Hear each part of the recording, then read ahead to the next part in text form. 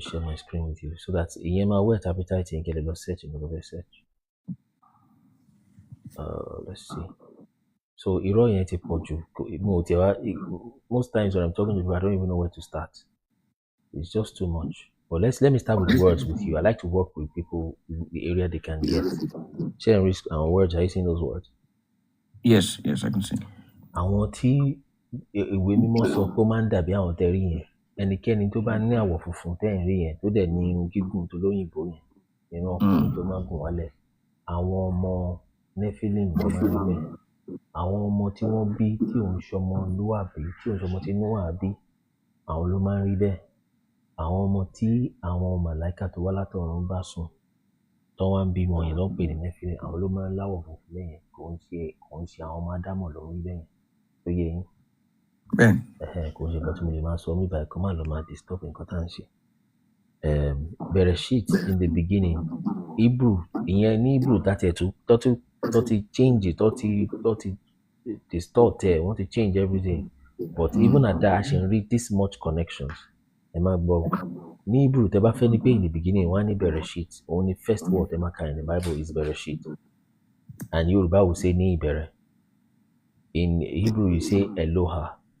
Yorùbá ní Olúwa. Eloha means God. Are you still hearing me? Yeah. Yeah. So in the Hebrew, the first in the Bible, you say in the beginning God created heaven and the earth. Nínú àwọn ọ̀rọ̀ yẹn, ọ̀rọ̀ Hebrew mẹ́fà ló wà, there are 6 Hebrew words. 5 out of those 6 is Yoruba words. This Eloha is Elohim. This heaven, you say Shama in Hebrew. In Yoruba, you say Somo, Abiyawa Somo, right? Hebrew ní earth, Yorùbá ní àti.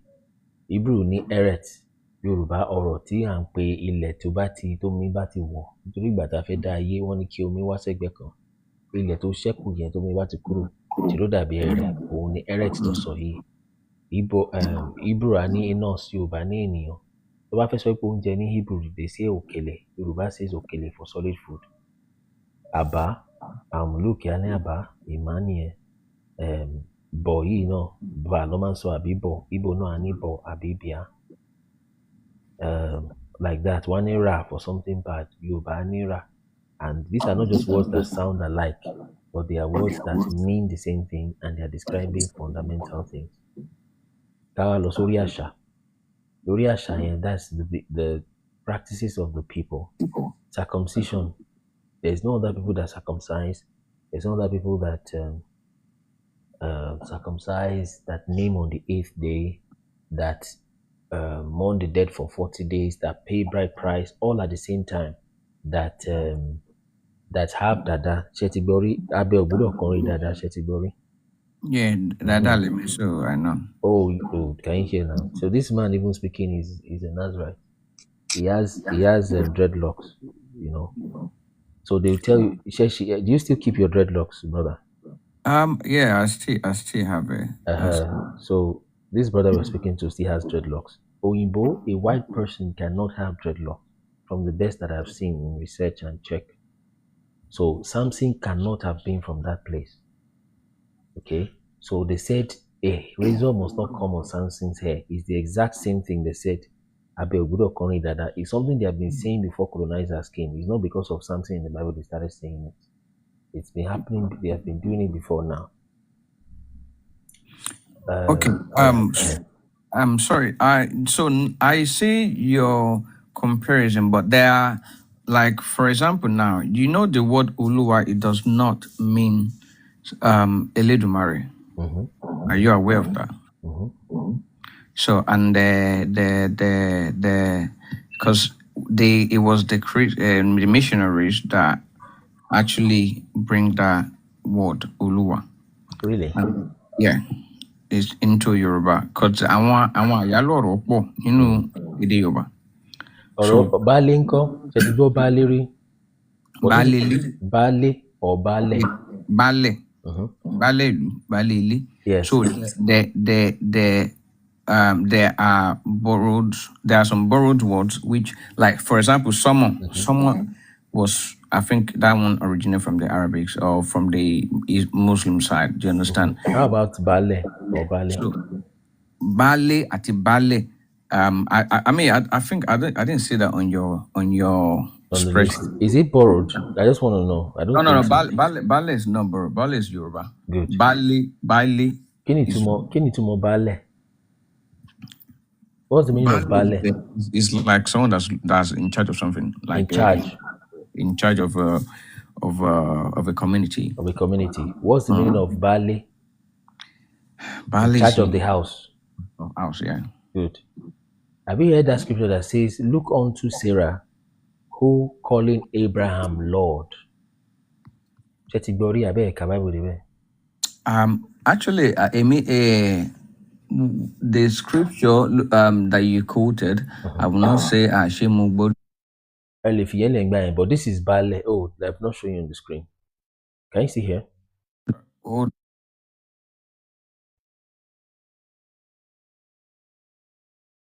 sorry, there was a call that came in. Sorry.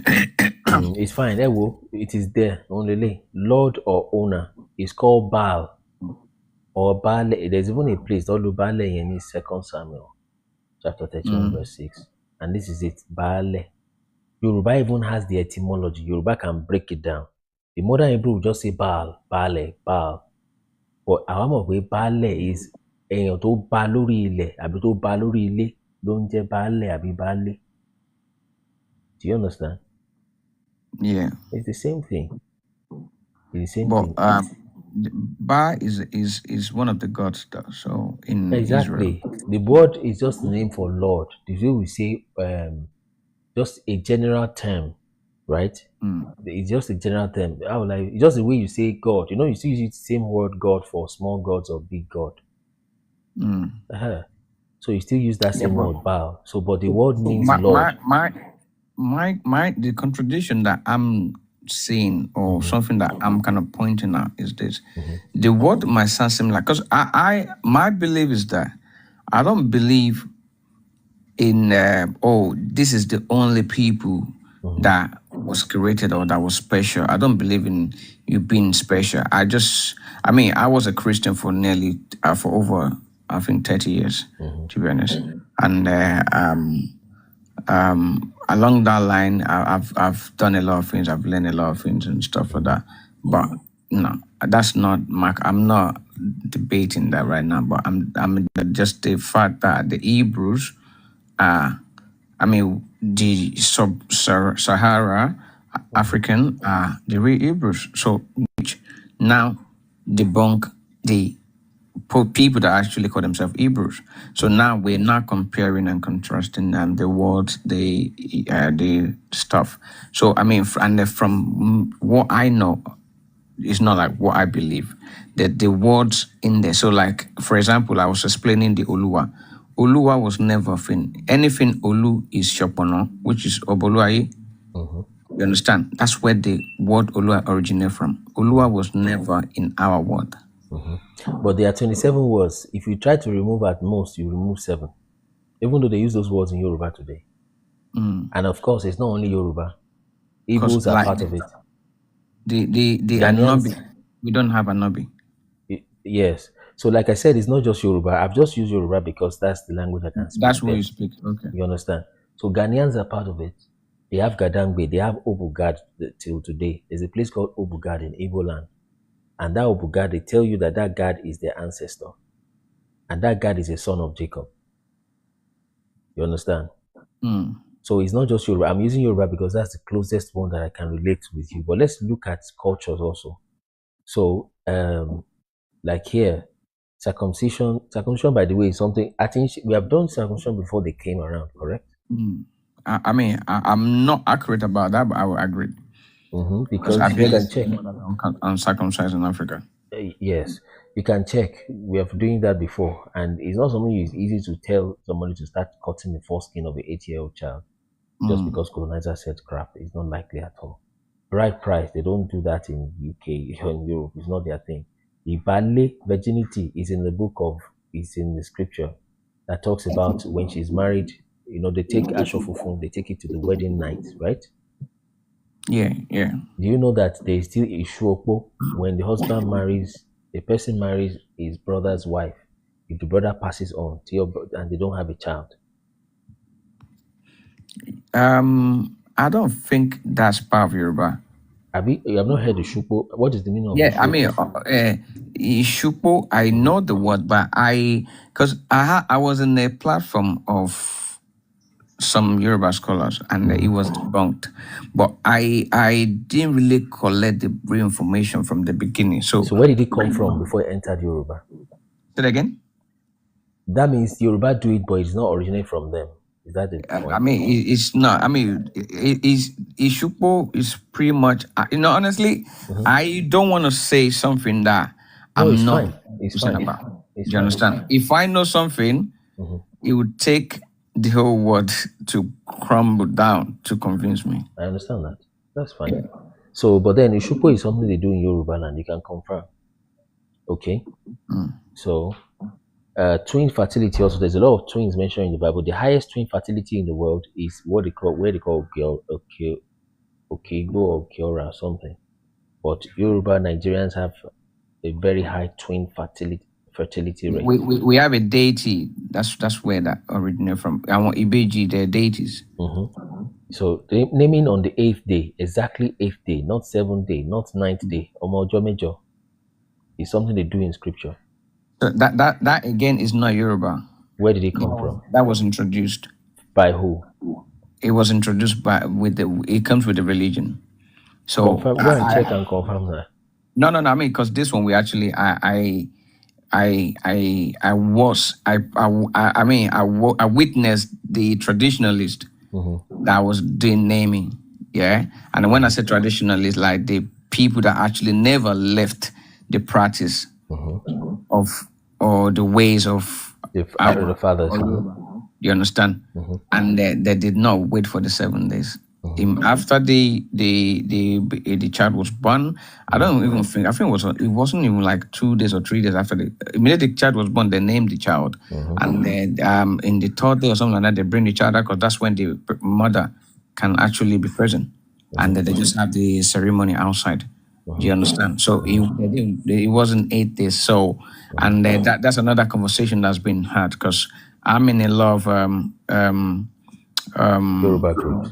yeah, that because I love my culture, I love my language, and I've been deprived of it. So I'm learning. When I say hardcore learning, so I go hard on it.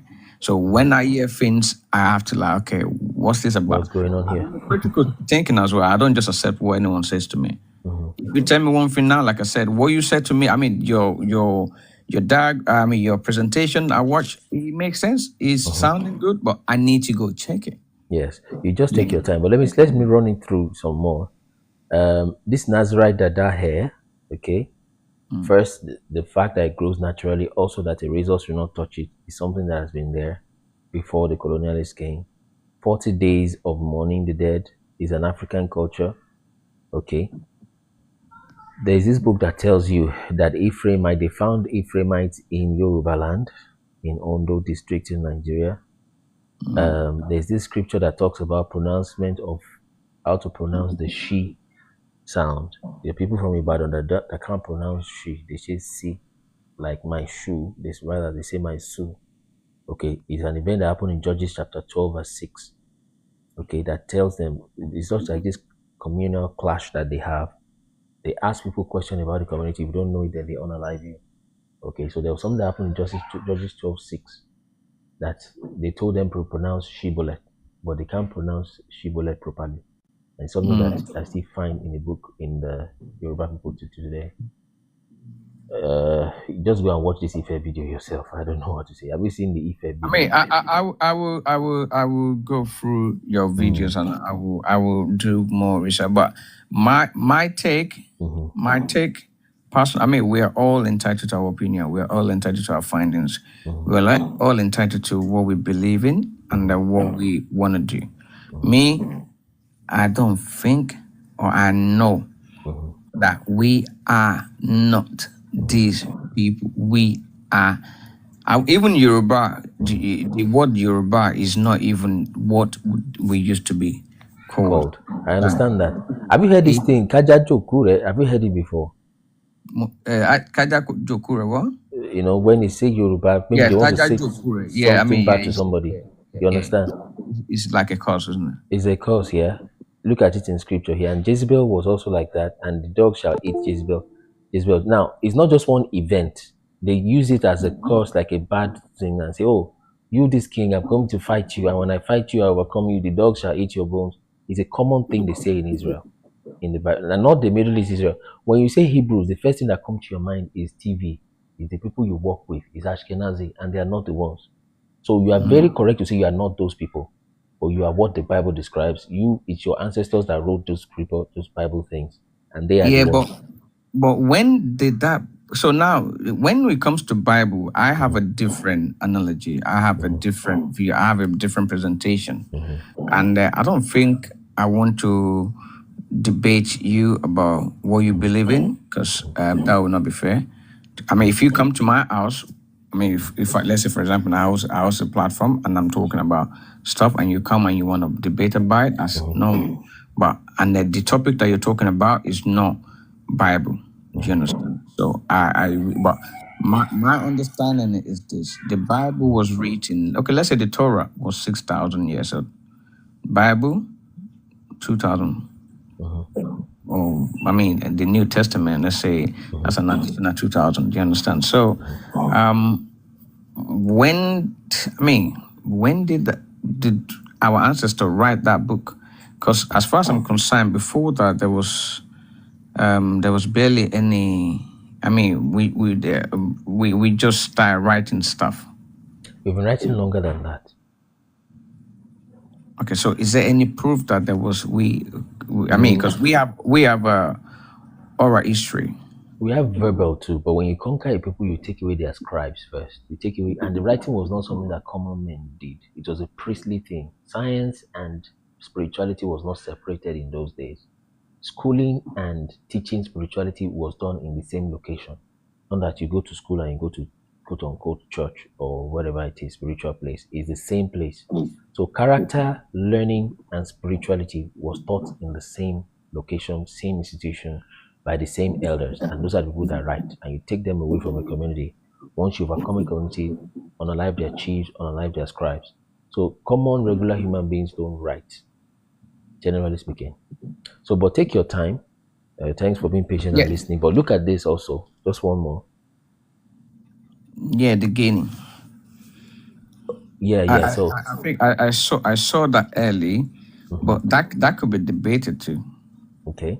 You understand? Of course. And how about, have you seen the one on the 10 locations? You have seen that? Oh yeah, I saw the 10 locations. I mean, that's why I was listening to. I was actually watching it, but because I've got limited time and I only trying to escape from work for like quick time, and they just have to come. So when you said I should come up, and I don't want to be like I'm talking in the group in the chat, and I don't want to come up and talk. Do you understand? That's why I say no. Let me take a quick break, and But you know what? I'm maybe when we're having a conversation, or maybe when I've got time and stuff like that. I mean, I would like to digest the Bible with you. Do you understand? Maybe. Yeah, brother, take your time, check some of so that you would have checked some of the things you have seen before you, come with more points, and we'll check this thing back and forth. Yeah, but the Hebrews Yoruba words are not 100%. So maybe it's something you need to look into. By the way, let's remove the ones that you believe are borrowed. I mean, I can give you off, but like you said, it's not only Yoruba. I will speak Yoruba and English. So, and even the etymology of the word gods is just something else. That's another case entirely. But how many words can we take from here? I honestly, let's just do this quickly before I go. Like Nibere, they say Berechi. I mean, it might sound similar. I mean, Nibere it doesn't hold any much thing. But when we're talking about something, I mean, like a noun or something present, like that's, for example, we're talking about the Oluwa. That's not it. Someone, no. And ati, it sounds similar. Ere. Ere. What? error could be error is it, but in a way we have different another word for error. I mean for health, like you know, stuff like that. We have different stuff for that. Any enos person. Onya. I mean in Igbo, I don't know. So any yeah, sounds similar. Okay, food, eat. Oúnjẹ ni kini. So okele is just something that you swallow. You understand? Baba, father, yeah, I think that's a lot of people have the same similar baba, mama, and stuff like that. Let's move to angel. We do not have malaika. Malaika Borrowed. is a bird. Kabo, yeah, Kabo, welcome. That sounds that's Yoruba. Lugo, yeah, Lugo is locking, so which is yeah, Lago, Oshi. But another thing, Tamawo, brother, let me show you something. Another thing we will check, rather, let me show my face rather. And then that in Tamawo, is this thing gone off? Oh, man, they off doing. Just give me a moment. So another thing we will check is, we will just take your time to check. It might take a while to convince yourself and to confirm. Oh, I mean, like when it comes to like I said to you, I'm a very if I know, I know. I don't believe. I can't hear you where I'm at. Just give me a minute, please. Okay. Just about 60 seconds. Just give me time. I only have I'm about to turn on the camera. It's gone off.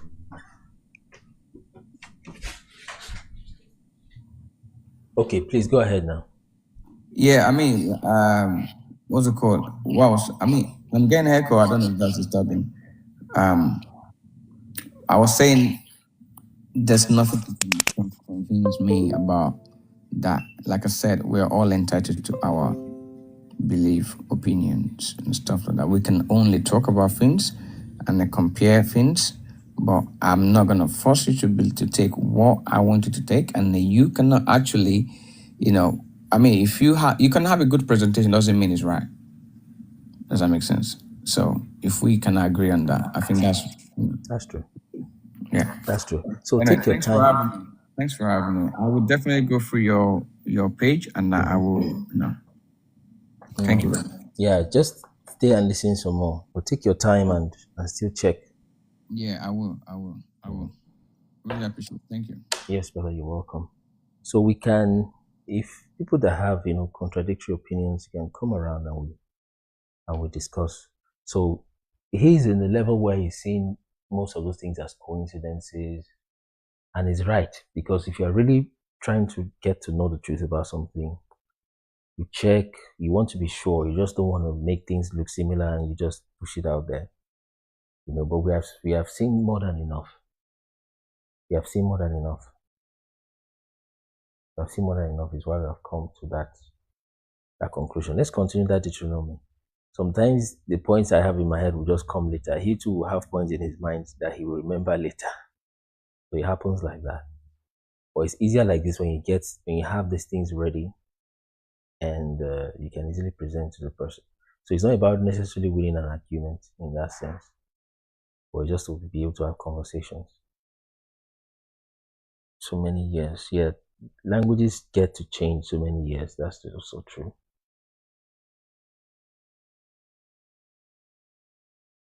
Okay. Maybe have you? Oh, Olokpa, that means you have been discussing with some people on this before. Try to, how will I put it? Try to watch the interview. Maybe that can help you.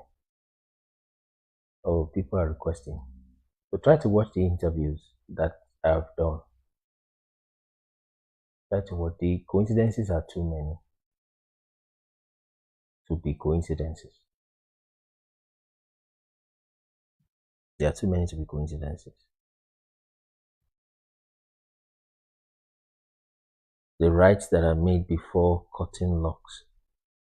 Oh, watching some questions. Yes, you can come up. The brother that has questions. Let me see if I can pull this up. Okay. Yeah, Diamond Pond, you can come up to ask your questions.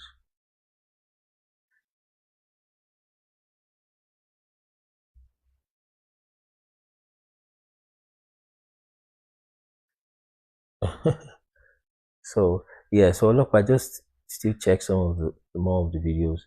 I don't want to tell you something that can get you, because people that have challenged the Ashkenazi, the one brother was saying last week that they were sacked from their job. Okay, so you can try it. That place where you are, North London, there's a place called City of London. Tatafo, you're welcome. So that place is the center of something. City of London is not part of the UK, even though it's inside London. So, but so Olopa, ask. By the way, I must warn you ahead, Olopa. It can get you maybe to lose your job and things like that. But ask those Jews respectfully that just begin to ask them. Anyway, don't worry. Do your studies better so they don't victimize you. You understand?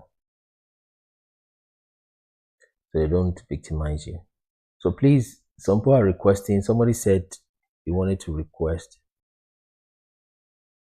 So ask them more questions. We partners who have asked questions, fine. So show them some of our, hey, don't show them my video. You go and watch the videos. You understand? You go and watch video. If you show them our videos, they may affect this channel, bring it down and do things like that unnecessarily. But please just watch the videos and check our Diamond Pound. You're welcome. Just mute as you come in. So just please take your time. But thank you for the way you came around. You were at least a little calm. If I generally calm, to be honest. So and all that. But please just take your time and check. Watch more of our videos and see those coincidences. You can start with what's that thing called? The interviews. The more recent one, like the one I have in our own podcast. So let's invite some people that have not spoken before. When the guest list is full, then we'll refresh it.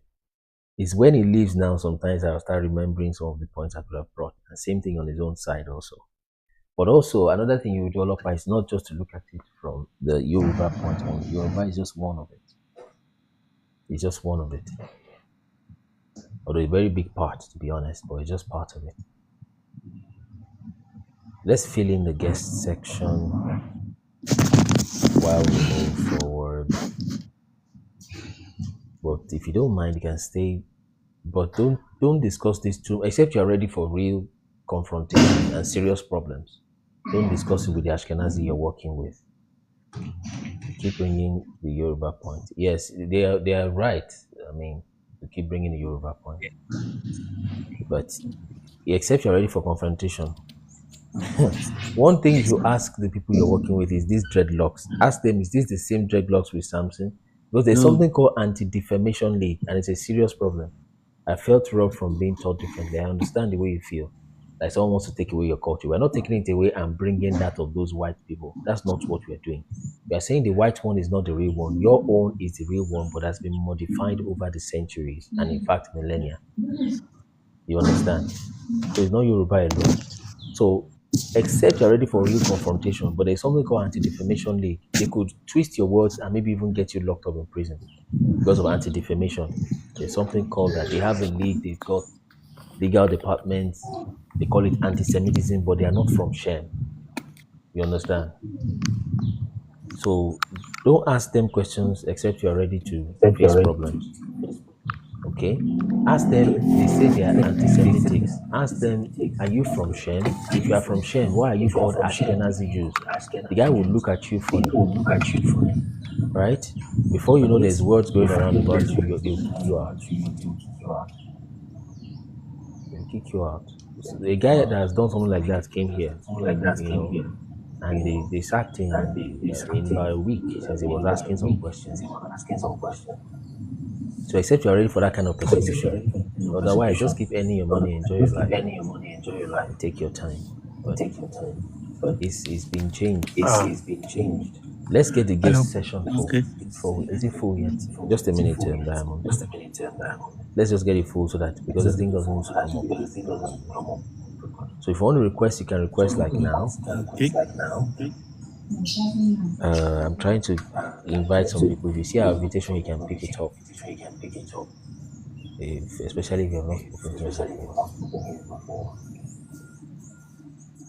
So if you show them my videos, they might begin to listen and they might begin to cause unnecessary attack that I'm not ready for. So I'm ready, but then it's not. If you can avoid it, why not? They flagged our channel once, so I'm trying to avoid unnecessary. Ask them about your hair if you can. Ask them about the practices. Ask them if they are circumcised. Ask them if tell you different things. Sorry, can I just ask a question and leave? Okay, Diamond, please go ahead. Okay. Good day, sir. Yes, brother. Can you hear me, please? I can hear you from here. Okay. Okay.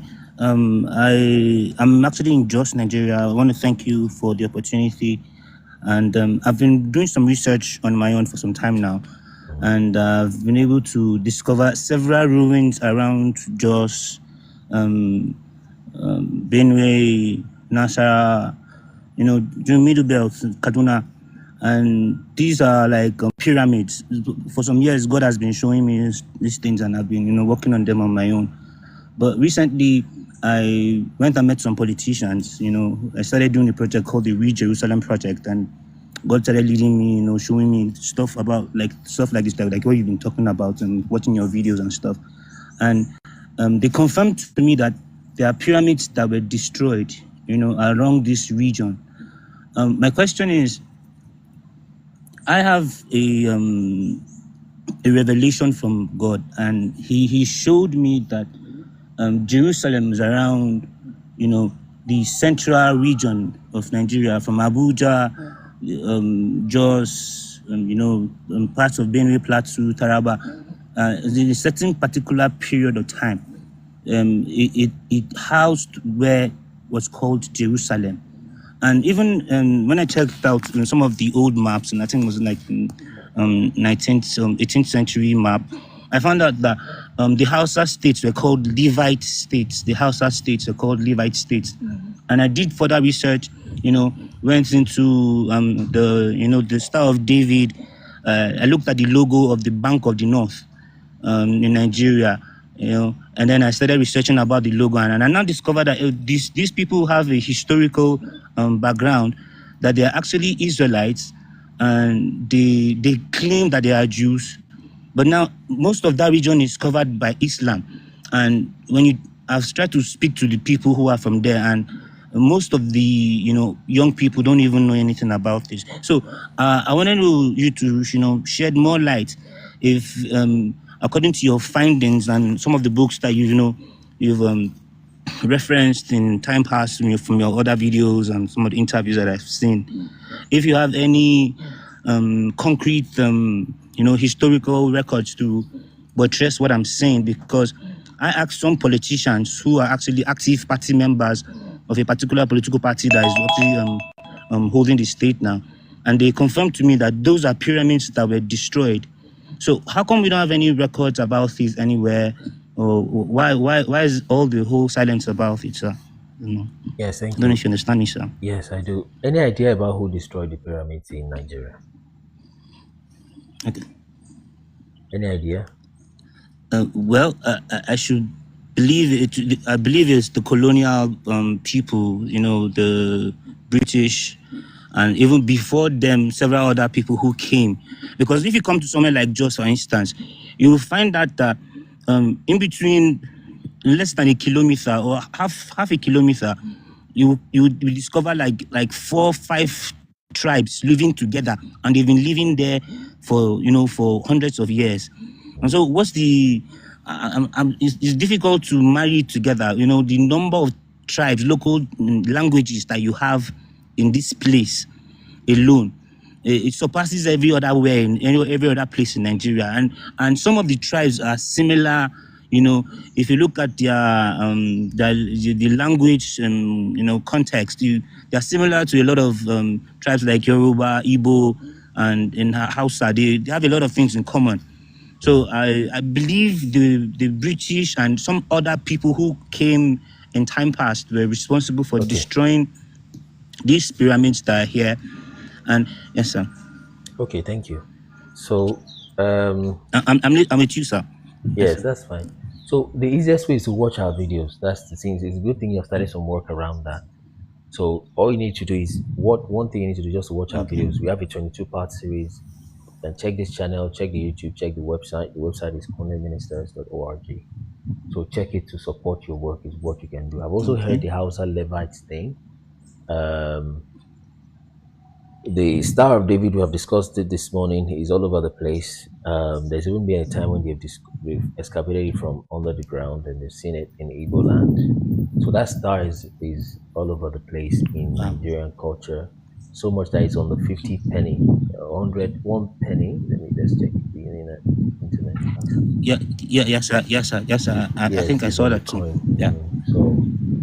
So the best way to get the resources is to just check. So, and of course, many things were destroyed all through those times. And when the Hausas arranged, they still granite pyramids in Kano till today, or in the Nigeria, in the north. When they want to arrange their granite, they do it and they arrange it into a pyramid. Just type granite pyramids. Let me see if I can do that here. So it means they have that technique and knowledge of how to do pyramids. Is why they are able to successfully arrange pyramids like that. So I've heard about the Levite thing before. Let me type groundnut pyramid of Nigeria. Let's see. So yeah, the screen. So look at for them to. Let me see. Let's use images. So for them to know how to arrange sacks. So they arrange their sacks and they form pyramids with it in order to store the food. Okay, so that's it. So you see those pyramids, they are literally built almost every other week or so. So they build pyramids every day rather than the actual one in Giza. So is food actually they're arranging like this. Let's open image in a new tab. So they arrange it like that. For them to be able to arrange that way, it means they still have that knowledge. So those are men like that, Hausa men, northern men. They build pyramids of almost every other day. So the knowledge to do it must have still be with them, is why they can build it constantly, continually like that. So there's still smaller ones like this one. But like you said, I have not even heard about that before, that they destroyed. So so that's that about the matter. But please, you can watch more of our videos or more. Okay, sir. Please, I don't know. I have one more question, please, sir. Sir, I don't know. Can I ask one more question, please, sir? Yes. Okay. I wanted to know. We are living in. From some of the other videos that I saw, you talked about how Jesus lived in the Tartarian timeline, right? And how most of those buildings were destroyed, and the technologies that were available in that time, and how we are actually in the millennium reign now. Now, my question is, with that knowledge in mind, and seeing that our people are blind about what is happening, and seeing that the regulatory Christian bodies, a lot of them know these truths, but they don't want to shed light to the masses. They don't want them to know about it. Now, as someone who has been called by God into ministry to shed light on these things, are you open for like collaborations to do maybe documentaries or some other things to enter into like rural settings and schools and institutions where we can actually speak to young people and get them to understand that this is our history and this is what they're supposed to be. These are these people that they are, and this is what they're supposed to be. Looking at and observing, and because from what the revelations that I got, God told me that if the people can understand who they are, if they know who they are, and they have the insight of who they are, then most of the European hold that is on the African nation right now will break. Why? Because they will begin to see visions about what they ought to be doing, inventions, how the society is supposed to be structured during the time of what's his name? During the time of Solomon. Our societies were so rich that there were no poor people around. So I want to know, is there a way that are you open for collaboration to be able to get more people to understand these kind of things? Because so many people around here, especially in the north, they know they have little or no knowledge about all these things you're talking about. And I believe it's something that the people in the grassroots are supposed to know and supposed to have a knowledge about, sir.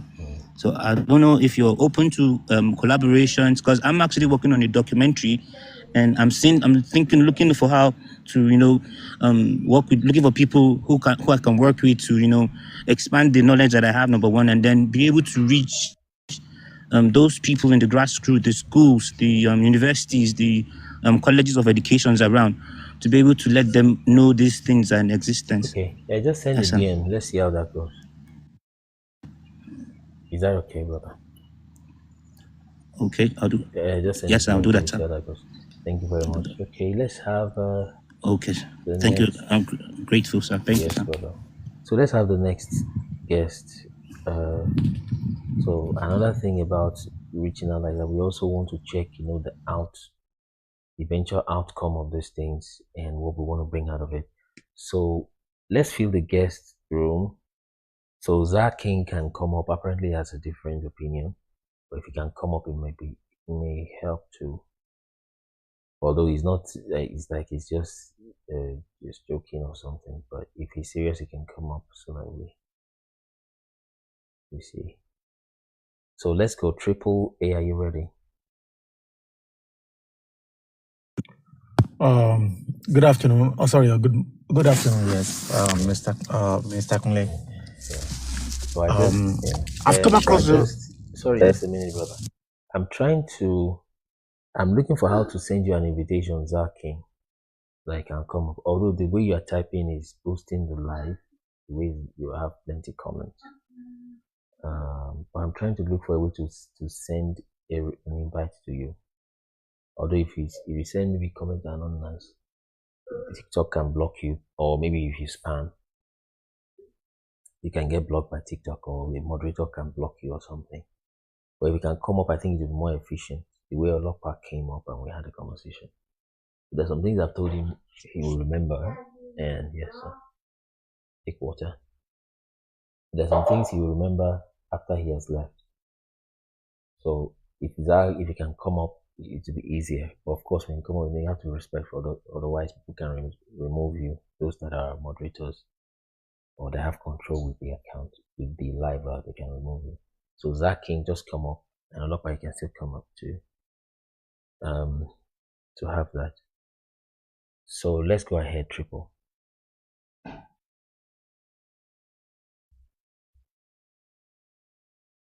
Triple A, you're muted, but Triple Man A, you're muted. You can unmute.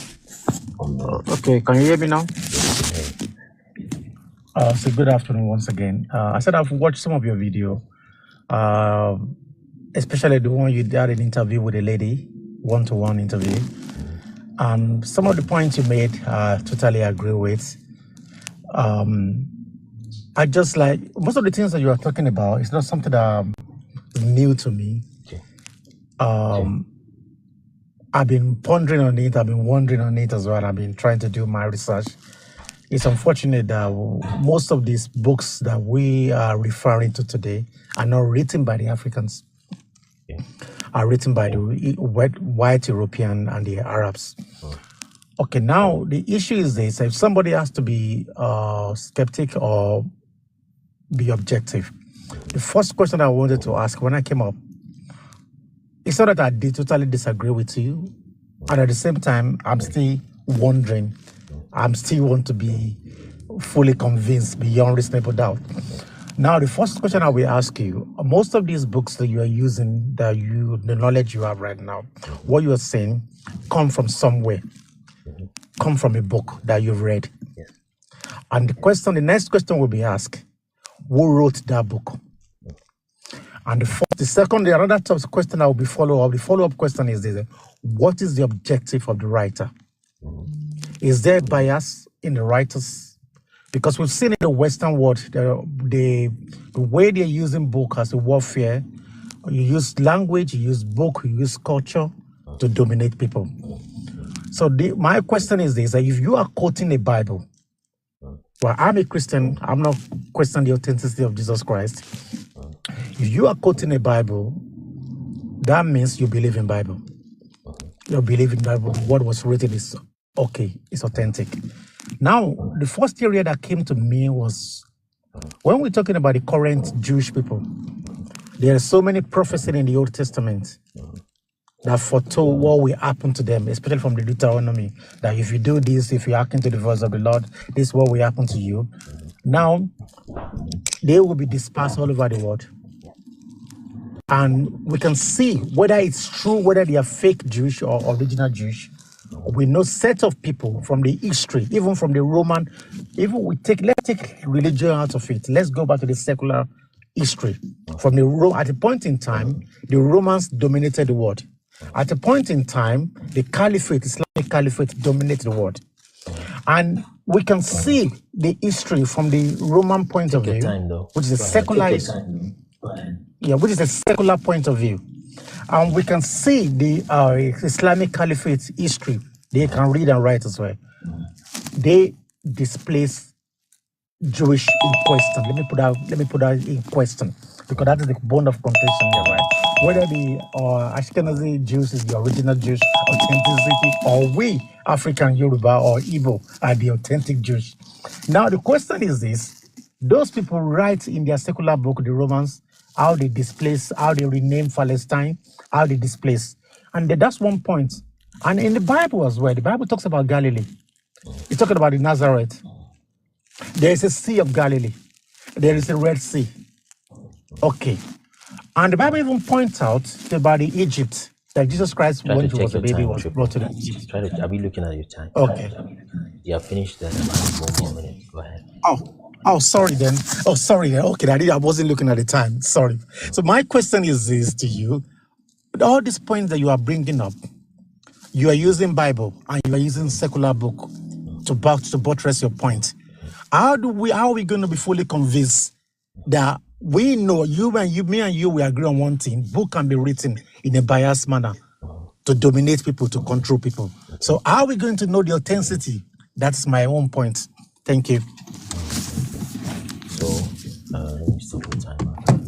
So first off, do you, in your opinion, you believe the Bible was written by Europeans to control Africans, or you're not sure yet? I believe the Bible was written by the Middle Easterners, not the Europeans, not the white Europeans. With the intention to control Africa, or you're not sure? Well, the question is, as the Roman Catholic, I would say the Roman Catholic was created to dominate the world. And the Roman Catholic is different from the original Christianity from that part of the world. Yeah. What I want to clarify is, do you think the Bible was written with the intention to control people? Is that why, or we are not very sure? I didn't believe that. Okay, you're not very sure. That was the argument. No, I didn't believe that. The Bible was original. But the people that are written the Bible is a collection of the writers. Okay. Right? They read, that's what they believe, and they wrote it down. But my point is that people are saying that Bible has been misconstrued to control, to dominate. That's my argument. I'm just trying to prove. The second part is true. This has happened, and you can use anything to do that, to misconstrue information. But then the Bible definitely is human history from what we are seeing to a large extent. So so it's good to clarify that part first. Now, second part is, even if you try to use those things to confuse people, how about the circumcision? How about the languages we are finding in similarities? How about the practices that we have checked? There's so many practices that they didn't bring, they didn't try to bring those practices to try to control you. And by way of even finishing the previous place where we're at, let me get to the point of Deuteronomy I was reading, so that we'll see some things that could not, apparently could not have been coincidences. Okay, thou shalt be mad in the sight of thine eyes, is close that. The Lord will smite thee in the knees. That's happened to many people, but don't forget, you need to combine all these things together. And the king which shall be set over thee unto a nation which you and your fathers have not known. Okay, and you serve other gods, wood and stone, to become astonishment. They will carry your seed into the field. Okay, and you carry much seed into the field, and you will gather but little in, because the locusts will consume it. There's still many people that has happened to, so that's still not good enough. Let's just go to the key ones that I want to mention. You say you begat sons and daughters, and you will not enjoy them because they will go into captivity. Still not yet. Let's keep going. You'll be at the head. You shall not be the head but the tail. That's happened to many people. Let's go to the key one. He said, and they shall be upon you for a sign and a wonder upon your seed forever, because you have not served the Lord your God with joyfulness. Let's keep going. You will serve your enemies in hunger, thirst, nakedness is a key one. But let's keep going. Oh, okay. I think this is a key one. All right. Therefore, thou shalt serve your enemies, which the Lord your God will send against you, in hunger, in thirst, in nakedness, in want of all things. But this one is very key also. And they shall put a yoke of iron upon thy neck until they have destroyed thee. Very, very important. Okay, yoke of iron. They'll bring you unto a nation that is far, the ends of the earth, a nation as swift as eagle. Some try to use the eagle land in America, but that's still figurative. A nation whose tongue you will not understand, fierce countenance. Okay, keep going. I want to bring another part. Apart from the nakedness, the chains. Okay. Okay. Let's keep going. Tender, delicate woman. Okay, that shall come between your feet. This has happened to many people in the world, but there is no people that has had all those things happen to them at once. Yes, it's that.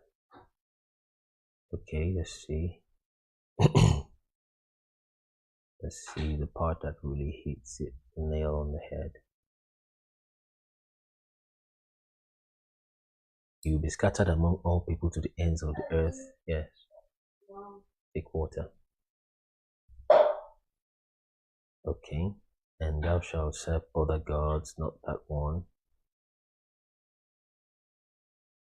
Okay, let's keep going. Okay. Now this part is a little tricky and it's a little figurative. He said, and the Lord shall bring thee into Egypt again with sheep. Okay, with ships. That sheep part is very important.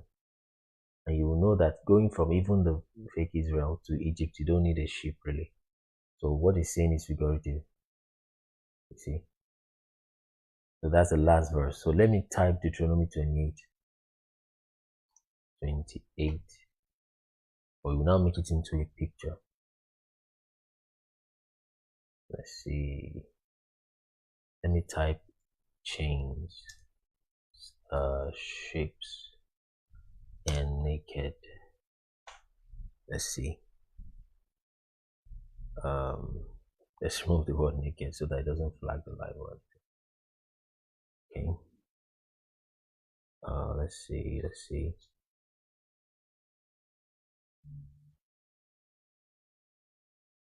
Let me type Hebrew, African. I'm just trying to show you the people that were taken, with chains and they were naked during when they were carried. I mean, apparently we're talking about transatlantic slave trade. There is no 28 curses. I don't know why it's so difficult to bring that up. A king?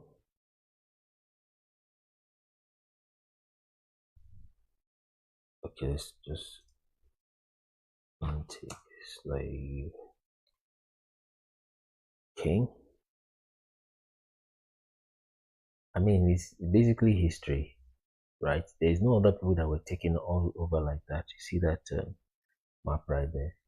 And they were scattered all over the place. And, you know, all those things coming together like that. And they were taken naked in chains, literally. So there's hardly any people that fit into that category. I don't know why Google is like, is filtering these pictures. I don't know why. But then there's hardly any people that all of that has happened to, you know, at the same time. Where were we? Let me check this other question that the brother asked. Yeah, so even if some of the scriptures could be misconstrued, they've used it for wrong things, then there's hardly any people that have all those things together in one place. Let's have the yes, they were in chains and they were naked. So let's have wait first, triple man. I think there's one question I didn't answer. Please remind me. Triple man A. You are muted. Triple man A, are you still there? Or I've been answering myself rather.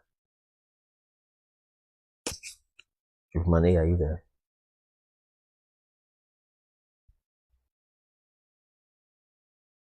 Triple man A, are you there? Okay, it's gone.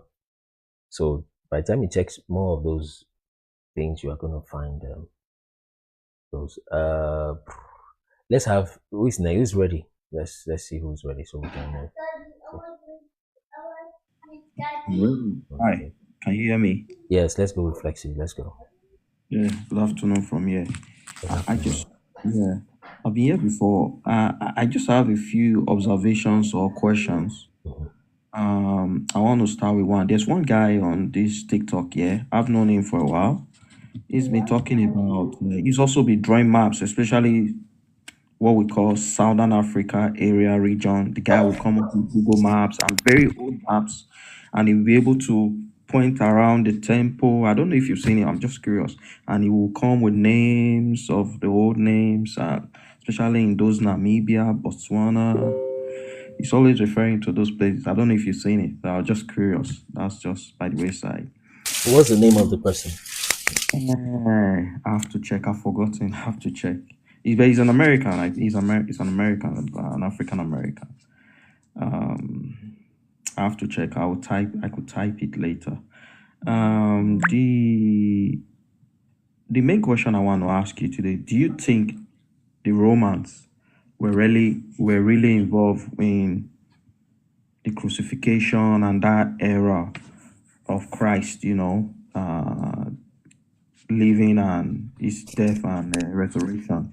But tell me what you think. I've heard people who are saying that they doubt that Jesus was crucified or something like that. Maybe he was killed some other way. No, it's not really about it's not really about the crucifixion. It's about the Romans, the involvement of the Romans. The reason I say this, I've forgotten. There's this indigenous people. I used to have the report. I'm gonna find it again. Was it the Pereira natives? So when they got to the Pereira natives, they wanted to colonize the area, and it happened just last century, 20th century. Which part is the Pereira? Southern, what do you call it? America. Romans? No, not the Romans now. These were Oyibos. Okay. Oh, yes, of course, 1900, yes. Yeah, so they went there and they told the people about this story. They wanted to colonize them. They couldn't colonize them, so they now told them the story of Jesus Christ. And they were now saying Jesus died for you. And in these people's dictionary, they didn't have, or as at then, guilt, shame, etc. Those kind of words didn't even exist to them. Yeah. So then they were now able to write the Bible again, and they now wrote that Christ lived there many years ago, and that they were responsible. One of their parents or their forefathers betrayed Jesus. So just turning the story around, calling Judas, let's say, Agbon, or any name. And they were able to penetrate and made one woman or a man, I can't remember, to partake in their plan. So what now happened was that one day they gathered the people and they were now telling the story and saying they were reading the Bible. And suddenly, after they got to the place where Jesus was betrayed, suddenly that person just, they now say, you see, your forefathers killed. And so one of those persons just went down and started crying and saying, yeah, we participated in it. And that's how they now got these people and they took over their land. I'm going to find it, actually. It's a real story. I've seen. So, but what I'm trying to say is it possible that this is just me? I don't know. I'm just asking. Is it possible that the Romans just used the Bible and infused their own culture and said Caesar was ruling in the time of Christ? Have you ever come across a question or a revelation or something like this? Not quite, but like I said, I've heard many people that are saying different things about those kind of things. I've heard things along those lines, but like you said, maybe you don't have the references. If you have references for yours, maybe stronger, maybe if or when you bring it up. But then, Okay. even if the New Testament may seem confusing, especially doctrine-wise, it feels funny, and it's not the fault of the literal. If people stay with the literal New Testament, it's not so difficult to understand. But then, when you have people who are teaching it in a certain way, then it becomes seems complex. It just mixes up the whole thing. So, but the text of New Testament, even if it is confusing, if all you need to do is just read the other parts of the book, just start from Genesis, it won't be so difficult. But we have checked the Genesis, the location puts it in Sub-Saharan Africa. We've checked Enoch, we've checked all those things. It puts it in Sub-Saharan Africa, many other books. Okay. So if you can find those sources to be easier, then maybe the other brother you said you saw, I might have seen them. I'll get his name and I'll bring it. I'll just, yeah. You can just stay on. Yeah, let's have the next brother or person. Is he ready? Hello. Sorry. Hello. Are you? Hello. Good afternoon, brother. Yes, I can hear you. Oh, I come on. I've been watching and I've been off and on since it started. I'll be trying to listen and maybe if there's too much anybody that is having all this doubting Thomas people. I don't go against anybody if they are still in doubt. Once upon a time, I will let you know this now. I once promoted the fact that place in the Negev, whatever they're calling Holy Land now, that was the Holy Land. If you have asked me to go and fight there, then that's the Holy Land, I will do it. But I just say this to say that people should have an open mind. Don't cling on to things that you know, because we are getting into a revelation period when people will get to know more and more things that was hidden from the past and all that. So there's no point in trying to hold on to something. And I think most of these things is got to do with fear. People are afraid to lose what they already know, or maybe the knowledge that they have boasted for before. I have boasted of this knowledge before, but I have to let those knowledge go. So people need to know that it's not to cling on to the knowledge you know now that is going to reveal things that are there that are be hidden. It's to let go of the one you know and have that ability to look into things again, and don't be shy or afraid or to give up anything that you know before. So I've been listening since I've been thinking that maybe there's quite a lot of that in Thomas and stuff like that, so I can throw more light into. When Putin came out with a picture of the person they called Jesus, a lot of black people was online screaming their head off, but I was quite shocked that that's how it ended. Because when you want to put these things in front of black people, you have to be careful. You have to wonder, my brother, ask yourself a question. I once asked black people this question that I was with. How come somebody is telling you that this book is talking about you, this book that have glorified another kind of person? Then now somebody is telling that this person is you, but you are having doubt. What is the problem? So you have to I was speaking to a brother yesterday that was on this platform as well. I told him that the problem is that the mental damage that have been done to black people is they are who are afraid to even imagine that they are those people. And that goes two ways. Other people are also afraid that if I now think that those people, that means the judgment and things that before those people, that means it's us. Yes. Like I tell people what they say in the Bible, they say, if you look at what people are doing today in churches, in the Bible, I don't remember the verse. Let me just see if I can quote it. When I think it was the book of Jeremiah, an angel was speaking to Jeremiah. He said, these are a lying children, a deceitful children, that will say to the seer, see not, and say to the prophet, prophesy not to us bright things, prophesy to us smooth things, prophesy deceit. And it's happening today inside the churches in our country. All over where you see black people, they go to church, they are being prophesied lies, and they are happy. And the Bible also says that you will be known by a byword, and it's that byword you will like. I was speaking to a brother just over the weekend, and we were talking about, how, just this topic, how do you think? I said, I have always wondered, when did they gather to do what King David was talking about in Psalm 83? I want brother to go and read it.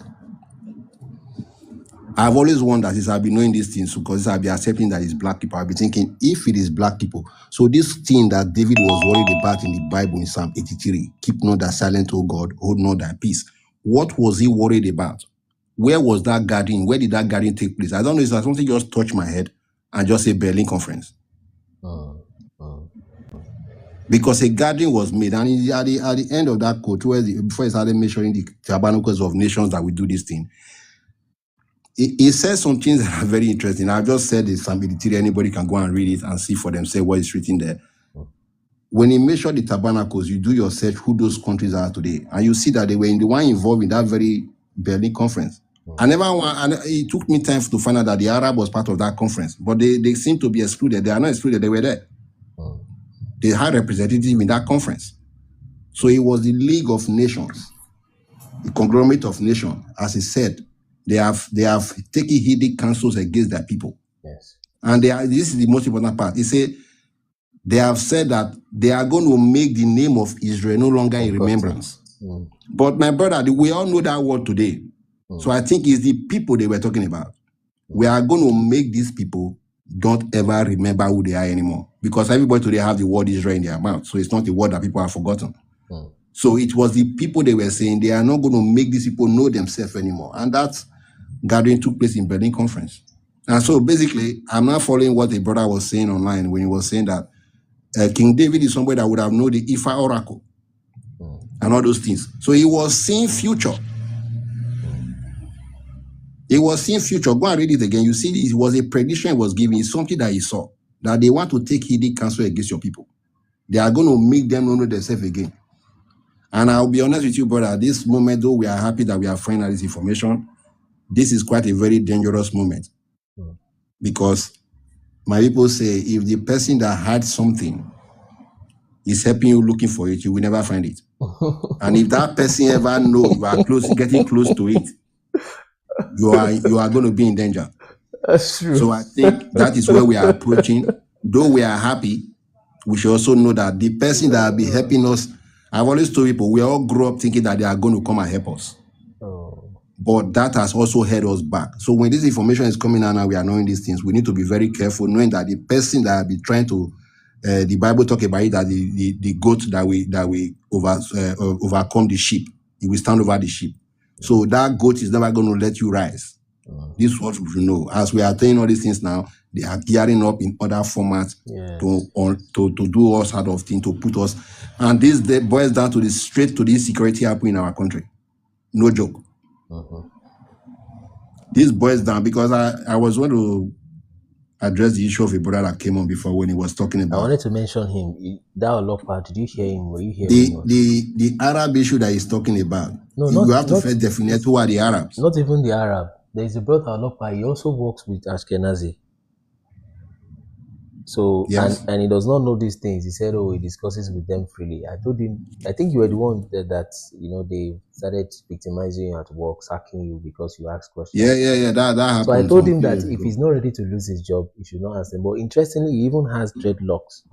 So I told him that except you are ready for battles, don't talk to them. Just watch our videos to learn. He said he's not convinced. I said, okay, you can go and ask them and say what is that. How come if they are the Jews, how come there's this anti-Semitism that you are defaming them, Anti-Defamation League. Listen, brother, So I let me said, just say this. ask them about There's a lot of dreadlocks. Do you brothers, have dreadlocks?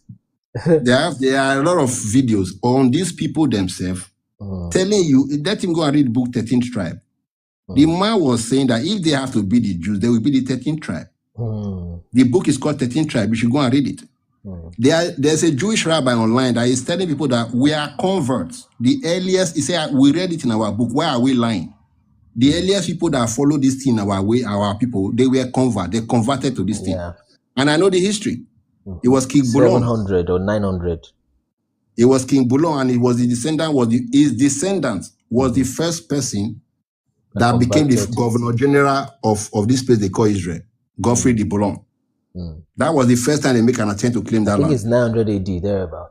Yeah, and if people want to know how they eventually created this place, let it then go and search a man called Kitchener and Conda.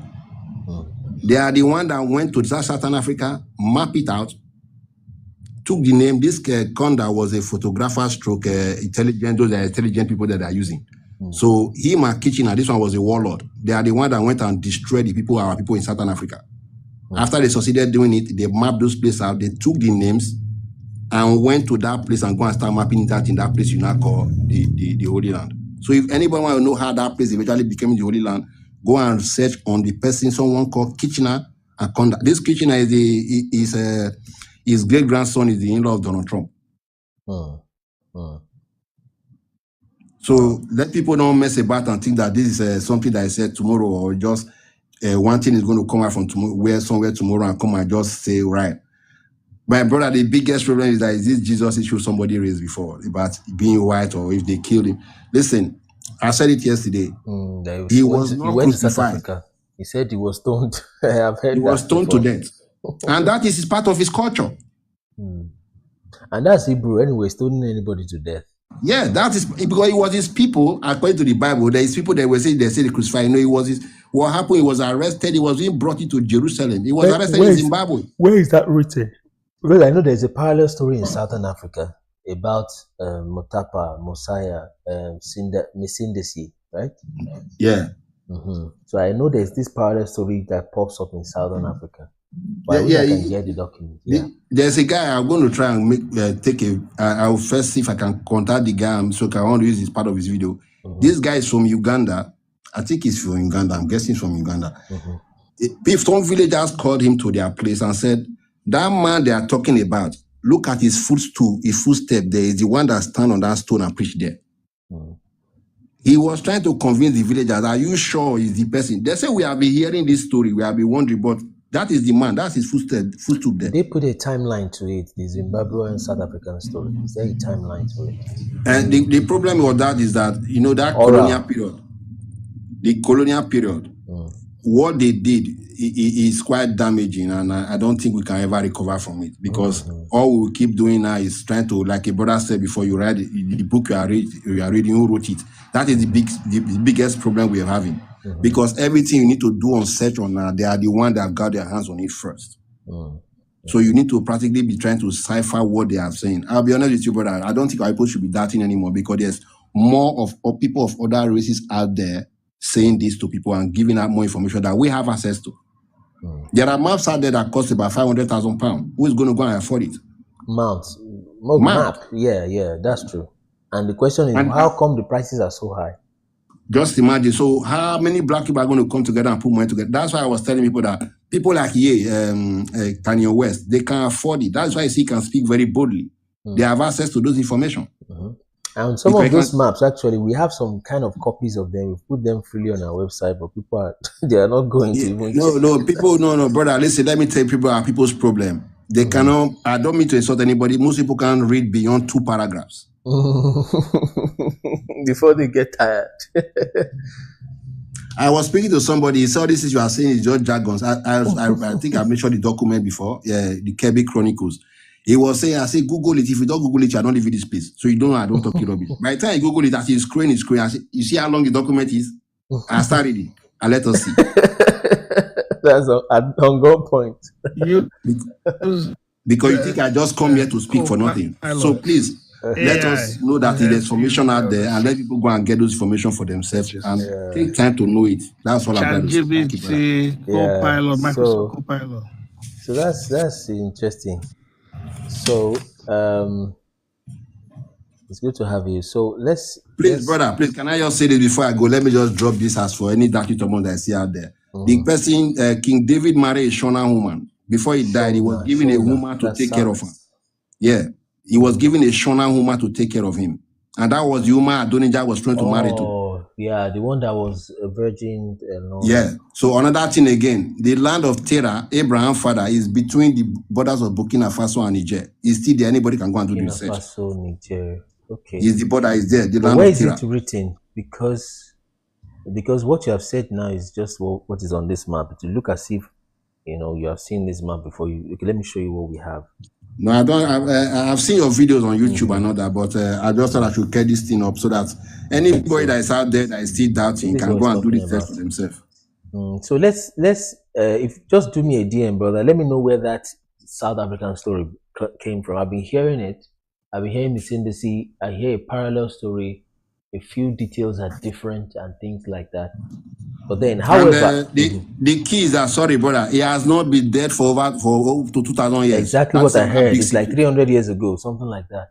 He's not been dead for up to 2,000 years, as they are saying. Yeah, that's what I also heard, like 300 years ago, just recently. So I need to see the book, observe the text. So please do me a DM so I can go study it. I can bring what I have seen to people.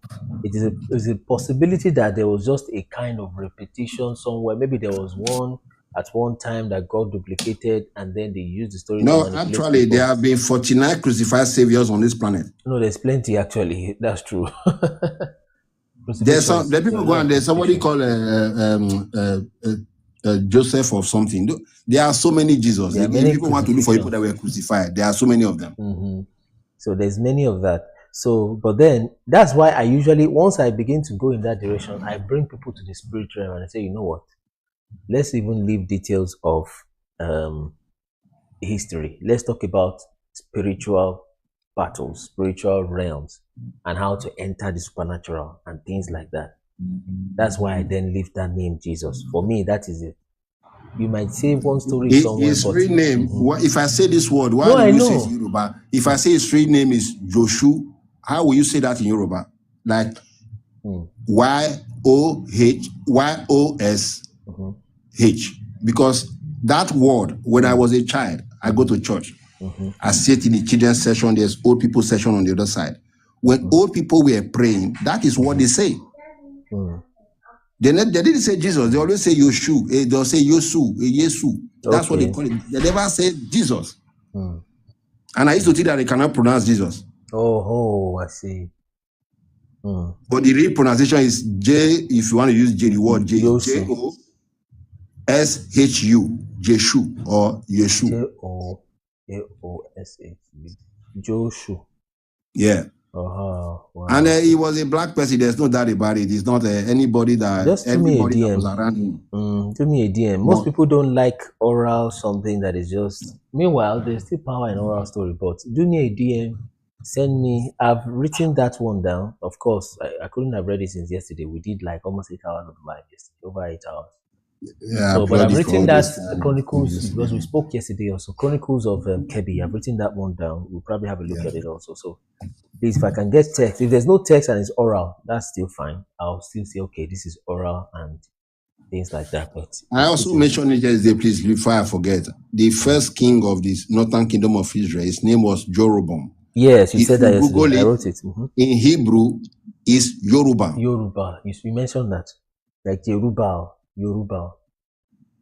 So I'm just saying all these things so that people should be. I don't want people to be. There's information out there because I've gone through too much stress trying to be proving it to people. That's not time for it. Let people go and do the search. It's better when you find this thing for yourself and you convince yourself than come online and be trying to attack people that are trying to get information out to people that want to hear it. I see. Thank you so much. Thank you very much, brother. I appreciate it. Thank you. So guys, you've heard it. It's not very easy to take the time to, and in fact, like he said, many people can't even read 2 paragraphs. That's if they pick up the book at all. And after the 2 paragraphs, they're tired. So it's not easy to read books, check maps, get source for all those maps, put them out. After that, we did a long 22-part series. After that, we then cut the series and condensed each 1 hour plus series into 5 minute videos. After that, we went to do interviews. After that, we still have short videos, and we say, you know what, just go and watch some of the videos to whet your appetite. And you say, no, you don't want to watch videos. Oh, it doesn't make sense. Oh, this is that. If it's someone that is not patient, they'll be very angry with you.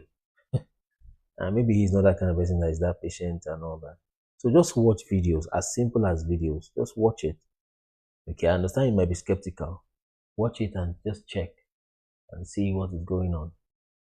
So, but then you can't completely smooth it. And interestingly, actually, even on the flip side of things, there are people that are here, they just want to hear from people, they want to hear from us and just believe. I mean, it won't really sit well. And that's the power of writing when you see things in writing. Okay, although we'll keep doing this anyways as God enables and directs us. But you want to be able to know for yourself, and things that you can really paste to people or show to them so that they can also check. So it can be even when you've checked things, and so but then when you listen and you watch someone that is really ready to learn, or who is just a scholar, someone who's sincerely curious, you'll be able to tell from the way they will speak. They will be comported, and they can, like, I think Olopa actually interested me, was a little comported also when it came. So you can tell people that are really ready to listen. So thank you so much for that submission. So guys, like I said, just share our videos as much as you can, or you can even make yours using some of our resources, or share our videos and pin them and mention people that you know. So even Roman Catholic people worship the Black Jesus, like someone is saying there. So the goal of these things is to tell you people that use your time, is to tell you that you are the people of God. God looks like you. When we describe the Ancient of Days in the book of Daniel, it said his hair was like wool. He said Jesus' skin was like brass that is burnt. To tell you that you are the real people. Okay? And you don't believe it, I know, but you should know it rather than believe in it, so that you see and understand what is going on. Okay, let's have Flex. I think Flex has spoken already. All right, let's have another set of guests. So there's hardly any people that have all those. I think this guest list will go empty now. But if you still want to come back, you can still request again. So let's have fresh set of guests. Flexi, sorry. Oh, sorry. Flexi, have you spoken? I think Flexi has spoken some minutes ago. So just search more, read more, and to help. I think Flexi is probably busy. But let's reset it, check again. There was a proverb that the brother said that struck me, which is that if he said, I think it's a Benin proverb, because I think it's from that southern Nigeria. He said, if somebody that stole something is helping you to look for that thing, then you'll never find it.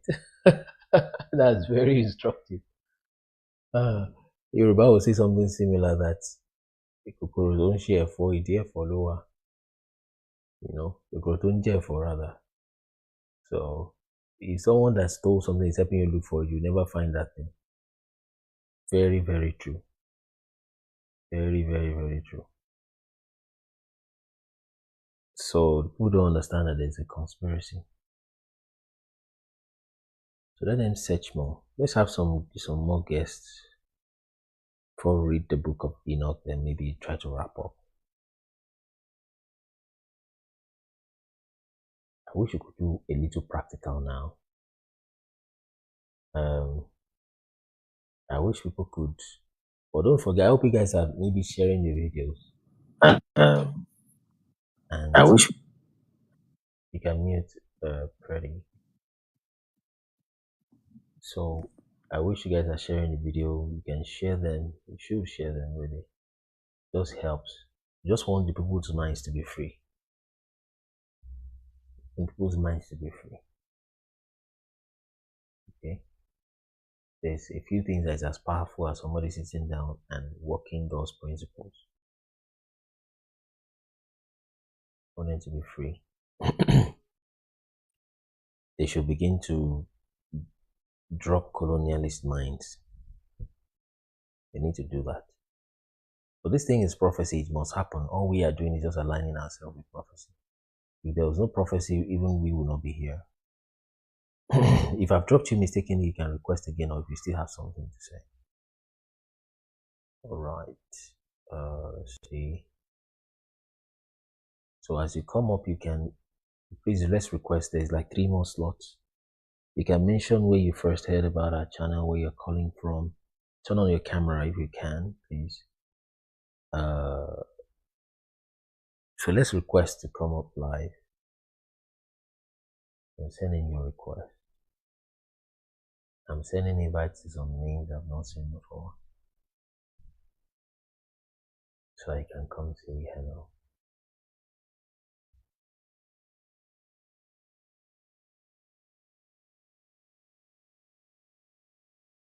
Okay, let's have. I don't know if Jason has come up before. Okay, let's have the next person, pretty Patsy. You can speak now.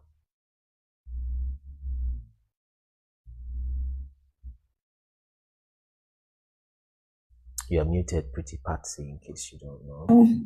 Yeah, so you have 3 minutes. Let's go. Your network is failing. Still failing.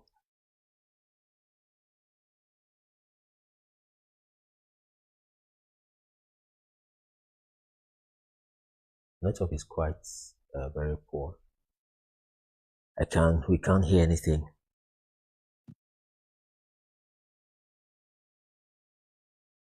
Yeah, there's a lot of dark people in China. I think they're part of China that is the tribe of Ham. But your network is really very poor. Hello, Remy. It's fading.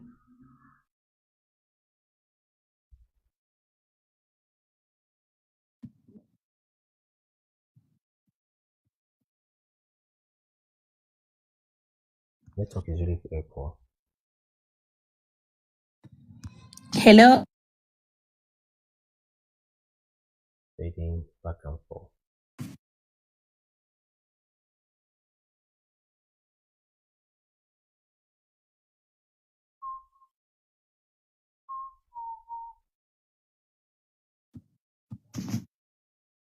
It's very bad. We can't hear anything from here.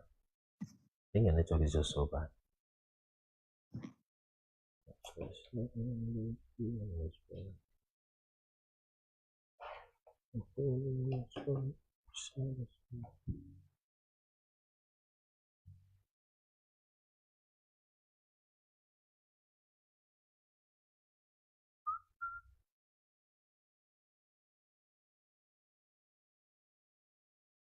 Okay.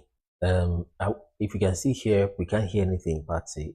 Pretty since you started. So if you can cancel and re-request. And Lumi Fred, you can please come up. Yes, his network is really very bad. So if you can switch to another network, then maybe still try again. Yeah, Lumi Fred, let's talk about Euphrates. You can come up, please.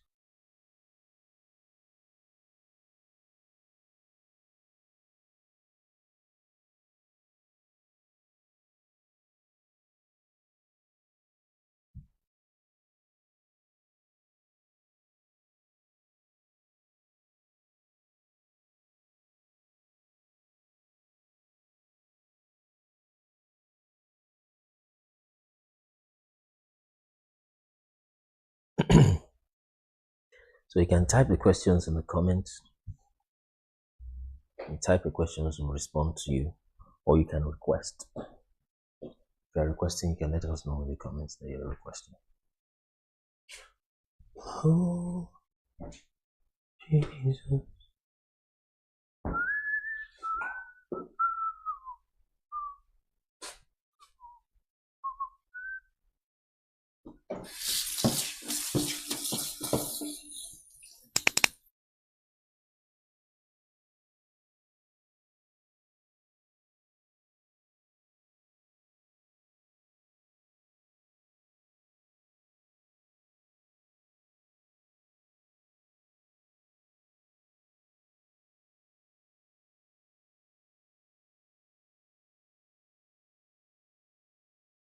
Okay, let's do some F1. Some quick F1 before we go to the next section. The next session rather. F1 and tapping. We're about to do some reading. So let's do some F1 and some tapping.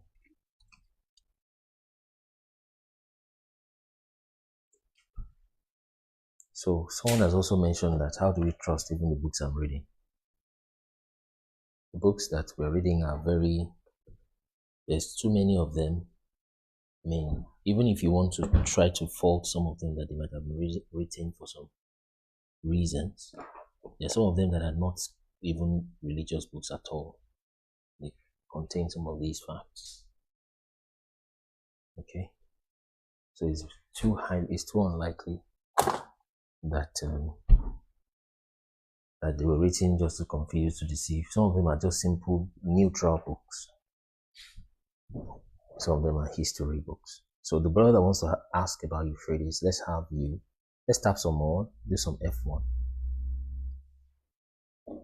Because Monday lives are usually at least around 40, 50. So I'm not sure why it's this slow. Or 30 something.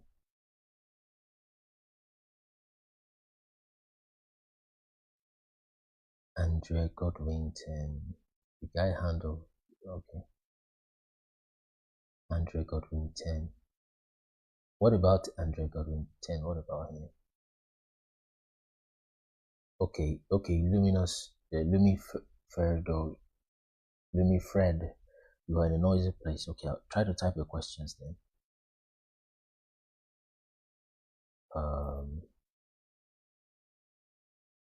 Let's do 20k likes and some shares.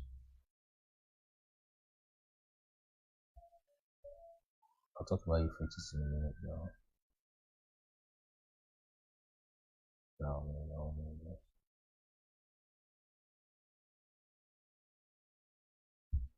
Yeah, Euphrates. No, it's not Euphrates, it's Ephraim. Ephraim to Ileife. Not Euphrates to Ileife. Garden of Eden is probably in Uganda because of that river they call Lake Victoria. And that's where the 4 rivers flow from, and the Nile comes from there at least. And it says it's in the east. And the east of all that land is Eastern Africa. I want to go about the River Pra, through the Garden of Eden. Okay, yeah, River Pra, I'm showing you. Just there, let me try to, or should we crop this instead? Let's see if we can crop this.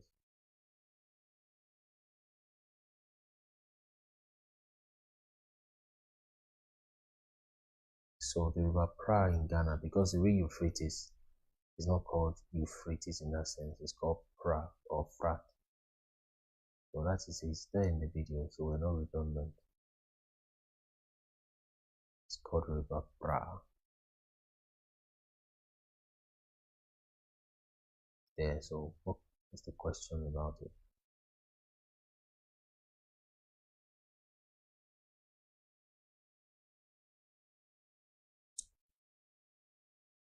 Garden of Eden is very likely to be around Eastern Africa, where the rivers come from. One of the rivers is Nile, which is called Hiddekel. It's called Tigris.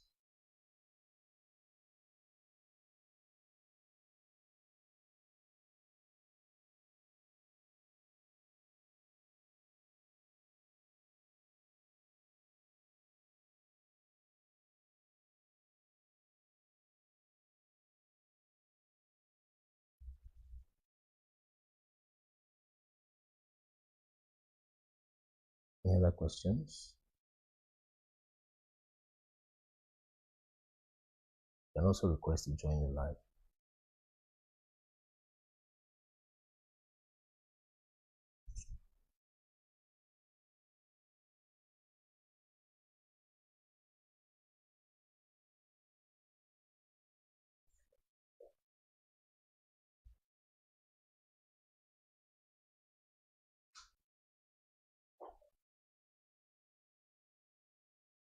Request to join.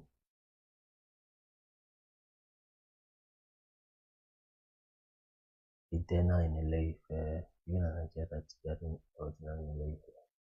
Okay, and most when you hear coincidences like that, you will need up to 3 or 4 more references. But actually, the whole the whole place is Eden, but the garden inside it is to the east. Okay, he said he planted a garden to the east of Eden, so the whole place is Eden altogether. But he planted a garden to the east.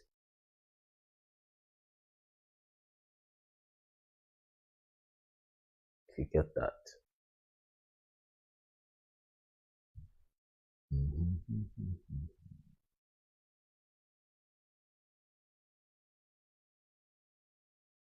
So that is it.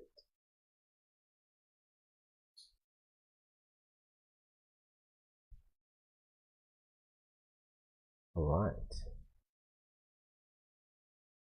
So we'll read 46.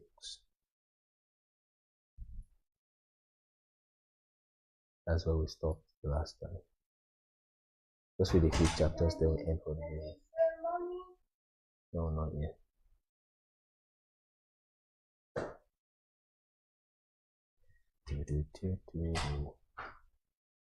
The garden was originally, yes, that's the meaning of our cable line. We call our cable line Garden of Eden. Okay, let's just touch 2 chapters in Enoch, a few chapters, read for about 10 minutes to 3 o'clock, to 2 o'clock hours, then we stop for the day. Any guest requesting now? Okay. Lord, we ask that you help us see beautiful things out of your law as we read. Guide us by your Spirit. Help us see more light. In Jesus' name. Amen. There I beheld the Ancient of Days, whose head was white like wool, and with him another whose countenance resembled that of man. His countenance was full of grace. Okay, now this is important. I've read this before, but it's coming out fresh. So why do I believe so? Africa is blessed with many natural resources. Yes, some believe the garden was in Africa. Yeah, resources is one of the things. There I beheld the Ancient of Days, whose head was like white wool. Now, there's a difference between saying his hair was white like wool and saying his hair was like white wool. I wish I can ask questions. Can you guys tell me the difference between if I say his hair was like wool or if it's like white wool? I think the one concentrates on the color, the other one concentrates on the texture. I think that's the difference. One concentrates on the color, the other concentrates on the texture. So this one is talking about the texture, not just the color. Talking about the texture of the hair. Talking about the texture of the hair. It's like white wool. Do this properly. Hair is like white wool. And said there was somebody beside him. His face looks like a man, like the face of a man. Interesting. Let me just set this thing right so we can continue.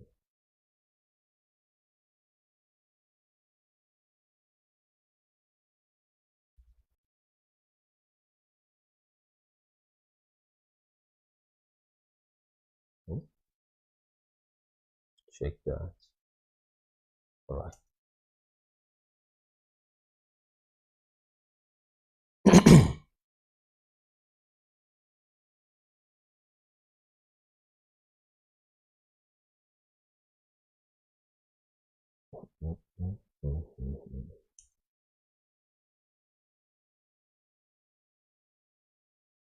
There I beheld the Ancient of Days. Daniel also talks about the Ancient of Days.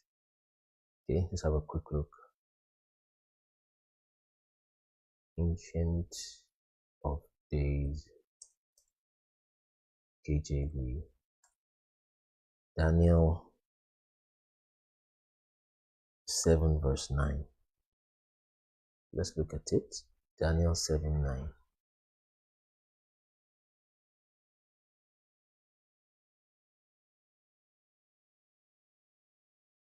Okay, see if we get something. Verse 9.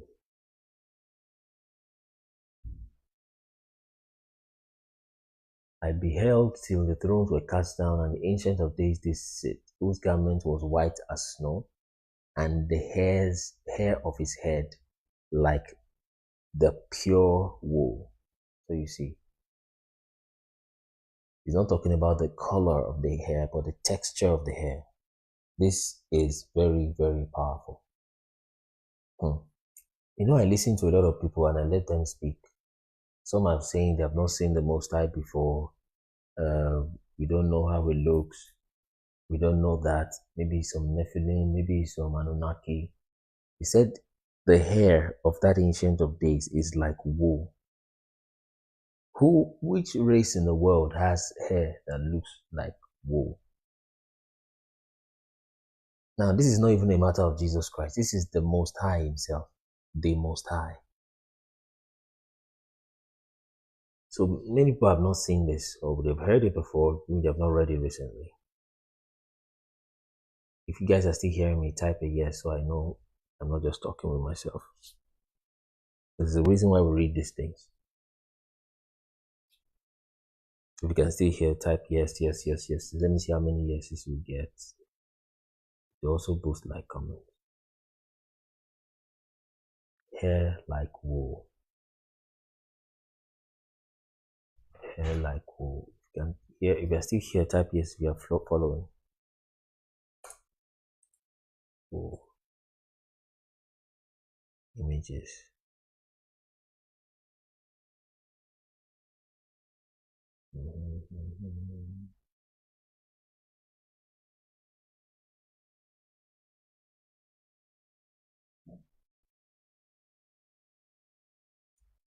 So not just Yeshua, Yahusha, Wole Soyinka incidentally, even though he says he doesn't believe in Jesus or believe in God, he's the one that they use his look at wool.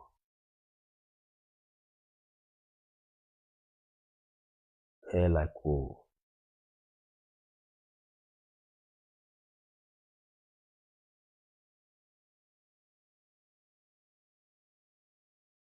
See. Interesting.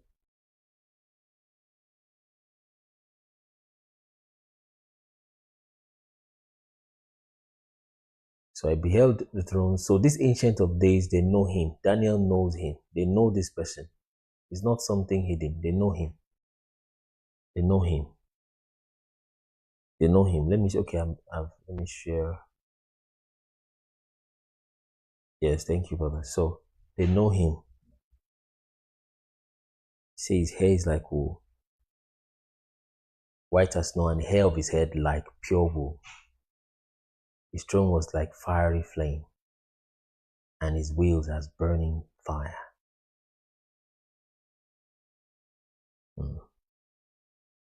There I beheld the Ancient of Days, whose head was like white wool, and with him another whose countenance resembled that of man. So his countenance was full of grace. You see the book of Enoch saying this, like that of one of the holy angels. Then I inquired of one of the angels who went with me and who showed me every secret thing concerning this Son of Man. So there is a Son of Man. However, Enoch does not blow up the person of Jesus for some reason. It doesn't super blow it up. But let's keep reading. Who he was, whence he was, and why he accompanied the Ancient of Days. This is very, very powerful. This is Enoch. I mean, how close can you get? And someone say, oh, it's not scripture, it's not this, or can it be this, and all that. So he asked him, who is this person that is with the Ancient of Days? And he answered and said to me, this is the Son of Man, to whom righteousness belongs, with whom righteousness has dwelt, and who will reveal all the treasures of that which is concealed. For the Lord of spirits has chosen him, and his portion has surpassed all before the Lord of spirits in everlasting uprightness. He's a special person. This Son of Man whom you behold shall raise up kings and mighty from their dwelling places, and the powerful from their thrones, shall loosen the bridles of the powerful and break in pieces the teeth of sinners. He shall hurl kings from their thrones in their dominions, sounding like Armageddon. Because they will not exalt and praise him, nor humble themselves before him, by whom their kingdoms were granted to them. The countenance likewise of the mighty shall he cast down, filling them with confusion. Darkness shall be their habitation, and worms shall be their bed, as hell. Nor from that their bed shall they hope to be again raised, because they exalted not the name of the Lord of spirits. They shall condemn the stars of heaven. They shall condemn the stars of heaven, shall lift up their hands against the Most High, and shall tread upon and inhabit the earth, exhibiting all their acts of iniquity, even their works of iniquity. Their strength shall be in their riches, and their faith in the gods whom they have formed with their own hands. They shall deny the name of the Lord of spirits, and shall expel him from the temples in which they assemble. And with him the faithful who suffer in the name of the Lord of spirits. 47. In that day, that's the things that Jesus will do, in that, which honestly we believe he has done. But in that day, the prayer of the holy and the righteous and the blood of righteous shall ascend.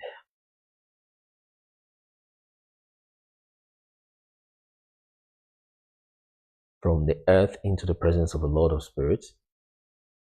In that day shall the holy ones assemble, who dwell above the heavens, with the united voice, petition, supplicate, praise loud, and bless the name of the Lord of spirits on account of the blood of the righteous which has been shed, that the prayer of the righteous may not be intermitted before the Lord of spirits, that them who he would execute judgment, and that his patience may not endure forever. And at that time I beheld the Ancient of Days while he sat upon the throne of glory, while the book of the living was open in his presence, and while the powers which were above the heavens stood around before him.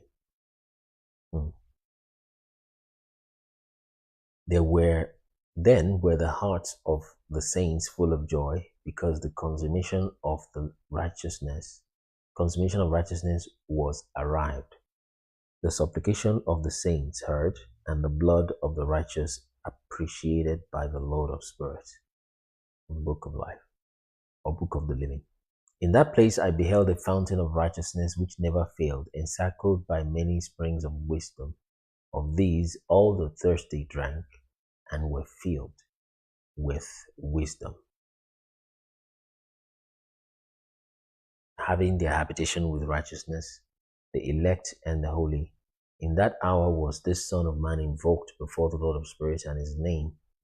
So the Son of Man has a name.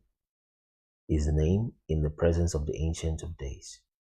Before the sun and the signs were created, before the stars of heaven were formed, his name was invoked in the presence of the Lord of Spirits. They invoked his name of the Son of Man. A support shall he be for the righteous and the holy to lean upon without falling, and he shall be the light of nations. He shall be the hope of those whose hearts are troubled. All who dwell on earth shall fall down and worship before him, shall bless and glorify him, and sing praises to the name of the Lord of Spirits. Therefore the elect and the concealed one existed in his presence before the world was created and forever. Sounds like in the beginning was the Word was with God, and the Word was God. In his presence he existed, and he revealed to the saints and to the righteous the wisdom of the Lord of Spirit, for he has preserved the lot of the righteous, because they have hated and rejected this world of iniquity, and have detested all its works and ways in the name of the Lord of Spirits. For in his name, someone can type the chapter we're reading, what we're reading, so people can get it. We're reading Enoch 48 now, I think. For in his name shall they preserve, works and ways in the name of the Lord of Spirits. For in his name shall they be preserved, and his will shall be their life. In those days shall the kings of the earth and the mighty men who have gained the world by their achievements become humble in countenance. For in the day of their anxiety and their trouble, their souls shall not be saved, and they shall be in subjection to those whom I have chosen. I will cast them like hay into the fire, and like lead into the water. Thus shall they burn in the presence of the righteous, and sink in the presence of the holy. Nor shall a tenth part of them be found. For in the day of their trouble, the world shall obtain tranquility. In his presence shall they fall, and not be raised up again. Nor shall there be anyone to take them out of his hand, to lift them up. For they have denied the Lord of Spirits and his Messiah. The name of the Lord of Spirits shall be blessed. So the Ancient of Days and the Lord of Spirits are one person. The Son of Man and the Messiah is one person. And they're staying together. Someone can write, oh dear. Well, we're just reading Enoch anyway, Enoch 48 now.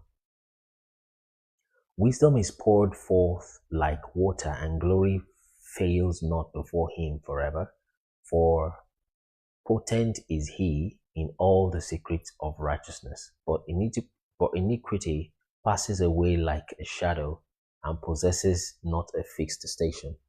For the elect one stands before the Lord of Spirit. So the elect one is the same thing as the Messiah, same person as the Son of Man. But the elect one stands before the Lord of Spirits, or before the Ancient of Days, and his glory is forever and ever. So Enoch has been seeing this since 3500 BC there. Actually, the person of Jesus Christ is great. I think he actually pushed it more than I thought. I forgot about it. And his glory forever and ever, and his power from generation to generation.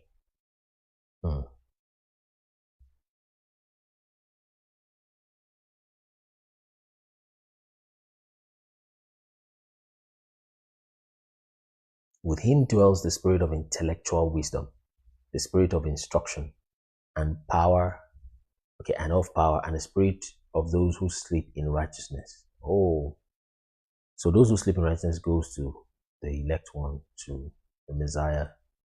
They go to the Son of Man. He shall judge secret things. nor shall any be able to utter a single word before him, for the elect one is in the presence of the Lord of spirits according to his own pleasure. 49. In those days, the saints and the chosen shall undergo a change. The light of day shall rest upon them, and the splendor of glory in the saints be changed. In the days of trouble, evil shall be heaped upon sinners, but the righteous shall triumph in the name of the Lord of spirits. Others shall be made to see that they must repent and forsake the works of their hands, and that glory awaits them not in the presence of the Lord of spirits, yet that by his name they may be saved. So there's still salvation, saving by that name of the Messiah. The Lord of spirits will have compassion on them, for great is his mercy, and righteousness is in his judgment. And in the presence of his glory, nor in his judgment shall iniquity stand. He who repents not before him shall perish. Repentance is important. Henceforward, I will not have mercy on them, says the Lord of spirits. That's what it says. Now let's go to Enoch 50. Enoch chapter 50. So we'll just stop maybe after 50 or so. And we'll take the last set of guests, the end for the day. In those days shall the earth deliver up from her womb, and hell deliver up from hers, that which it has received, and destruction shall restore that which it owes. He shall select the righteous and holy from them, okay, in the day of their salvation. That's interesting. Look. Okay. In the day of their salvation, for the day of their salvation has approached. And in those days shall the elect one, I think that's the Messiah, the chosen one, the anointed one, a Mashiach, yes, the elect one, sit upon his throne. There is no other person who's given thrones except these 24 elders. Well, the saints also reign the throne. While every secret of intellectual wisdom shall proceed from his mouth. For the Lord of spirits has gifted and glorified him. In those days the mountains shall skip like rams, the hill leap like young sheep, satiated with milk, and all the righteous shall become like angels in heaven. So what day is it talking about? Their countenance shall be bright with joy, for in those days shall the elect one be exalted. The earth shall rejoice. The righteous shall inhabit it, and the elect possess it. We have to read because of context into 51. After that period, in the place where I have seen every secret sight, I was snatched up in a whirlwind and carried off westward. Let me see if it tells us what that time is. There's millennial reign, and then there is new heaven and earth. Then my eyes beheld secrets in heaven, mountain of iron, mountain of silver. Okay.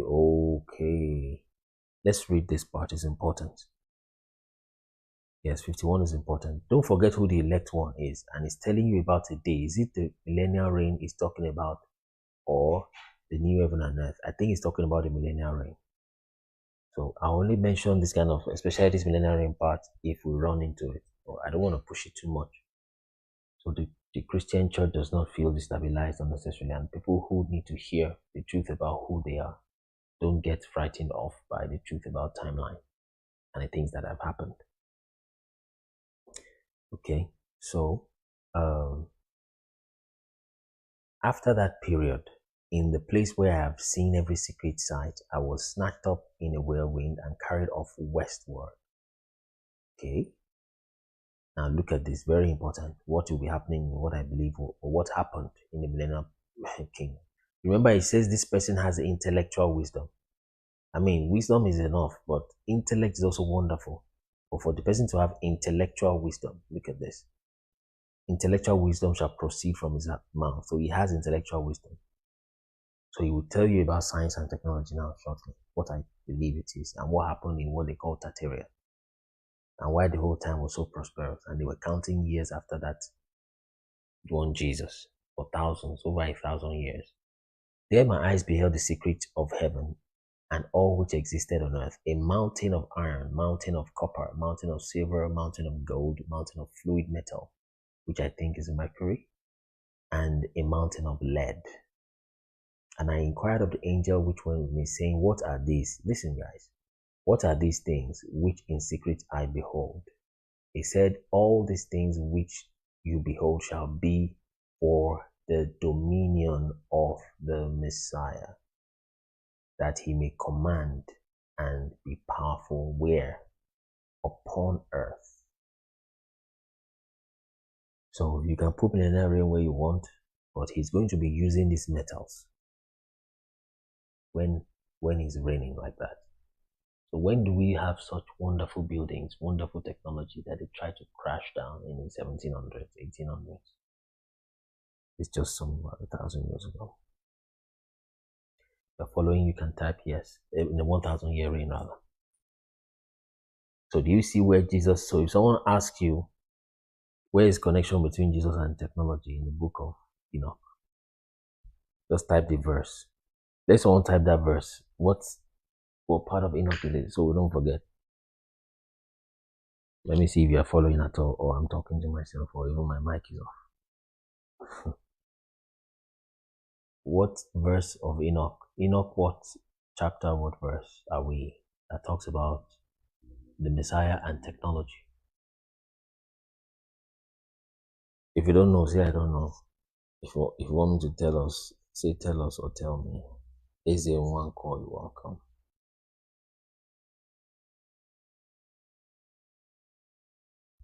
Okay, yes, exactly.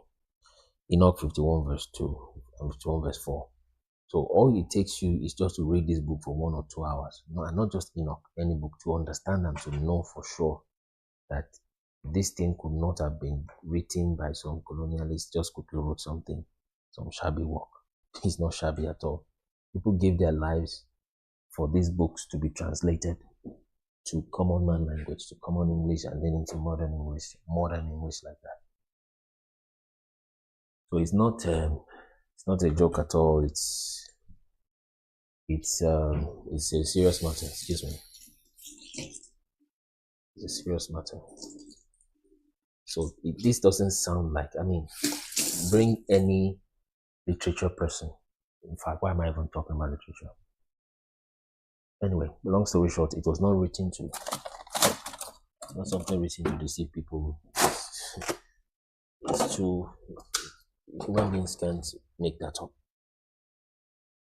So, connection between Messiah and technology, you find it in Enoch 51. Sorry, excuse me. It's one of the closest we can find. Enoch 51 verses 1 to 5.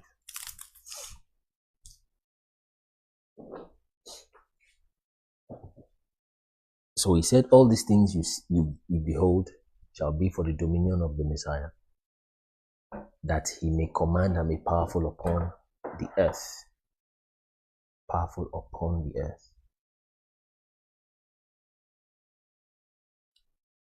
And the angel of, and that angel, and that angel of peace answered me, saying, wait but for a short time, and you shall understand, and every secret thing shall be revealed to you. So they also showed Enoch timeline. Let me show you something I would not show in public. Just a quick one, if it's going to open up on time.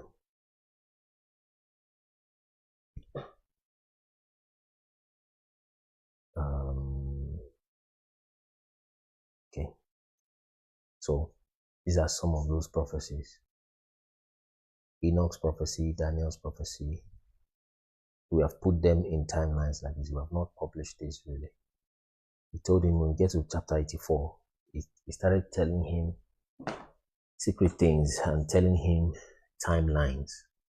and things that will happen. It's part of how we got to know about this return of Jesus situation. They tell you when Jesus returned, what the timeline is. You see. So it was speaking to him. He represented Adam like a cow.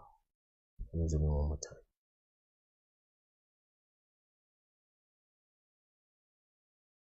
Still kind of small.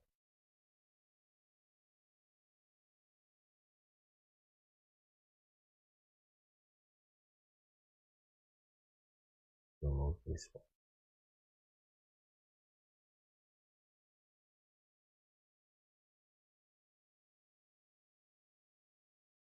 Oh yeah. So I try to show this in public as well. So Enoch, white cow, was telling him some prophecy using some analogies. So stars acting like horses, was speaking about the fallen angels, which happened in Enoch's time. Excuse me. The blue is the second dream, another dream. So we put that as blue. It showed him that one in chapter 94 of Enoch. Okay. So you have it like that. Let's see if you miss any word. Not yet. I'll put it in line with the regular timeline that we know. It's slightly too big.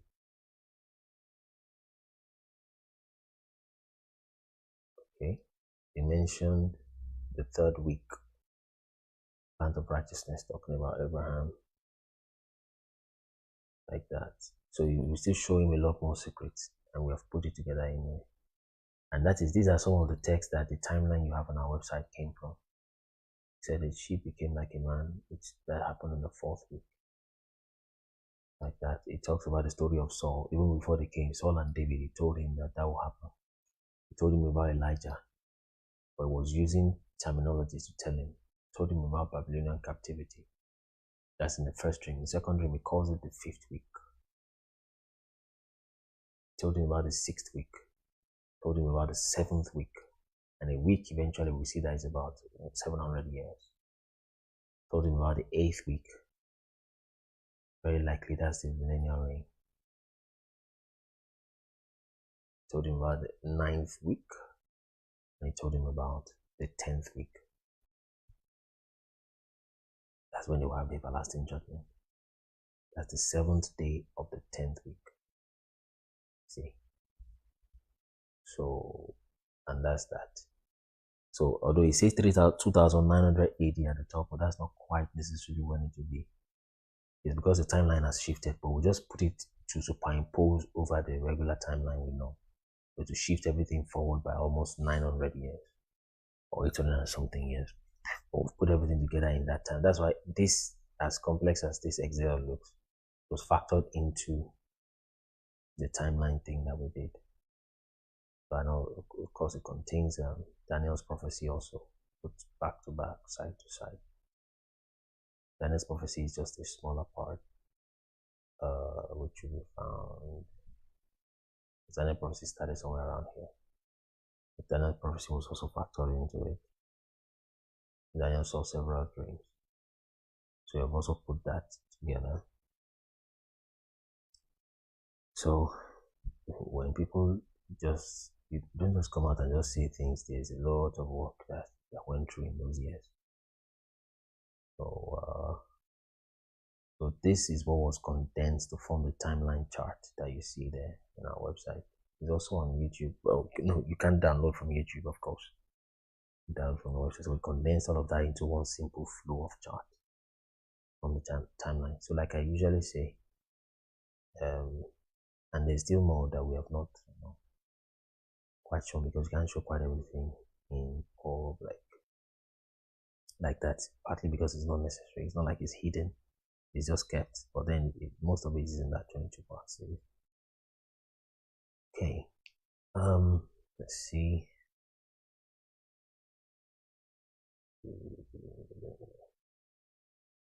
So when people just decide not to check for and would have done some of those things in books, but people won't even read books. The book we wrote, it's not many people who have read.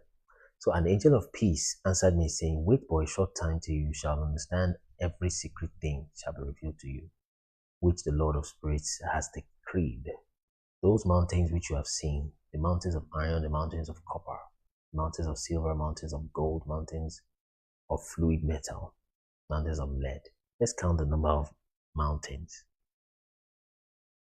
Iron, copper 2, silver 3, gold 4, fluid metal 5, and lead 6. All these in the presence of the elect one shall be like a honeycomb before the fire, and like water descending from above upon these mountains, and shall become debilitated before his feet. And in those days men shall not be saved by gold and by silver, nor shall they have it in their power to secure themselves and to fly.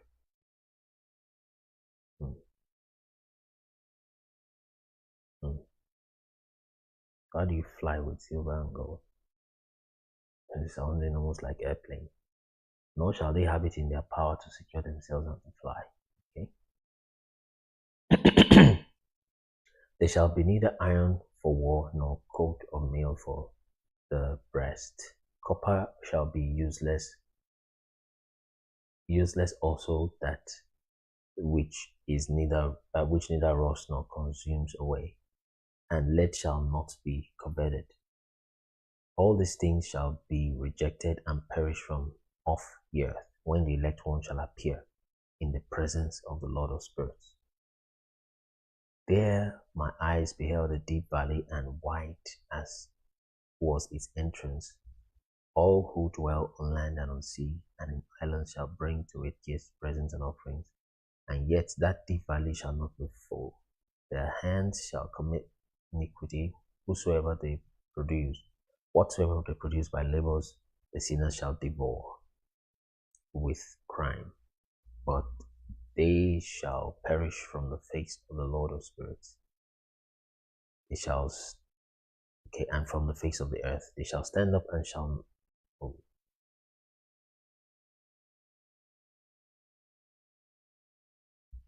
Okay. They shall stand up and shall not fail forever and ever. Okay. And I beheld the angels of punishment who were dwelling there and preparing every instrument of Satan. Then I inquired of the angel of peace who proceeded with me. And I think that's Michael, angel of peace, from what we read earlier. Who proceeded with me, from whom these instruments were preparing. For whom these instruments were preparing. Okay, he's asking them who are the people that is being prepared for. He said they are preparing for the kings and powerful ones of the earth, that thus they may perish. So the punishment of these people who are destroying the earth is actually very strong. It's quite strong. Or probably even the fallen angels that work with them. Then I looked and turned myself to another part of the earth, where I beheld a deep valley burning with fire.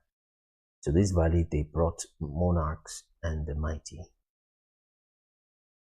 And there my eyes beheld the instrument which they were making fetters of iron without weight. Then I inquired of the angel of peace who proceeded with me, saying, for whom are these fetters and instruments prepared? He replied, these are prepared for the host of Azazel, his fallen angels, that they may be delivered over and adjudged to the lowest condemnation, and that their angels may be overwhelmed with hurled stones, as the Lord of spirits has commanded. Michael and Gabriel, Raphael and Phanuel shall be strengthened in that day, and shall then cast them into a furnace of blazing fire, that the Lord of spirits may be avenged of their crimes. Talk about the book of Revelation, when one angel binds another, because they became ministers of Satan. He doesn't even mention Satan all the while. And seduced those who dwell upon earth.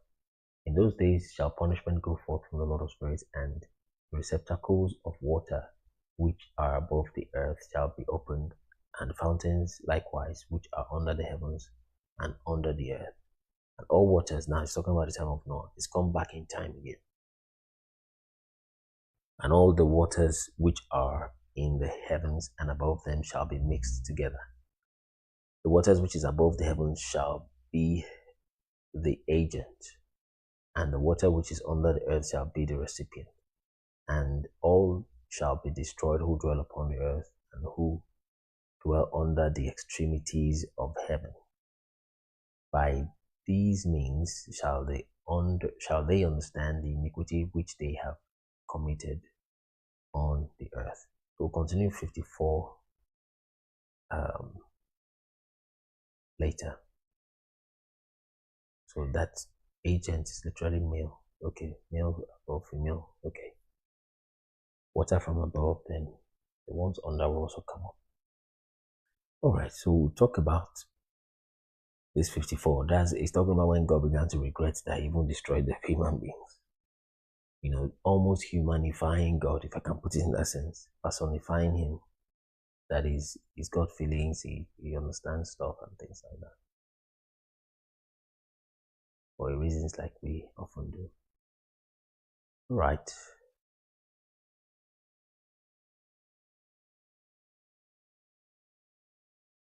All right, so we're gradually wrapping up for the day. So in fact, basically we're done for the day. So except there are questions, Miss Gold, you're welcome. Quote, it's also good to have you. So let's have the last comments, last set of guests, then we'll close for today. Come back tomorrow by God's grace. Miss Gold, Benny, Ruben, Raz, thanks for joining. So let's have one guest request. Let me see who that is.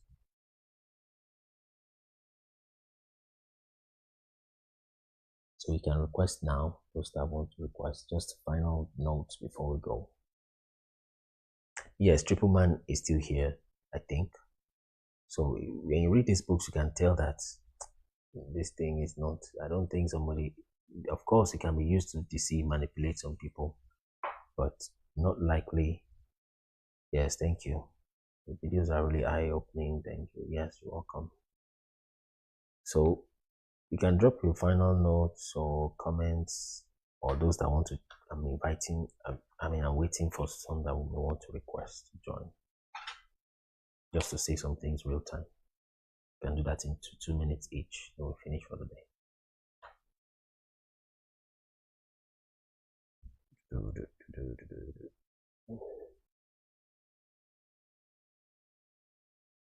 This guest panel takes time to open up.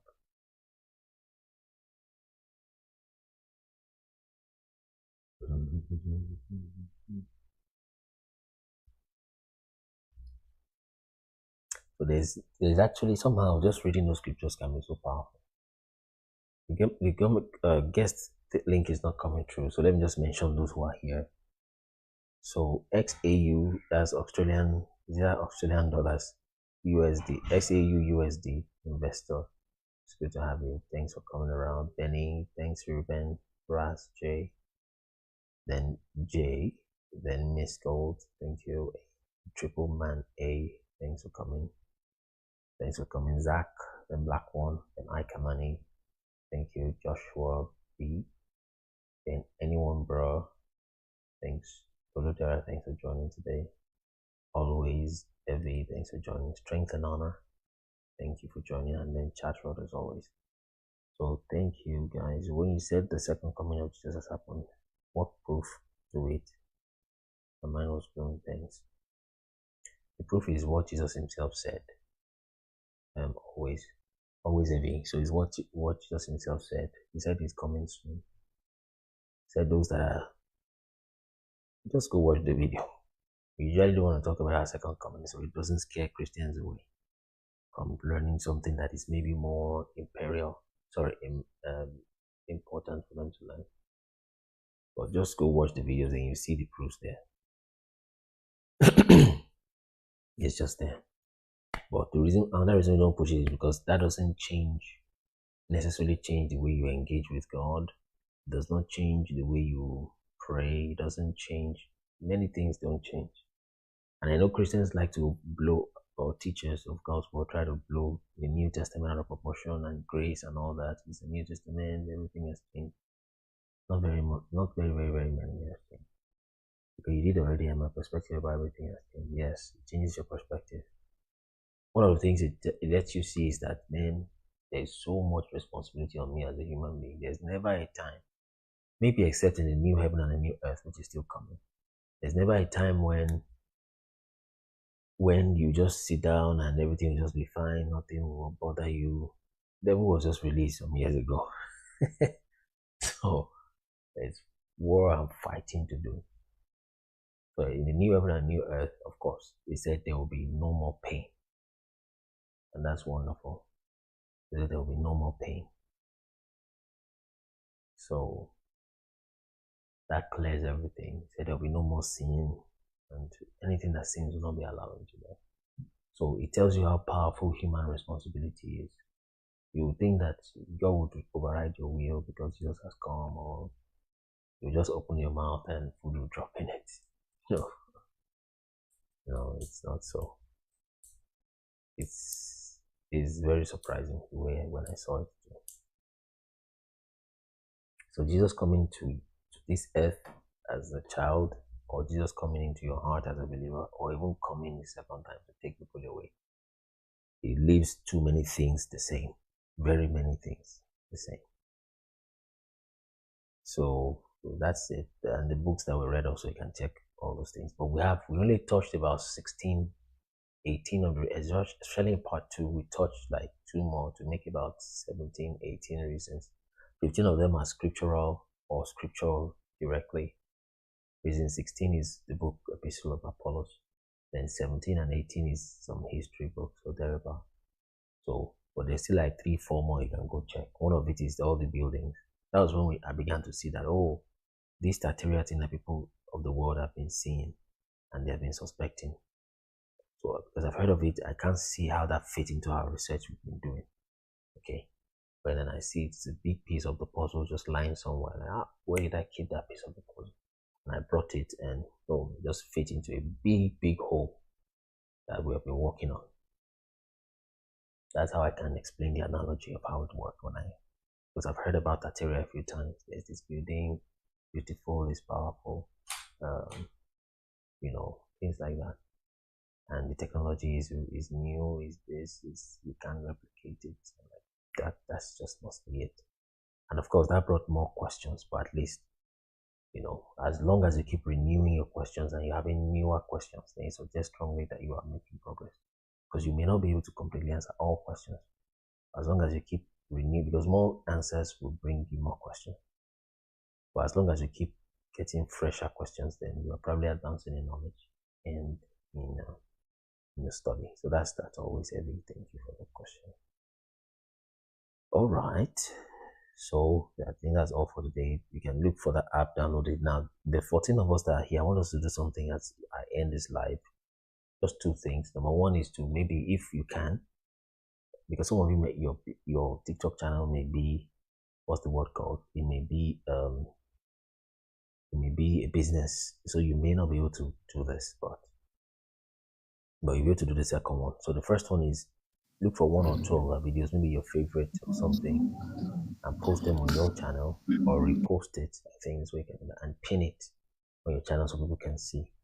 Then second is to mention people, popular people that you know, that you think should hear this or might be interested or can help us repost, just to free and decolonize the minds of the people, so that we can get the word out. So please do that as you leave the live. There are at least 14, 15 people. They can repost the videos. Black One, you're welcome. You have a question, want to say something? Black One, you can unmute your mic if you're muted. Just about to. Hello? Yes. No. Hello? Good afternoon, sorry. No, I'm a woman, please. Yes, good afternoon, sorry. Good afternoon. Female. No, I've just been listening to you. I enjoyed everything you've been saying. But I need to keep listening, that's all. Oh, okay. It was because I saw your request. That's why I accepted it. You're welcome. Okay. Yeah. Thank you. Yes, Okay. All right. Bonne continuation. Okay, bye. Bye bye. Thank you. Okay, so as we leave the live session, um, just do one of those two things. Post one or two of us. Some of us have not done it, or post one or two of our videos and pin it on your page just for a while. If it's a business page, I know you can't do that, but if not, then you can do that for a while. If you don't mind, then mention people that you think should hear. Just so and so, and you try to look for their name, because some of these our leaders may not know. You just think they know and they're trying to hide it. It's not. You don't have proof for that. But when you put it in their face, for example, by the way, one of the traditional leaders in Nigeria, which I don't want to mention their name, the video has been pushed to them recently. So let's push these things out so that once they know, then they will know that they know. All right, so thank you everybody for joining. Let's do that. Share the videos, pin them. We'll see you tomorrow by God's grace. Thank you. Bye for now.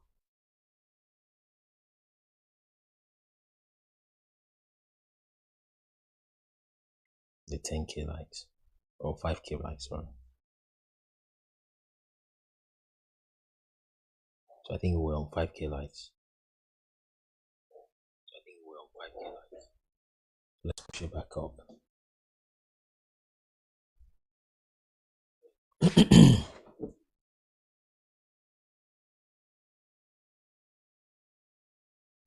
Let's push it back up. Let's push it back up, back up, back up. There we go.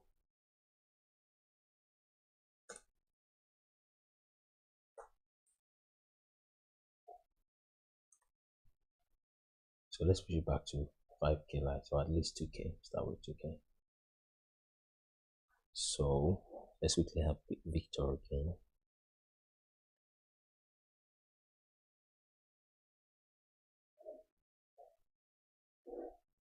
So that we can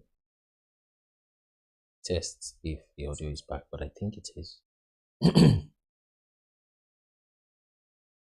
think the audio is back.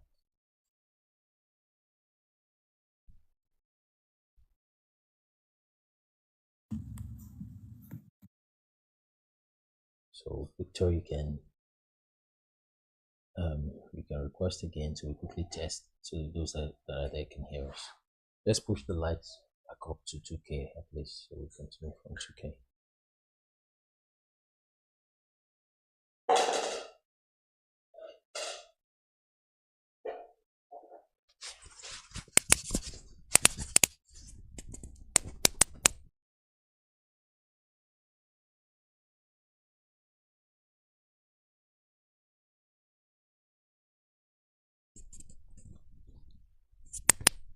So let's push it up to 2K likes.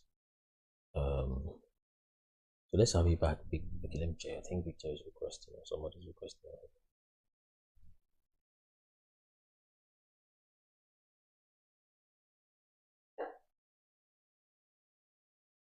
So those in Southern Africa, they're likely, that land is likely to be lands of Moab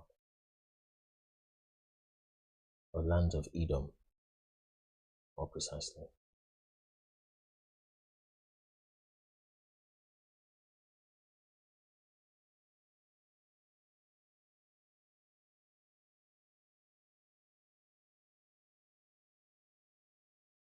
Okay. But we'll show that in a minute. So once we get to 2K likes, then we start fully.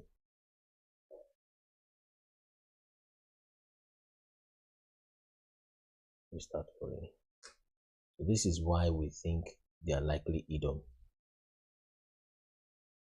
And it won't take you long to begin to see the parallels.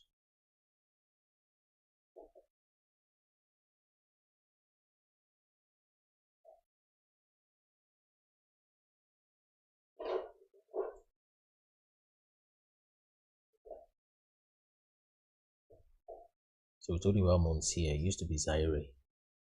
That Zaire is quite akin to Seir. And you have quite some mountains there. So we have seen Yaoundé to likely be that Yaoundé. We didn't find any other etymology for Yaoundé.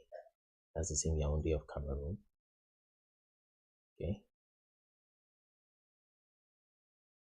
So let's leave that one off.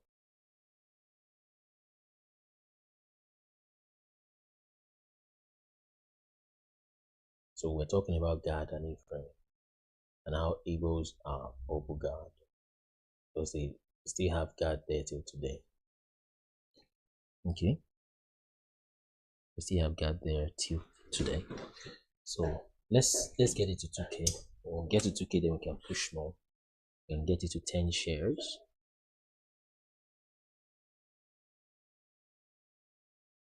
So let's put it to 2K likes.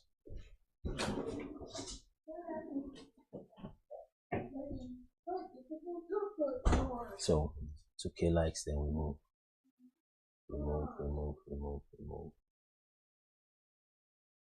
Yes.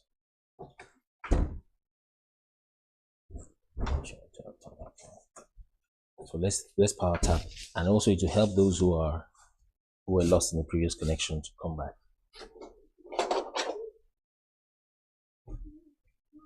So when they are back, we can easily continue. So 2K likes, please. Let's push it. Yes.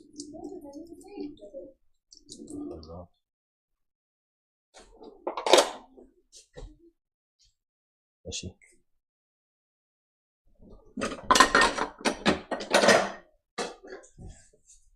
2K likes.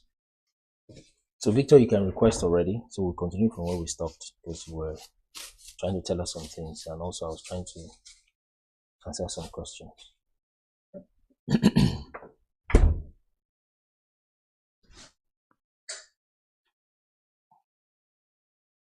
So we continue from there. Let's do the 2K. If you know some of the people personally who are here, you can go back to invite them.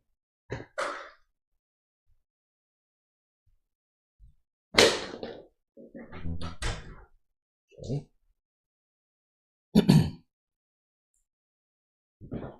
Tap. Okay, so we have found. Let me check.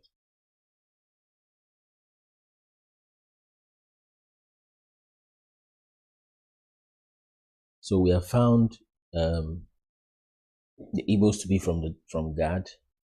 Yoruba is Ephraim, and we see how the map of Nigeria is just from here.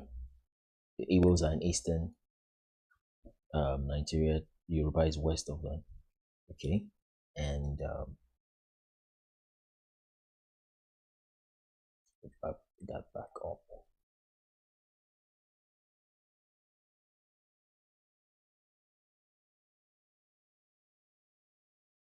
If you guys can hear me, let me know if you can hear me.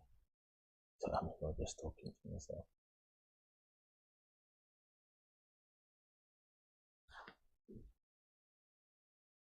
If you can hear me, you can type a yes, so I'm sure you can hear me.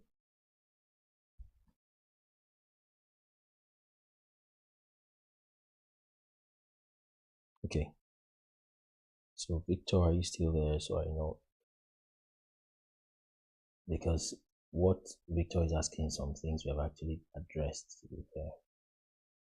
So if he's not here, okay, Victor is there, but Victor just requests to come up as a guest. Yosel Ambai, you're welcome. Amin Evan, you're welcome. Lauki, 22. Welcome, Richard. Welcome, Godwin Grace. You're welcome. We are pushing it up to 2K likes for a start. Welcome, Tolu. Let's see. Rosemary, you're welcome. Yes, push it up. Anyone, bro, you're welcome. Apostle Joseph is also welcome. So let's push this to 2K likes. Victor, you can request again, so we continue from just where you stopped.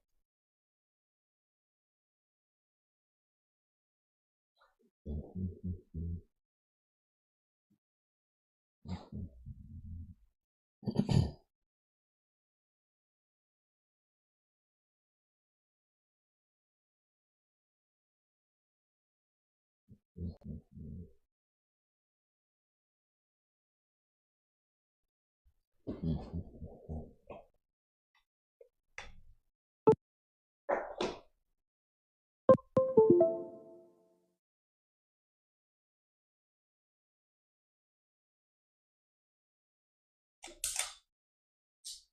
the chat.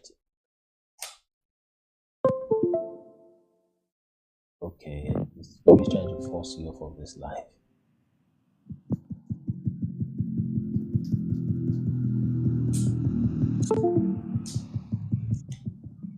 So just keep trying to request.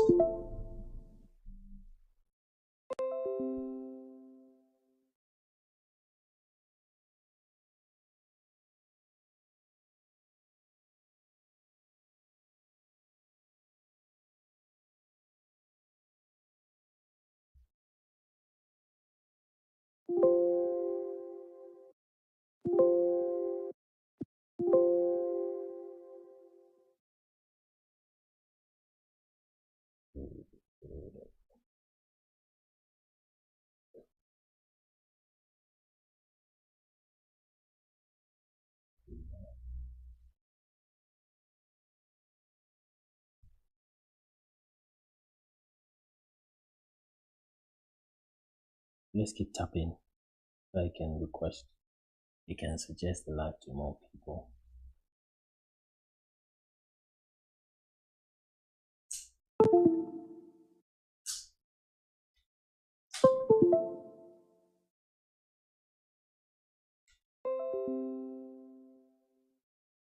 So we can move and move and move. Okay.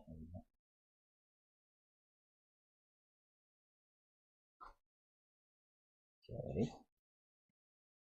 Doing better now. Let's lift it up a little bit. There we go.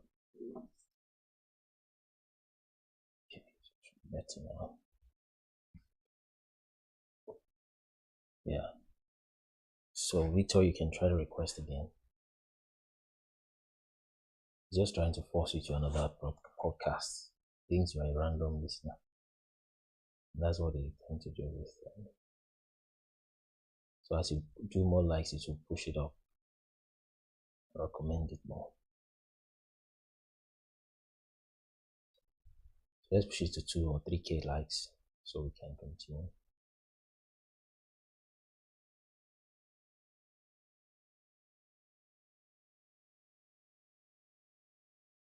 Let's also try to put it to 10 shares at least.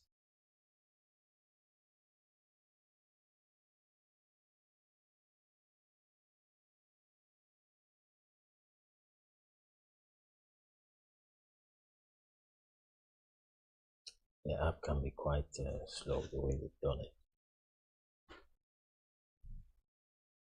Yes, I wanted to cool the system. So please request again, Victor. So we continue from the questions. It's here to go from there.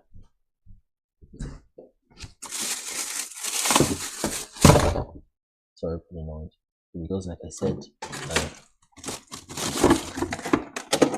some of the things he's asking, we'll address them.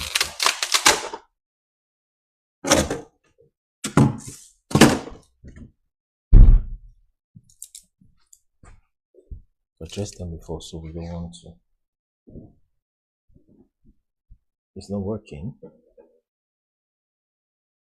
Somebody just came up, so I want to check if it's visible. Yes, it is. So Richard just came up, so I'll try to.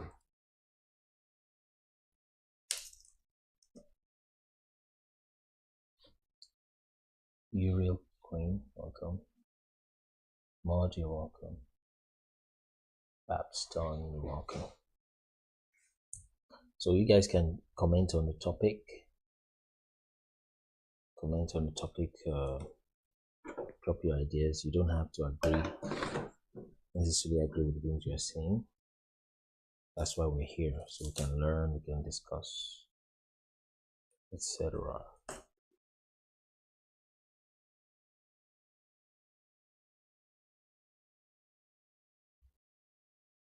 So WW, welcome. Hi Kamani, Welcome.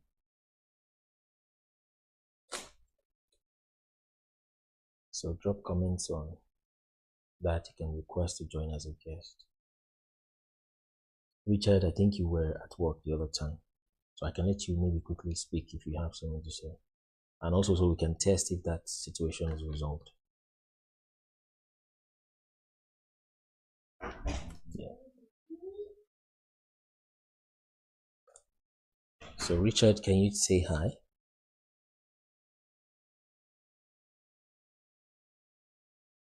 Hi, Yes, hello. can So you I hear think me? everybody's hearing now. So everybody, can you hear Richard? If you can hear Richard, let us know. Yeah, I know you're still at work. If you can hear the guest, let us know.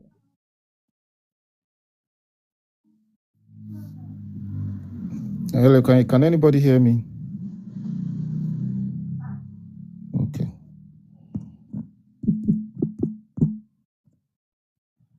I think that's resolved. Okay, so I see another guest flashing. It's gone off again. Oh yeah, that's Victor. I think it's for Victor now. Victor, you can continue from where you stopped. Oh.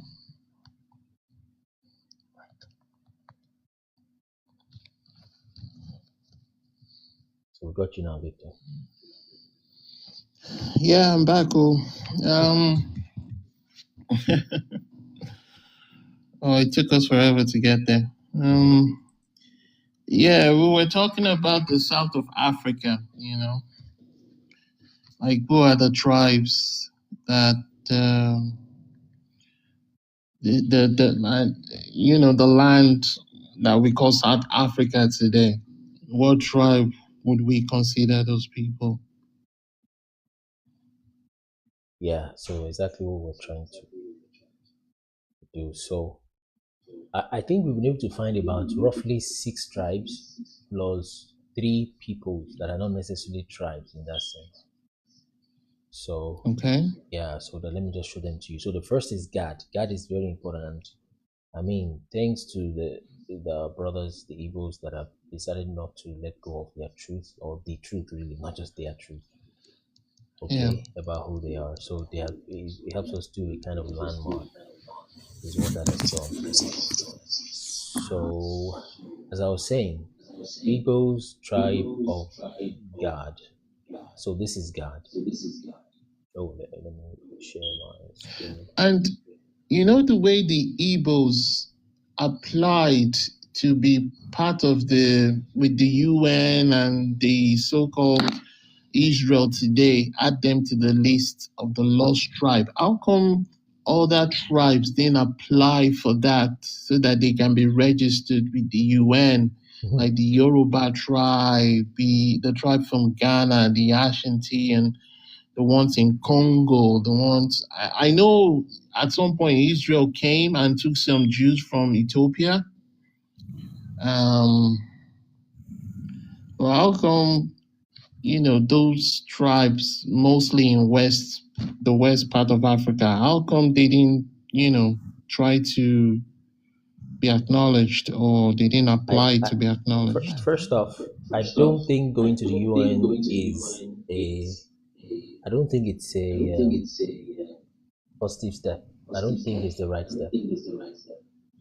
Definitely, Mm, definitely, because the UN doesn't work for the world. They work for people they themselves. work Yeah, for the Illuminati, like you said. yes, they They're work for all them. Yeah, systematic. They're all strategic systems to control the masses. Anyways. yeah. So I've tried to reach that sect of what do they call them now?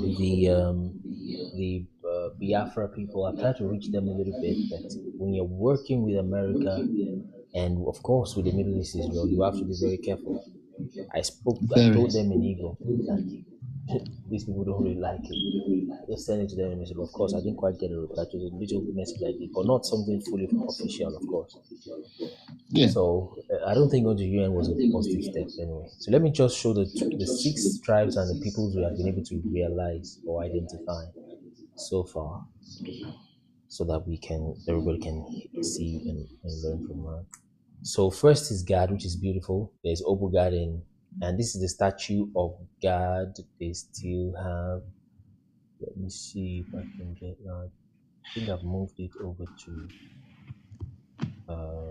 let's see, proofs. So I don't know if you have seen that statue of God before. It's gonna pop up in a minute. So it will come up shortly. So that is the God. Then we'll find Yoruba to be Ephraim, very likely to be Ephraim. Ephraim, yeah, definitely. Because Yeah. that story of Odudua, it's very interesting. The tree is still standing today, it's getting longer. But when I was growing up, I kept asking myself, okay, Odudua, where did he come from? He just landed in the Yoruba land and the Ile-Ife started. But there was more to it, you Mm, know? mm. Yeah. And So that it's is this. interesting to, okay. Yeah. So that's the statue of God there, GAD. Wow. Like we said, and it's still in Obugad today. And Obugad means compound of God. So where is God in this table of nations? That's him. So Oweri, Umweri is still there. Gulu Eri is still there. These are children Yeah. of Eri. So Umweri is still there. There's a lot of Eri in Igbo land today because that's who they are. So so that's Yoruba. So that's God in the east. Let me put Nigerian map states. So well, maybe not the states, but let's put this. I don't want a product. So yeah, so just like you have God there and Ephraim to the west, that's exactly how Yoruba and Igbos are. Okay. So Nigeria is just exactly like that. I should open an image in the meantime. So this is the Yoruba people in the west, Ogbomoso, Shaki, and then the east you have the Igbo people there. So that follows along with what we have here, with Ephraim, Ife, and Yoruba on the west, and Igbos there. Then the Gadangbe tribe in Ghana, they are from the tribe of Dan, a mixture of Gad and Dan, but then they are from Dan, is what you have there. So, and you see Ghana is to the west of Yeah. of the Yoruba people. Ghana is And just I recently found out. Sorry to interrupt. Because I have a Cameroonian colleague that I work with, and her surname is all. It sounds Igbo-ish, like she has this Igbo chi in it at the end, and she's from Cameroon.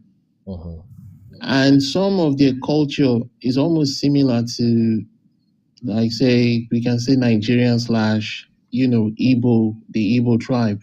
And it's just fascinating how, their culture and the culture of the Igbos are similar. And I just find it shocking that it's almost like we're all one people, but this colonization really divided us. And, and that begs the question, what about the Awusas then? I was gonna get there already. Okay. All right. So, where was I? So yes. So and by the way, this is the general. This is the general map that even those who think the Israel is still in the Middle East, that's still the map that they work with. Okay, which is this one. So you have Gad there, you have Yoruba Ephraim, Ghana is Dan, you have Yaoundé, okay. Yaoundé is akin to Yahudi, which means Jew, and that's to the south. And of course, Cameroon is just south of Nigeria, all of that, and it's just there. Okay, and then we have found Issachar in Zindar. Issachar in Zindar, that's in Niger, just to the north. So it's suggesting strongly that the middle belt is Manasseh, but then we can't go that up fully yet. We're just using that relatively, but you have Zindar because there is this. We know that Issachar is Issachari, okay, because Issachar is the. Let's see, translate.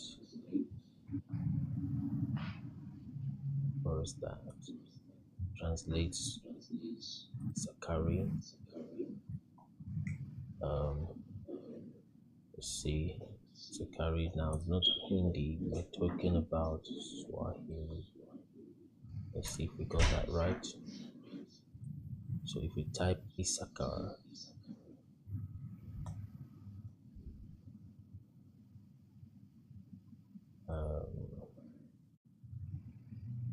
let's see. Yeah, Issachari. So in this way. So there's an Issachari people in Zinda. Okay. Issachari people. Yeah. So we see Issachari is populated place in Zinda, Niger. Okay, and it's just that the French-speaking Cameroon call us Biafra. Okay. So, and when you type Zinda in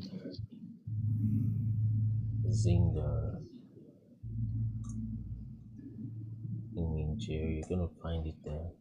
This is where Zinda is. It's in fact Zinda International Airport.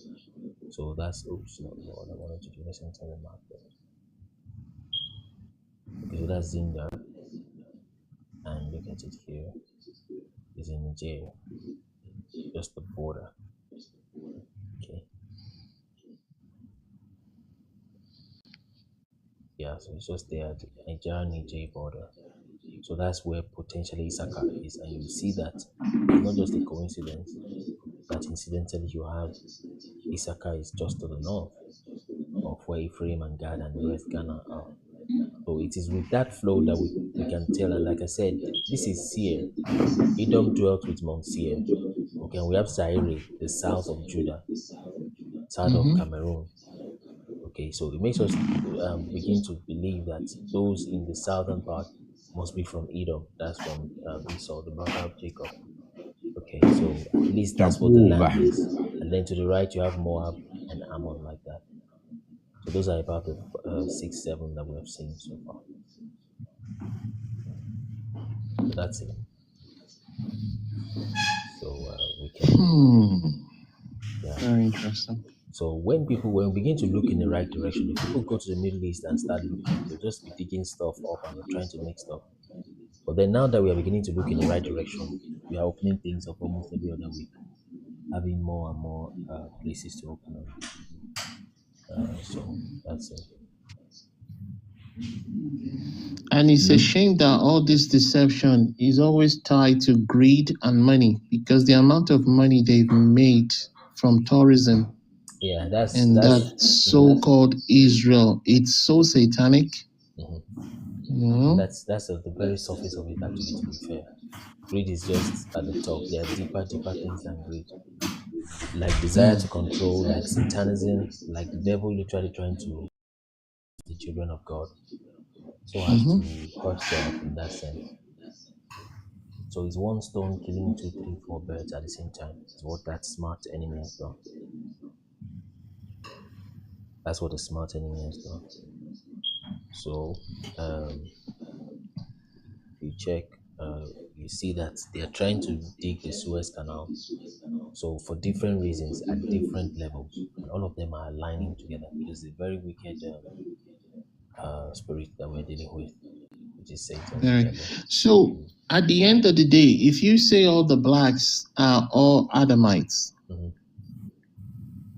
so everybody else that is light skinned except for African albinos, would you say they are the children of the fallen angels, or the children of the ages when they claim the angels ruled the earth? Yeah, according to Enoch, that's what it seems to be. According to the book of Enoch, it's not something I'm just making up or saying myself. According to when Enoch was born, that's how it looked. And I like showing people this also. I mean, there are many. If you are not melanated, now let me turn on my camera. Now this we're usually careful not to make this completely just about skin color. There are people that are European, Caucasian that have done wonderful things, even for God, literally. Yeah, but I think they are not really able to do that. Let me try to mute. Because I can use myself as an exception in a way that in my family, my mom is light skinned, I'm light skinned as well, but I'm the only one in my house that has blue eyes. But I think it's very common with most Igbo tribes because I've met some Igbo kids and that have different color of eyes, and like I've seen yellow, I've seen orange, and it's kind of common with the Igbo tribe. And it just Yes, that's exactly what I'm saying.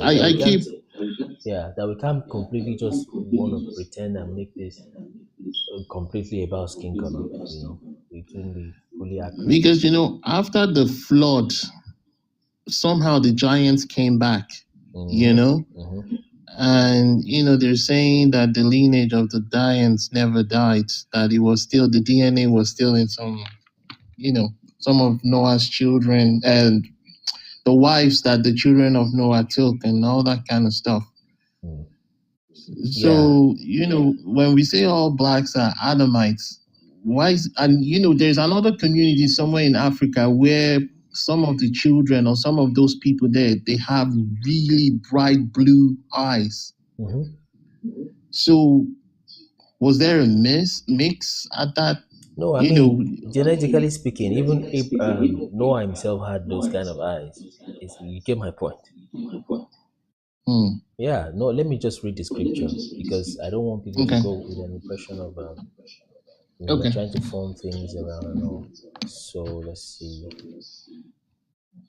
So that we just show them our source. I'll show them two sources, or I'll call it 1.5 sources. Yeah. So this is the book of Enoch. We're reading that. We're in chapter 56 or 54 now. So, but we'll just go to 105, which is where we want to take information from. Let me share the screen. So Enoch 105. And Noah, by the way, I mean, is almost as good as another Adam, because all the tribes of the earth came from Noah eventually at the end of the day. So, and look at what happened when Noah was born. Now, this person speaking is Enoch. Enoch is the seventh. The son of Enoch is Methuselah, and the son of Methuselah is Lamech. The son of Lamech is Noah. I mean, we can find that from this table of nations. See if that shows up here. So the person speaking here is Enoch. Okay. Let's see. That's Enoch there. So that's Enoch, Methuselah, Lamech, and Noah. So Enoch said this. He said, after a time, my son Methuselah took a wife for his son Lamech. Okay, and she became pregnant by him and brought forth a child, the flesh of whom was white as snow and red as rose, and the hair of whose head was white like wool. Okay, so the hair wasn't quite like wool, it's just the color that is white like wool. And long, and okay, the hair is also long. So, and whose eyes are beautiful. So that's where people get this albino thing from. And this is Noah is referring to. Okay. So, and if that was the features of Noah, that DNA can still trickle down somewhere, somehow. But look at the key. Because when I was born, they thought I was albino, but I'm not albino. I just have colored eyes, and that was it. And I'm the only one in my family that has a colored eye.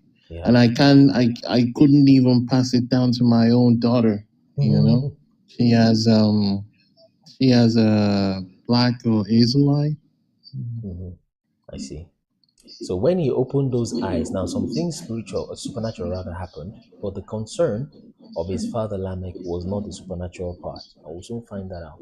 When he opened them, the eyes, those eyes illuminated the house, okay, like the sun, and the whole house abounded with light. Let's push this thing to 5K likes, please. Abounded with light, okay. Welcome, Allah's paradise. So, abounded with light, and when he was taken from the hand of the midwife, Lamech his father became afraid of him, and flying away came to his father Methuselah. So it was taken from the hand of the midwife. They were still carrying him despite all these supernatural actions. So what the father was afraid of, you soon see. You see that it's not the supernatural power necessarily. And said, I have begotten a son unlike unto us. He didn't say he was acting unlike us, but he was unlike in appearance to us. It's like unlike unto other children. He is not human. Why? He was resembling the offspring, not acting like the offspring of the angels of heaven, but resembling the offspring of the angels of heaven. He is of a different nature from us, being altogether unlike us. He didn't say being altogether acting unlike us, but unlike, just the appearance. Okay, and said it looks like the angel. Why? You can read the traits here. Okay. Lamech, his father, became a king. Okay, let's see. Okay. The flesh of which was white as snow and red like rose, which is basically like pinkish. You mix those two together, it's average. So, and his hair was white like wool. The color was white, and it was long. Okay, and the eyes were beautiful. So now look at this. Let's read verse 3, which you're going to find on this other. So his eyes are bright as the rays of the sun, his countenance glorious.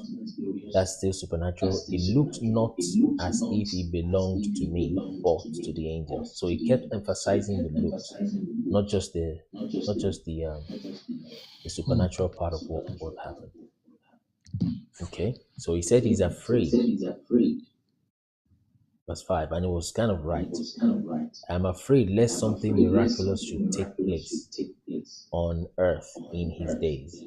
That's the way they kind of guess the kind of things that will happen in the days of those kind of children. But long story short, Enoch, basically, who is this man? Lamech, who gave birth to Noah, took Noah to Methuselah, and then they went to Enoch. They went to look for him wherever he is, and he's walking with the angels. So, and then Enoch told them, no, there's nothing wrong with your child. Nephilim did not give birth to him through your wife or something. And that. But then Enoch is the father of all of us. Sorry. Yes, technically Enoch. But Noah is that father that gave birth to Shem, Ham, and Japheth. In fact, in Yoruba today, they say Omo Noabi, Omo Noabi. They try to argue that word that is not, doesn't really mean Omo Noah or whatever. So Noah is the father of all of us now. Okay? Let's get this thing to 5K, guys, so that the thing pushes. And let's tap F1. Life has ended once before, so we don't want to push it back up. So if you've got beautiful eyes or blue eyes or whatever that scripture is trying to refer to, you could have gotten it from that gene from Noah himself, technically speaking. I don't know if you know It could be. Yeah. Because and then my eyes change in regards to sunlight. So when the moon, when it's cloudy, it looks green, and when the sun is out, it's bright blue. And then when I'm kind of in a bad mood, or I don't know, when my mood is down, then my eyes change colors to gray. So I have gray, green, blue. It changes in. That's wonderful. So that's basically as good as a photochromatic kind of cornea you got. Well, it's just weird that I'm the only one in my family. I have 5 other siblings. Well, my mom and my dad don't have my eye color. I'm the only one, and it's just strange. At some point when I was growing up, I thought my parents were my parents, But of course, you still look like them in facial features. Yeah, I do. So, technically speaking, scientifically, that must have been some recessive gene that's just expressing itself. I think so too. Yeah, yeah. So that could have literally come from from Noah himself. Noah. So that's why a dark-skinned person can give birth to a light-skinned person, but not hardly vice versa, especially if that person is Caucasian. Okay. Yeah. So the Caucasian cannot give birth to dark-skinned person. So that's where we got that idea from. That light skin and long hair is of the traits of fallen angels, okay, of Nephilim. But again, now this is spiritual and deep. Let me explain this part why we can't fully make it into just a skin color situation. So generally speaking, that trait came from fallen angels, but also there are people that are dark skinned that are from the marine kingdom also. Okay, sometimes you call them Ogbanje, sometimes they call them Abiku, sometimes they call them Emere, and things like that in Yoruba land, in Igbo land, in Africa. Okay, and spirits from other worlds literally possess a body inside of the mother's womb.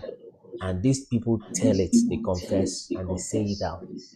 It's not 1, 2, 3, 4, 5. There are people that are into this ministry, and it's very real. Okay, they're into this deliverance ministry, and it is real. Mainstream, or rather, public is something like that. I just don't want to mention names, but look for the top 5 deliverance ministers who are out there. I'm talking about the real ones. You hear this when they're casting those spirits out. They say, "I'm a giant. I'm a giant. I'm a spiritual husband. Why do you want to deliver her? Why do you want to deliver her? I'm a husband. She has children for me." And in some cases, after those people are delivered like that, the person himself, now in their right mind, they will tell you it still remains in their soul. Because what God cast out is their spirit. The spirit inside them was not from God. It's not the regular spirit you have. So they begin to tell the mother, and right there in the deliverance ground, when the child is okay, this is not 1, 2, 10, 20, plenty like that. They tell the mother where the mother was where the mother took them was when she was pregnant. And of course, she didn't tell the child this, you see, and tells the mother all that detail. And the mother is just surprised. They're all standing there because that person he came from another place and to possess. And she will tell you, because there's spirit, there's soul, and there's body. The soul is almost like a CPU, or rather that saves and processes the information. Okay, so the spirit is the spirit body. The physical body, of course, is what they got from the mother, that thing in the womb. Okay, that became the child. So that spirit is cast out, and another spirit is put there. And that is the real thing we call being born again, or let me say a deeper meaning and interpretation of it. So what that means is, even if you are a Nephilim person, if you are a full Caucasian, you came from the Caucasus Mountains, you can be born again. And to help you to begin to understand the real depth of being born again, what it means, as Jesus was speaking to Nicodemus, when he said that you shall be born again, you must be born again. Okay, so they get a completely new spirit altogether. But the soul, they can still have memory of when they were in the marine kingdom. They can tell you the names of the children they had. This is not the deliverance time. We understand the deliverance time when the demon is manifesting, the spirit is manifesting through that person. But then there are times they have been completely delivered 100%, and they can still tell you fully 100%. I mean, describe places there where they come from, describe everything to you in details. You see, and the children they have, how they wanted to come back, they began to like their mother on the earth and their family on the earth, and then they decided to leave the marine kingdom, and the marine kingdom started fighting them, started falling sick on land, etc. So there are funny things like that. But yeah, and I believe you. Yeah, sorry, and I believe you because, like I said, I've read the book of demons that was written by. They said the king, Solomon. No, okay, that's not a nice one. Yeah, the one that he got a ring from God, and he used this ring to. And in that book, it says that the temple, I think the temple he built for God was actually built by the demons that he captured, that he was able to subdue. That's not a nice book. I've heard about it, but I've not touched it. And when all these demons, when he asked them questions and he asked them what do they do, how do they influence humanity, and the things these demons were saying, it's just shocking. You would be surprised. Some of them would say there was a demon that actually goes into pregnant women. That's what she does. She just, he says a certain maybe 7 days or before the baby start forming, they go into the mother's womb, they take over, and they kill the baby before the baby. It was just too much, and it was fascinating to see how these demons, how they work. And yeah, I believe everything you're saying. Yeah. So so that's it. So if people want to confirm, you don't. Personally, I wouldn't recommend too many books that are not, of course, No, no, not. no. Of course not. We have Yeah. to So be mindful. yeah, but an easier way to do it would be to literally go to just. I don't want to, like, I usually don't mention names, on the platform, but Yeah. go to just on YouTube. Look at the top 5 deliverance ministers, especially in Africa. Well, there's a few, like one lady just popping up in America recently. But of course, this is where most of the things are. But then we don't celebrate our own. We call them demonized. When you see now, there's also fake, and I like to tell people that where you find the fake is where the original is. Okay, where you find most of the fake. Victor O, please mute your mic. Okay, okay, I think he's echoing. That's why he's muted. Yeah, he's muted it. So where you find most of the fake is where you find the original. So look for where you find the top 5 deliverance ministers in Africa. They are mostly in Western into Central Africa. Okay, I won't give too much details beyond that. Okay, from Western into Central Africa, and the top ministers in the world are in Nigeria. That's the it. I mean, well, let me say the top 10 ministers by any standard, you find at least 3 Nigerians there. And out of the 3-4 Nigerians there, you find maybe 2 from the tribe of the Yoruba tribe. Okay, so but look for the I've given enough clues.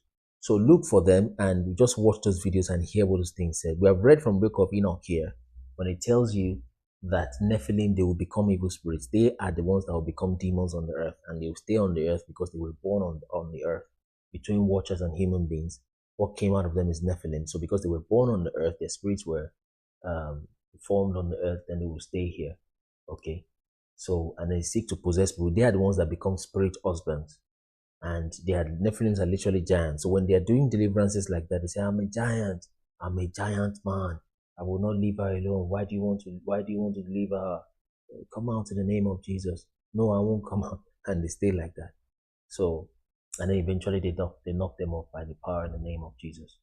So we have not, begin to see the depth of some of these things. And that's what it is. So how did we get there?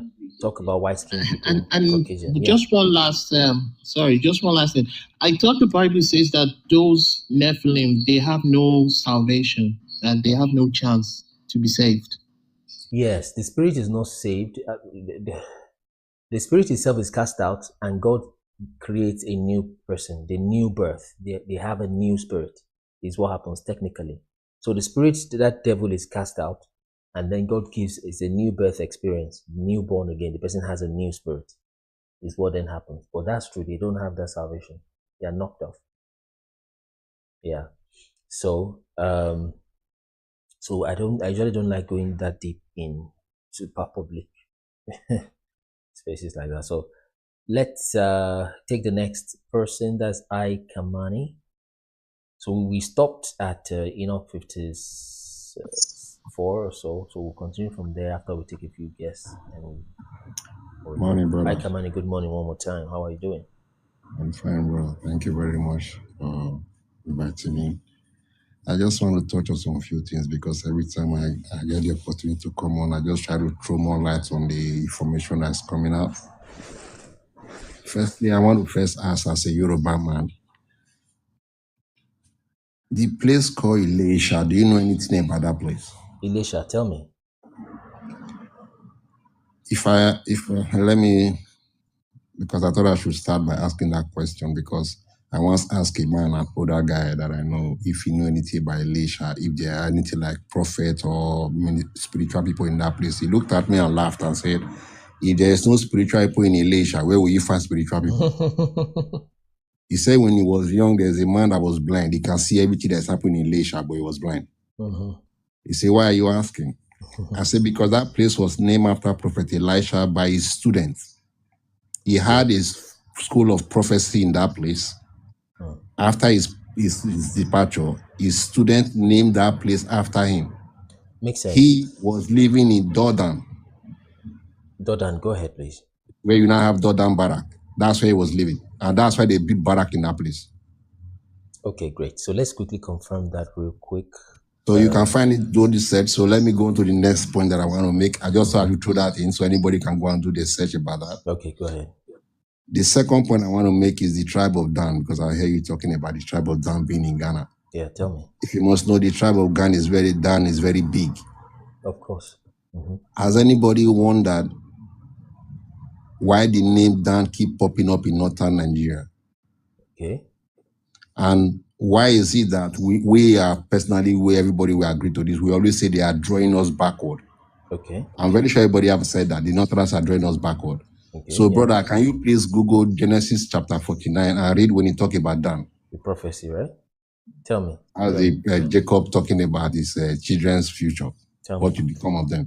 Tell me. So I don't know if you can read that out so that you can see where I'm getting to, because I don't want to burst the bubble. I just want you to read that for people to see Genesis 49 when he talk about Dan.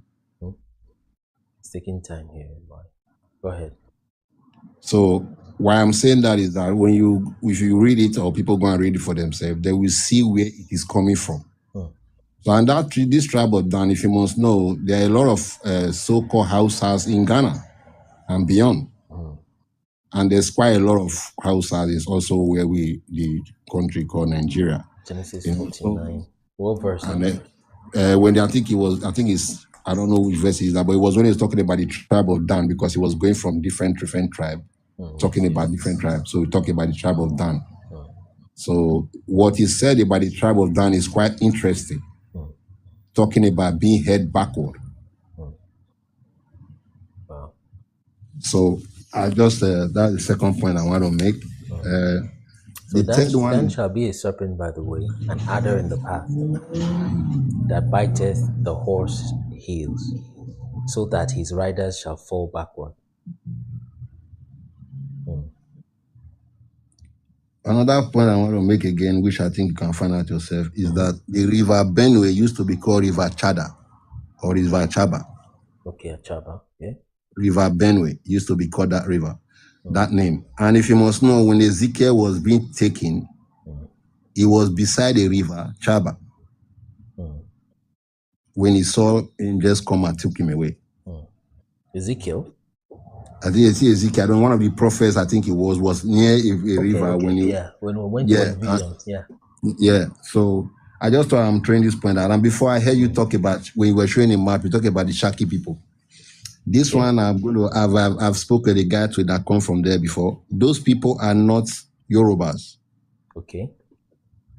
They migrated with the people called Yoruba from Eastern Africa, the Kushite region, where they were there. As they were coming to where they live now in West Africa, they migrated with them. They originally come from Cambodia. Okay. That's where they come from. And I will send a link. You will see these people in their temples where they carve all these djembe drums that Yoruba people play and everything. They are playing their drums and they are dancing. This is a temple in Cambodia. And these are the people of the person they call Shakyamuni. When I mentioned the name, the man actually know what I was talking about. I don't know as a Yoruba guy if the word makes sense to you. When I said it as a Shakyamuni, he said I'm not saying it correctly. I said, okay, I don't know if it's not my language, but the person called Buddha was nicknamed that word because his people thought they were proud that one of their own have finally gained knowledge. They were proud of one of their own, so they nicknamed him Shakyamuni. So, but the man corrected me. I didn't know how he pronounced it, but he did correct me. I was not pronouncing it right. He separated it and pronounced it correctly and said, this is what you are trying to say, like a wise man of Shaki people. I said, yeah, that's if people nickname him that. But his real name is Sakaya Sadata Gatuma. That's his real name. So I just thought you throw that in as well. And if you must know, these are also Israelites. They migrated to that part. His history actually said that he was born there. So he was not originally from that part. You know, another thing I want to say again is the priest called Ado, because that name is very common where we come from. Ado, E-D-D-O. He's a priest in the Bible. And they got attached to different tribes.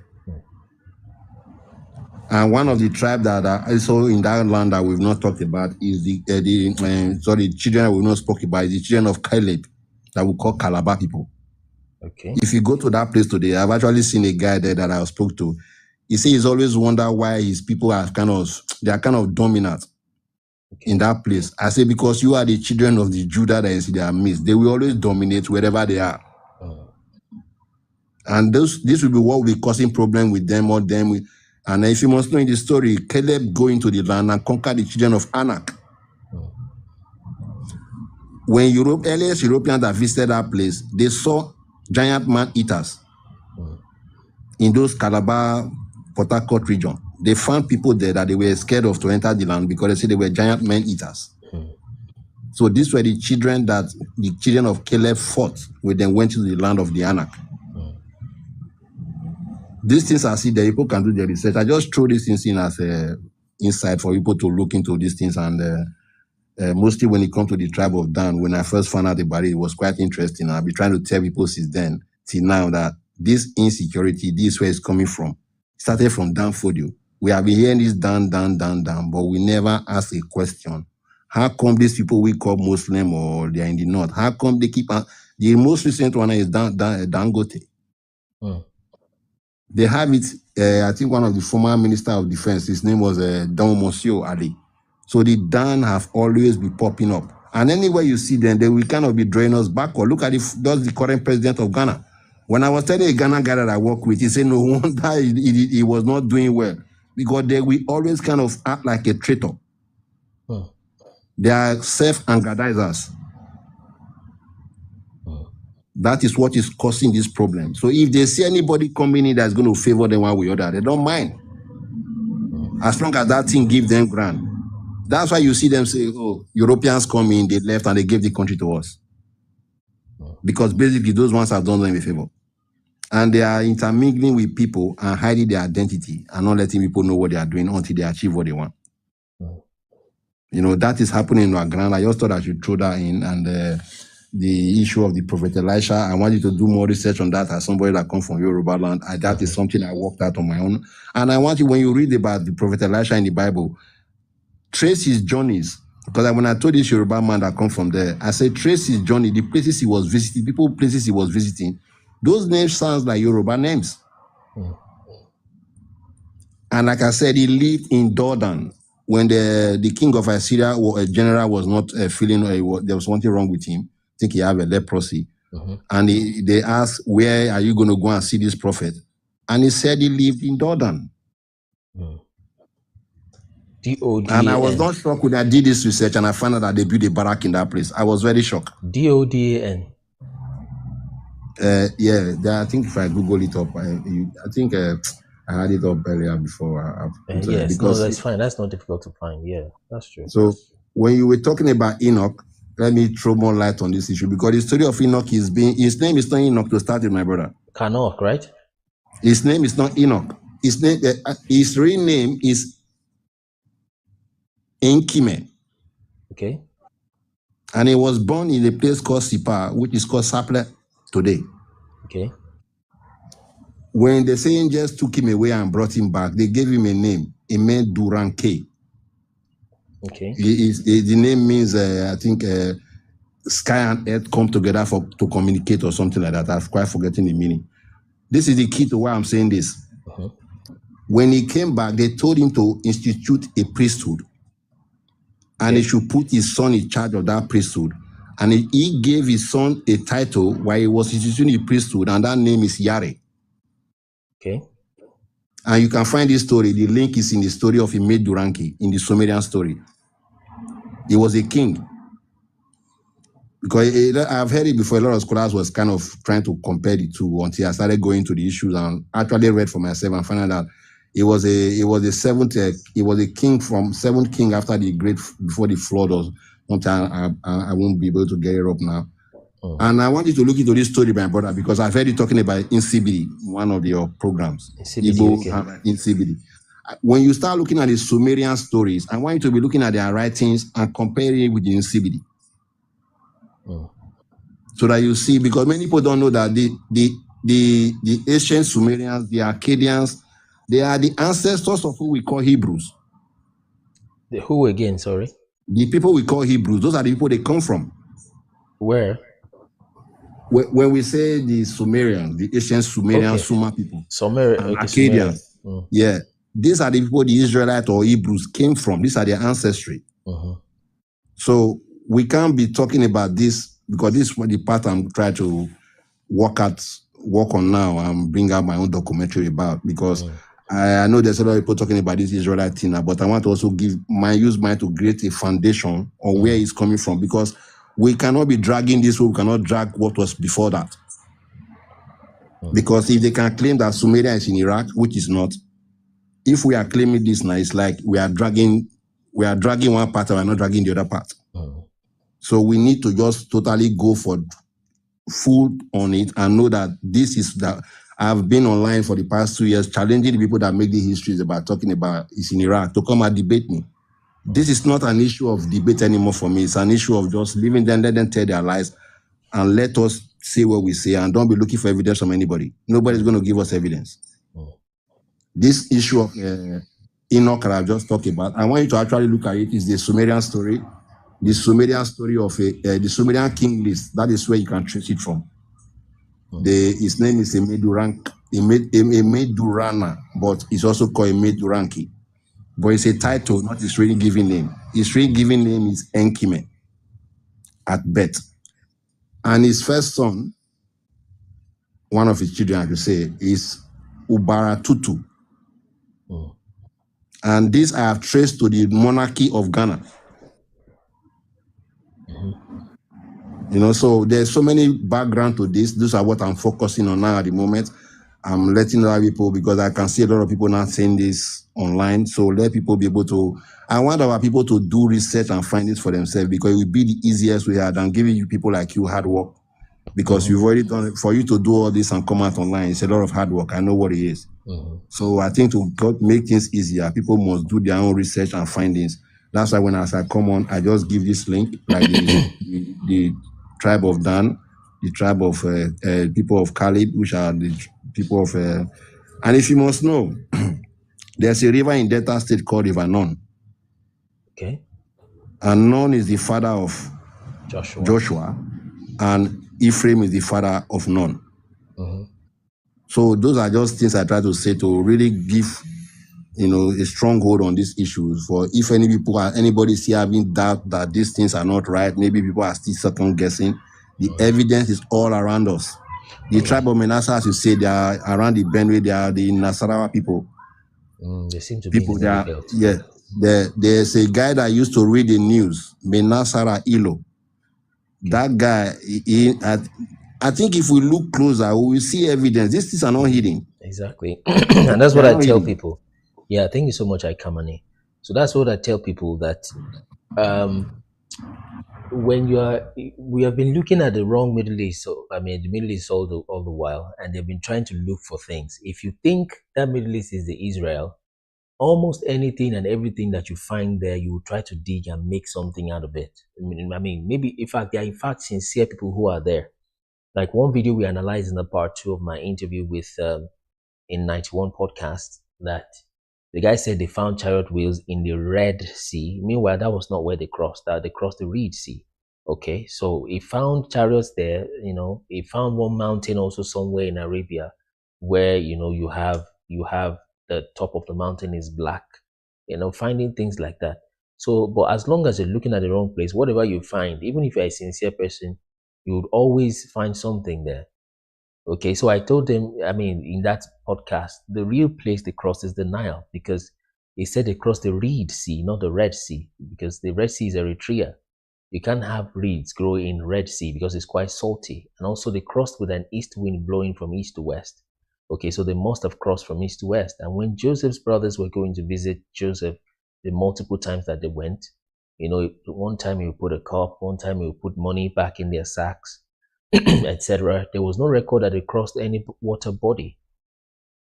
When Abraham left Egypt and was going to the promised land, it's written that he went southward into the promised land. You see, and many, many other words like that. It said that Solomon held a feast that went from Samaria all through to the borders of Egypt, meaning that they are fully well connected by land. So this tiny place is 1917, 1948 thing, 1865 matter that just came up, which they were going to put in Uganda. You see, they were going to put that in Uganda, but it didn't happen that way. because that didn't work out for them, and that was their first choice. All right. So when we hear things like this, some of you might think, "Oh, it sounds outlandish. How can Elisha be Elisha? How can Danfodio and Sadankata and Dangote, how can that be the tribe of Dan?" And you see me listening, and I know what I'm doing. But I'm still going to go search these things. I'm sorry, host, can I say, because I'm reading the comment and I'm seeing people No, saying I'm stylishly responding to that comment. Actually, I'm not condemning. I have Hausa friends from when I was a child. They are very lovely people. Islamic belief and rules that come into the system have corrupted their ways. So it doesn't make me. I'm not condemning who they are. They are very lovely people. I will recommend an Hausa person as a friend to somebody. To be honest with you. So please, I'm not condemning any tribe. Things, in short, the Islam did not come in because they didn't know what they were doing. They know where they were. They know who they have to corrupt with the system. If it's not the corruption system to us, how come we belong to these things and we are never at the top of it? We follow earlier this religion, but we are never controlling it. We are never at top. An African will never be a pope, and an African will never be the Saudi Arabia thing. You know, so that is what I'm trying to say. If we can, these religions, we preach love. If it's love, you let me be there and you watch me be the leader. But it's never going to happen. So it's a system that has come in to actually corrupt, not corrupt the good heart of the people of that land. I'm not saying that they are bad people. I will never imagine that in my mind that they are bad people. Please, I don't nobody may get that twisted. Thank you very much. Yeah, you're welcome, Kamani. So, and another thing is, one particular thing about the Hausa people, I've even heard that there are Levites amongst them, you know, towards the north, middle belt, to the north, like that. And another thing is, they are very, very, very sincere when it comes to money. At the same time, they can get very angry. And remember that Levi was quite angry with Simeon. So we have some of these indicators, but we just keep gathering them and piling them up and putting them into folders, so to speak, so that when we find up to 4, we usually wait for, personally in our ministry, we wait for like 3 or 4 references, or even 5 before we then put it out, like we did for Ephraim, Yoruba being the Ephraim, right? And then Igbo being the Gad. You know, we find about minimum of 3 or 4. You know, Bible says with the mouth of 2 or 3, but we try to, you know, push that up a little bit, that by saying 3 or 4 witnesses, and we find those references strong and written down somewhere, and we put out a video about it formally. So that's why, as he's speaking, I've been typing down, and we'll check those things and see their validity and how they connect, check the etymology of the words, check to look at the locations and push those things out. So if you're looking at the wrong places, you find a chariot wheel there, you say, oh, you have found the chariot wheel of Egypt. You will find what have you, you find a mountain with a black top. You say, hey, that must be Sinai, because when God landed on Sinai, there was smoke. So you see there's smoke on top of that mountain. So things like that. And some of those researchers may be sincere, but most of them, you know, that means they're sincerely wrong, you know. So you find those things in those places because you're looking at the wrong place, and you find evidence or clues, as it were, in the places where you look for them is where you find it. So that's what has been going on all the time, all the while. So now we are looking at the right place, and we are finding much more clues than they did in that fake land, because of course that land is fake. Like I used to say, the current day Israel is 40 times smaller than the current day Egypt, of which the current day Egypt is actually less than the old Egypt. The old Egypt was a lot bigger than what it is now. But the current day Egypt is about 1 million square kilometers, and the current Egypt is about 1 million square kilometers. The current Israel is about 25,000 square kilometers. Okay. So that's significantly 40 times smaller.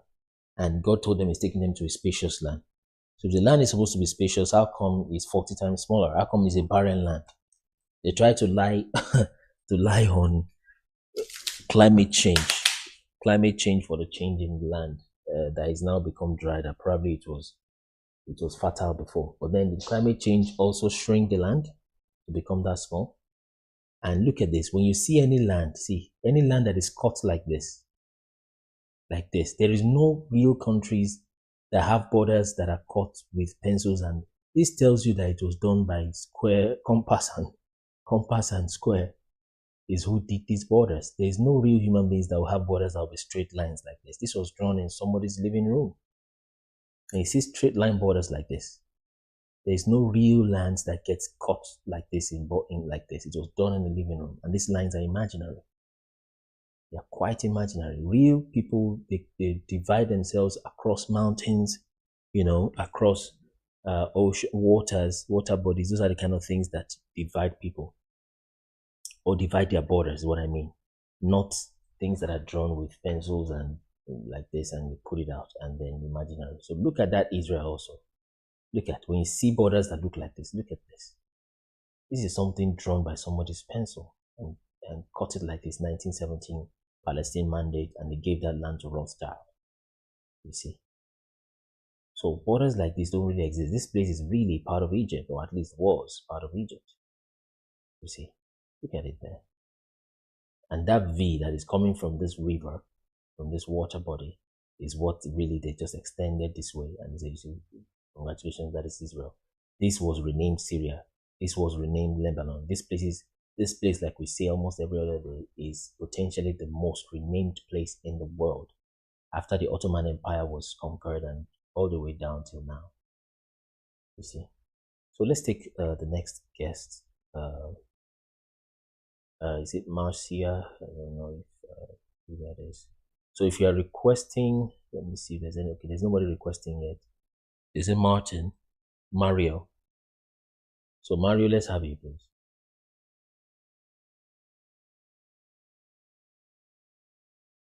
Mario, can you hear me?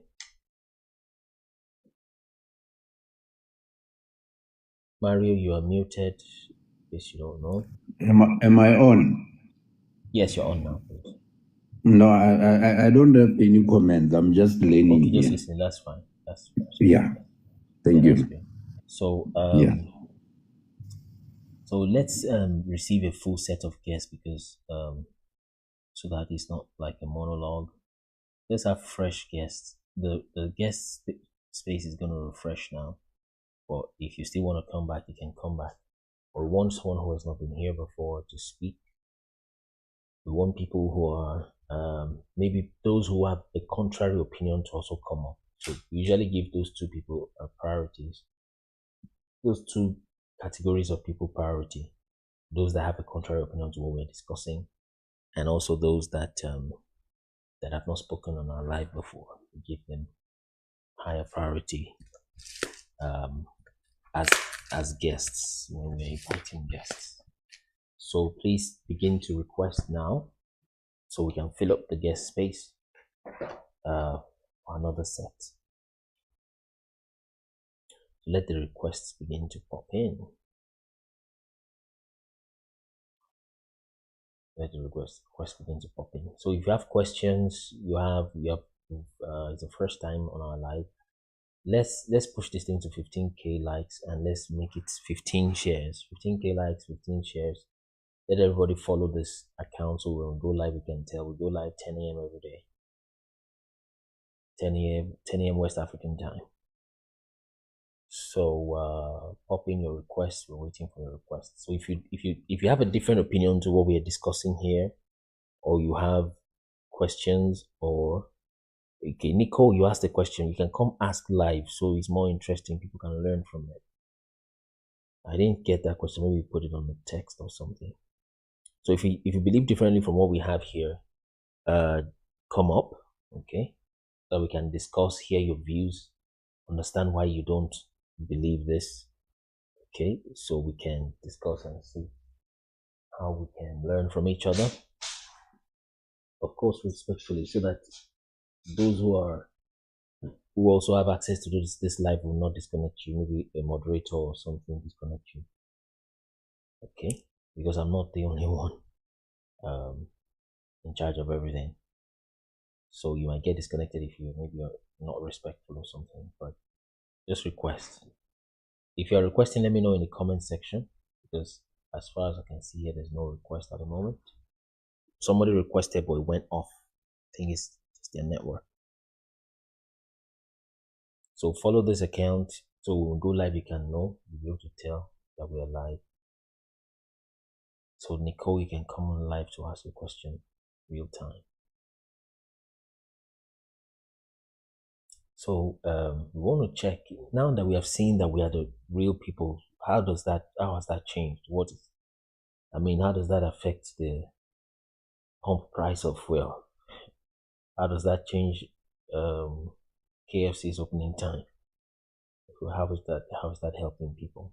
15K likes, 15 shares. Let's go. Okay, Nicole is requesting. We just accepted that. Let's everybody request now. I think it's allowing guests just about now. So if you want to just come to say hello, to say hi, to contrary opinion, agreeing opinion, just request like about now. It seems to be going through. So you can download that Chatroad app, by the way, because maybe we'll be going live there. It's an African equivalent of TikTok. It gives you that option to go live. So we might be going live there soon or someday. So yes, download Chatroad. So okay, Dan, are you ready? Oh, sorry. Nicole, sorry. Nicole, are you ready? I can't hear you if you can hear me.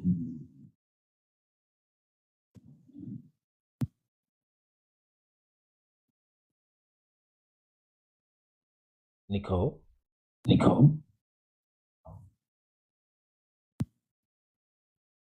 I don't know. I can't hear you, Nicole, if you're saying anything.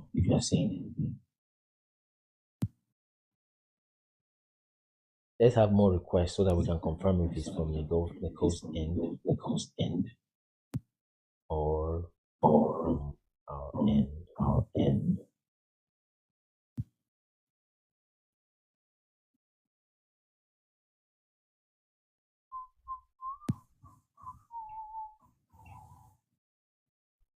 So now that we have found out that we're the way people, what's the way forward? Okay, Africa is not even the sub-Saharan Africa is the real land of the So what next? And so what? So that's the stage we are in now. The evidences are just overwhelming. The evidence is too overwhelming. It's too overwhelming. We have found over 20 words, 27 words thereabout. That is just Yoruba. The Yoruba is just the Hebrew. Paleo Hebrew is what it seems. Genesis 1:1, like we say, has 6 words in Hebrew. 5 of those words are sounding just exactly like Yoruba words, and they mean the same thing. 5 of 6. That's Genesis 1:1.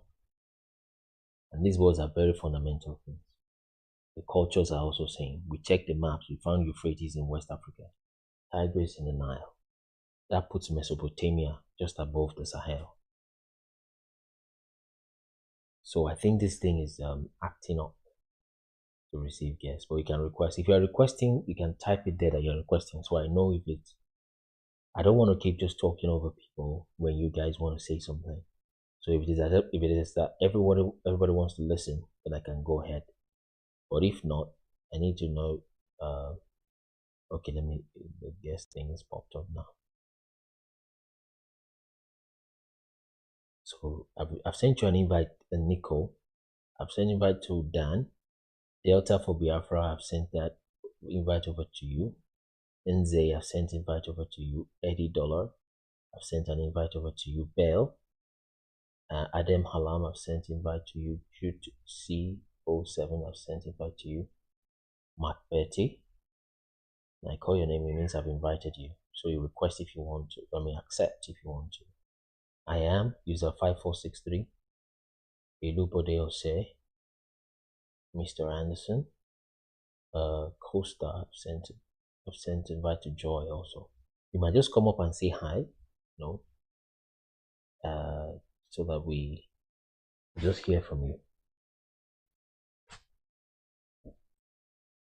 Pretty Patsy, I think she tried to come up one time like that, but unsuccessful. Onowu sent request to you, so you guys can accept this request. And sometimes everybody just wants to listen, which is not bad. But if it is that you're listening, just type we are listening, so I know that you're listening and not that I'm just talking over everyone.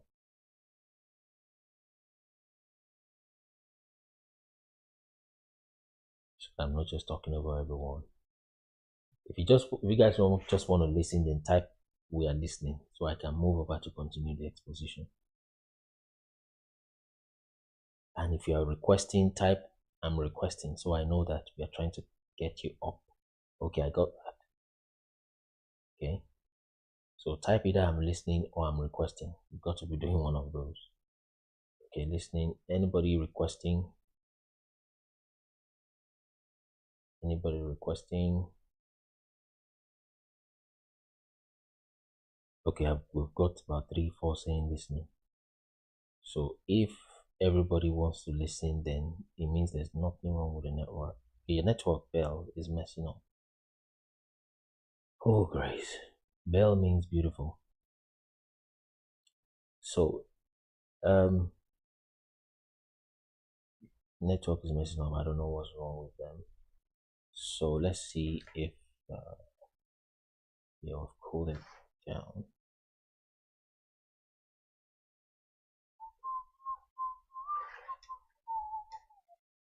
So you can speak on what areas, just type on what areas you want to listen on. That would help us crystallize. Chikazo, good morning. The question is, what do we do with the newfound knowledge? Okay, let's continue with that. The first thing, like we usually say, is you need to first decolonize your Christianity.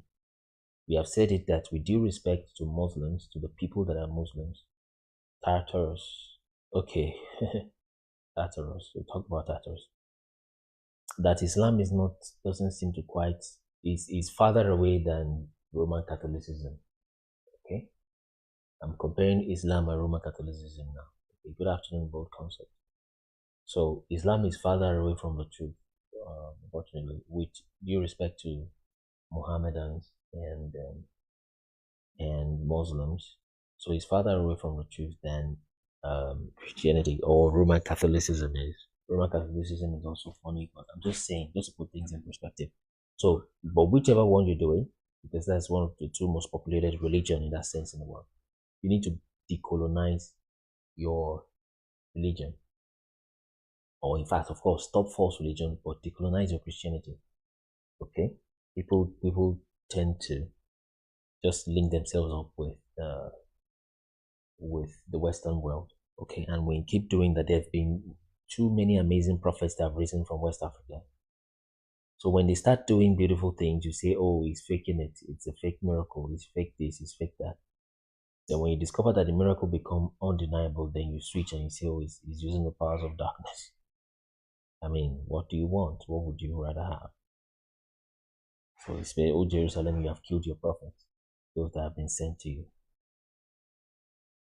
So you need to decolonize your Christianity. And America makes all sort of funny moves towards Africa, particularly Nigeria. But you need to decolonize your Christianity. That's one. Number 2, you need to stop supporting those people that are unaliving GAZA. Okay? And you find a lot of ministers in between the divide. I mean, they know that what is going on there is not right. But in their mind, they're like, "But this is God's people," not knowing that they are actually the God's people. See how the devil does the things. Another thing, when God told Abraham to go and possess the land, and Abraham, by the way, descended from Egypt, from the Sahel into Nigeria, okay? He came into the south, into sub-Saharan Africa, right? And went all the way down almost to Zimbabwe, But then, when God told Abraham to go possess the land, he didn't just tell him to possess it. He told him to inherit it. Very, very important. It's the difference between just possessing something and then inheriting it. You cannot inherit something that doesn't truly belong to you. But then the real thing that happened is that Canaan came to take Shem's land. Okay, it took Shem's land. For those that may not know, Noah gave birth to Shem, Ham, and Japheth. Shem is the tribe where you have Jesus Christ, and most of the other story follows. Okay. The land they possessed, yeah, things are not going well there. Yes, it's because people are doing wicked things. They are allowing their enemies, they think they are their friends. They are allowing their enemies into the land. You are allowing aliens into your land. And you are bowing down to those you should be ruling over. or at least leading. He said, I'll make you at the top, not the bottom. But they disobeyed. They keep going down. You see somebody from Czech in Africa. When Africans go to Europe, they call them immigrants. When Europeans come to Africa, they call them expatriates. When you are in other people's countries, you are usually put at the bottom of the barrel, or even in your own land, you are still at the bottom of the barrel. You hardly find any Asian, American, European, French, German, of course. Don't come here, and don't go to Africa, and you see them working night shift. You will find an African man driving him. When you come here, you do the same thing. You see? So, and that brings us to one of the things: righteousness exalts a nation and sin is a reproach. We are still answering questions. For those that are just joining, we come on 10 a.m. every morning, West African time. And we're accepting guests. If you want to come up, just request. So righteousness exalts a nation, sin is a reproach. So it's a mixture of outside wars. So your battles are peculiar. I'm answering Nicole's question. The battles of West Africa are peculiar. There's no place in the world where they are facing that kind of problem. But again, I like saying that it's also partly an internal problem. And I've said it before that the problems you've given to West Africa, to Sub-Saharan Africa, if you try that with Europe, Europe will be destroyed in a short time. Germany will be gone. Just look for a country that will pressure them, intermeddle with their politics, bring in weapons into their country, turn them back to back by religion. Okay, they will be gone in a very short time. And they are more violent, actually. They are actually a lot more violent than you might think. Children are stabbing other children in classrooms here.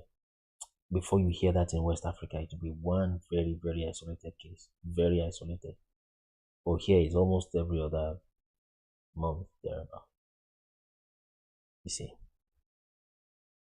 So disobedience, yes. Disobedience. So righteousness is the thing. So like I said, forces from outside, the problem is about 40% from outside in my estimation, and about 60% from inside. Okay? We still have a responsibility. But what you find is that there is forces from outside that would look for every Judas they can find in the system. And there is no system that does not have a Judas.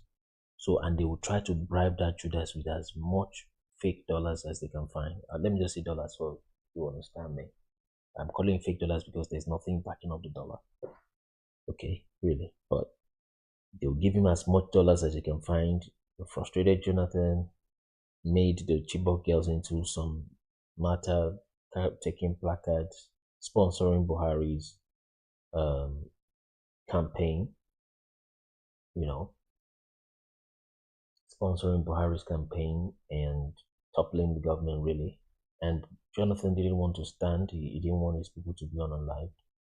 I think probably was the right decision, And then you have Buhari coming with the APC. It was sponsored largely by, also from the United States. So, so do that to any Western country, they will be destroyed also in a very much shorter time. So they look for as many people who are against the current party. So it's usually about winning, and money plays a lot of roles. And keeping the people poor is very important in this whole thing, because if the people are not poor, then you will not get anybody to go rig for you. Try to come to Germany today and say you want to get people to rig elections for you. I mean, where would you find them? Everybody is busy doing regular jobs and etc. You're not going to find someone to. But try that in Africa. There's too many people who are at the verge of anything, and they will do almost anything to survive. So it's easier to find people who will rig for you there. So spend some dollars, then everybody would almost be at your bidding, irrespective of the ethics of what you're doing and what you're saying. So that's the thing about keeping Africa poor. It's very important. It's very, very important. And that's why we teach righteousness in church. We teach people to have faith. That's why we still mention the name of Jesus, and that righteousness exalts the nation. That's why we teach the gospel in those remote areas. So that even though you're hungry, even though you're going through a hard time, the country is not going fine, you refuse and say, no, even if I will die, if I will perish, let me perish. I will not take a pew and go start, what's that word? What's the word again? Start kidnapping people for ransom. I won't do that. And like we've said, if you check those people, when they arrest them, those who are kidnapping people for ransoms, you will discover that, you see, this guy is really very poor. He has probably never handled 100,000 naira in his life. Maybe not 1 million naira in his life ever. But he's asking for ransoms in the tune of 10 million, 15 million. And they've given several of that to them in their group. And yet they are there. It shows they are not the one who is doing that job. They were sent. They were sent to do that job. And then they take the money from them. They tell them, don't worry, we'll find a way to shut down the police. Things like that. That's what happens when people are poor. So it requires faith that your children are not in school, your family is hungry, but no, I am not going to compromise. I'm going to stay in truth. I will not compromise. I will not compromise. I'll stay in truth. I will not compromise my body because I want to buy an iPhone or because I'm in a hard time. No, I will not do that. And it requires faith to do that. Without faith, you won't be able to. So that's some of the things that we're teaching. And another thing is to boost your self-esteem, which is really your God esteem. You see, these things here. Knowing that you're the real people. Most people, they have not grasped it. But when you grasp it to boost your self-esteem, you know that you are the people. You are the people. You are the Nubia. The Nubi of Yah, the prophets of Yah. I looked at NCPD writing online and it's traced to Cross River State. And can you explain? I can't explain. But yes, it's towards the Cross River into Cameroon. In fact, we're probably maybe going to do a video there. Somebody contacted me. I think her name is Ada or something. When I spoke about NCBD. So they there's literally a place called NCB, okay, which I'm sure is connected to that NCBD.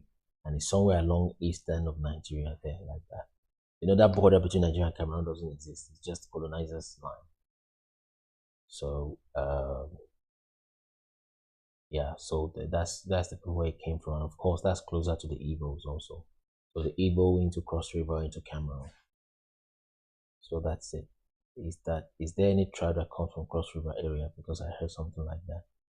The best we can say now is to still connect them with the Gad people. We don't have much except maybe a few. Let me check my notes. What I heard today.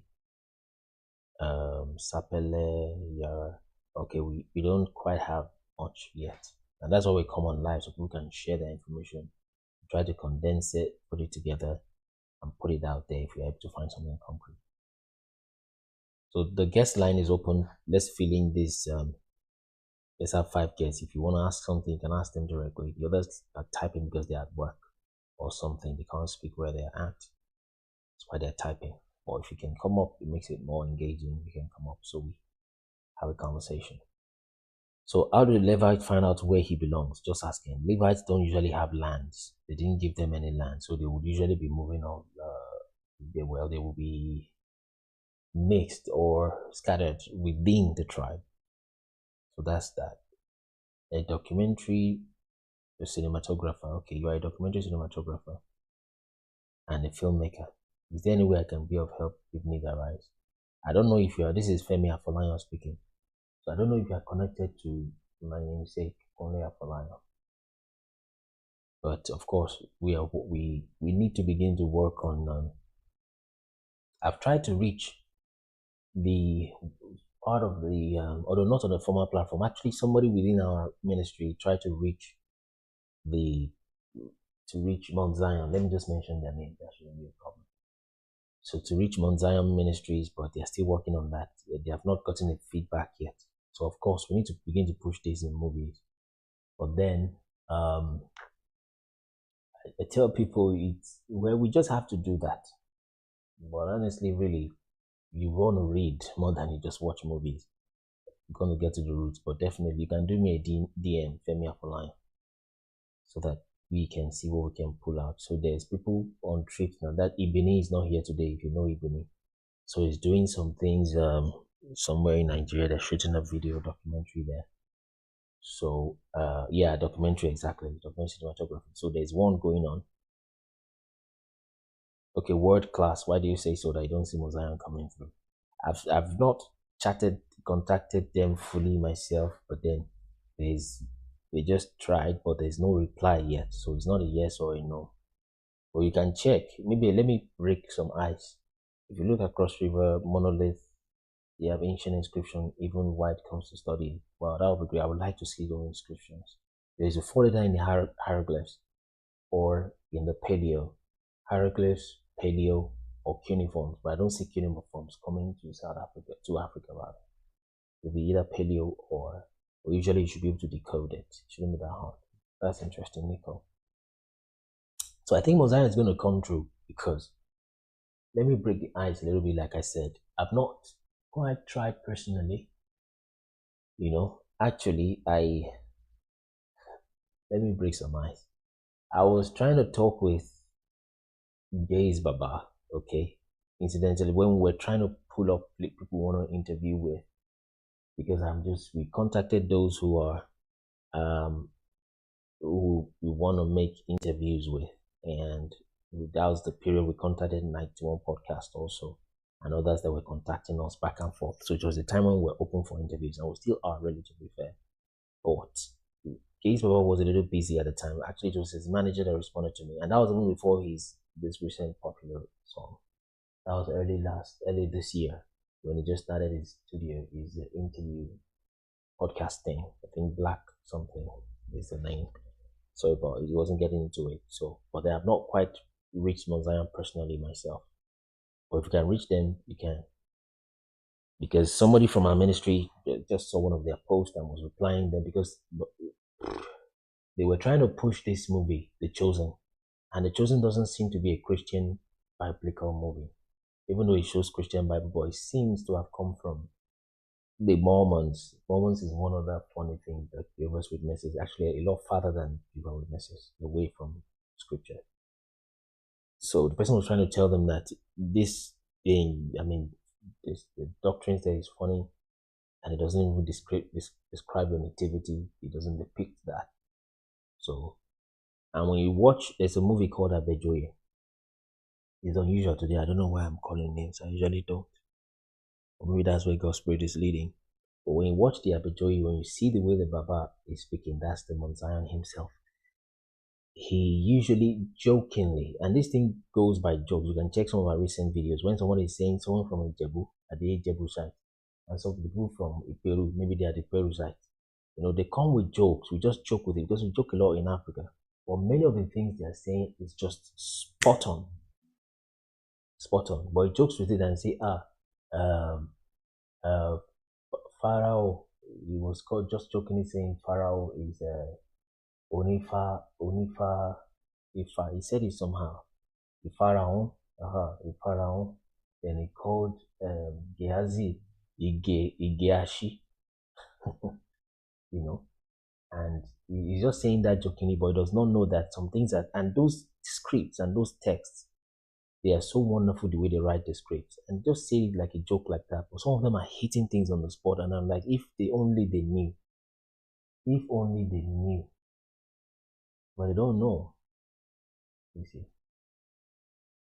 If only they knew. He said Gehazi is Gehashi. He mentioned another one. Iberu Aomo Alabaru. He called Iberu Aomo Alabaru. So you need to understand Yoruba to get some of these things. So they probably will still come through over time. So I'm just, it's easier if they get to be the first to touch it. But if Femi Afolayan can contact me, I might work with Afolayan instead, or whoever comes through first. And they'll put it, this is based on a true history. This is based on all cinematographic documentaries and cinematography, like you said.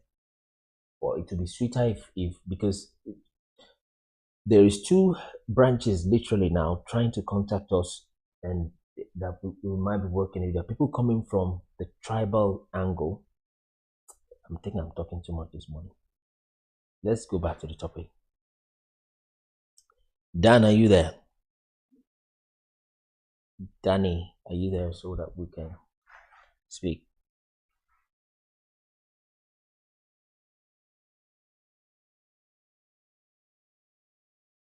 Danny, are you there? You're muted. Okay, I think Danny is even off the screen altogether. So, so those that may want to work with us, in fact, we're already asking for video editors, but that was just for a very little task, like cropping videos from this kind of podcast, and they post it as short videos on TikTok. That's what we're going to take the video thing to do. But documentary thing is a much bigger thing that we're looking at working on. So if you're working in those areas, you can let us know. So we come live 10 a.m. every morning in this season. Follow this account like right now so that when we go live, you can know. You don't have to share your mind on it and all that. So type your questions in the comments and the areas you want us to discuss. So I've answered those questions. Let's have the next question in the comments. Next question.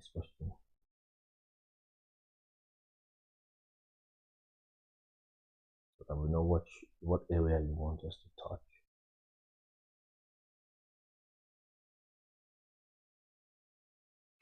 Next question.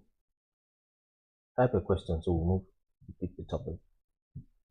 But if you have questions for some of our videos that you've watched.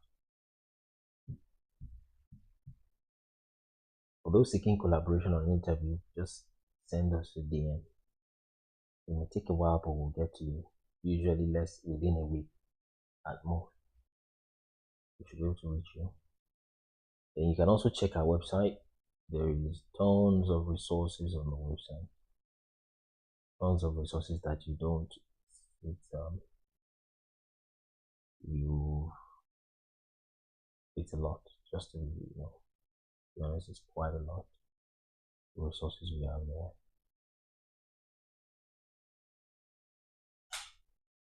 See that. So let's push this thing in movies. In fact, and you can imagine things that are actually not even people put things that are not factual in movies. How much more when we then discover things? How much more should we be bold? Put it in movies. So those things are changing gradually. People would want to do movies, and when they want to act an angel or something simply, they put a white man. They go look for some Lebanese or somebody to put there, and the guy will act so terribly. And mess up the movie, but you must put a white man. All those things must change. The Most High, can I show you? The Most High himself looks more like you. Check the book of Daniel. He's also in the book of Enoch. He describes the hair of the Most High. His afro hair looking like wool. Not just the color, but the texture. I think the very important moment Nigerians get this thing right, yes, to turn around the whole of Africa and the world. Actually, let me add the world to it. That's very true, Victor. It's an interesting time. There's hardly any Nigerian that is saying this thing I'm saying, and there are reasons for that. It's just funny. So now that it has entered Nigeria, has entered potentially the tribe of Ephraim, trust me, it's gonna go viral. And that's why we ask you to share the videos. These are our videos, and just people can see and know. So somebody is requesting, but it keeps falling off. So if you're requesting, just let me know in the comments so I can try to invite you particularly. So here is the website.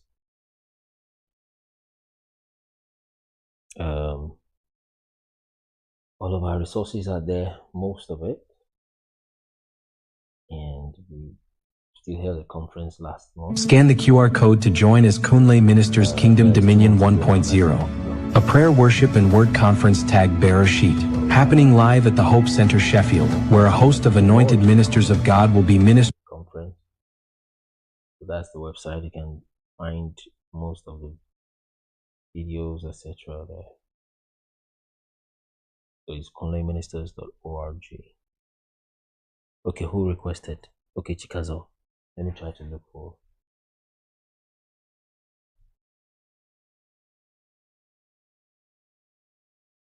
this. Their stuff is often very slow.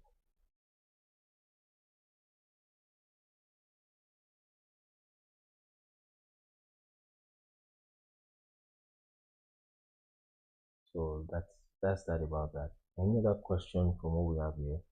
If there is no questions, then you just started studying Nigerian history and you found a lot of secrets that are there, painful to read. Yeah, very true. And what timeline did you study in Nigerian history, Victor? Is it from the 1930s, amalgamation, or what part? Let me try to invite those who want to speak.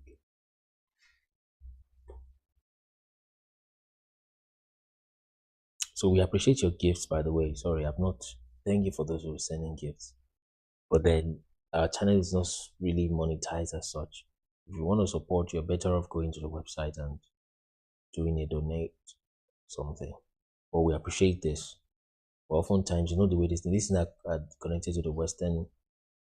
It's connected to Stripe, go through PayPal or Payoneer. They cut off at as much as 50% before it gets to you, if it gets to you at all. And they put a high bar to you before you can even withdraw it to do anything. You sort camera, sort whatever. Yeah, 1942 independence. It's very painful what they've done there. So it's funny what they've done.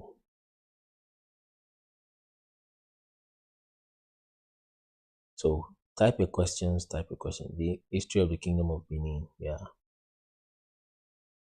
Benin is quite an ancient kingdom. I mean, these are literally the people of creation, as far back as the time of Israel, really, actually. So it is. So drop a question so we'll respond to you. I'm trying to get guests to come through.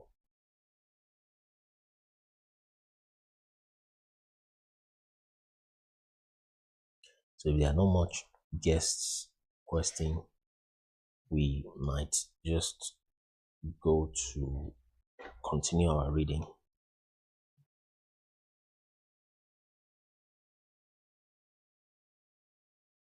We might just continue our scripture reading. So ask questions. You'll watch some of our videos. Ask questions. We'll answer your question.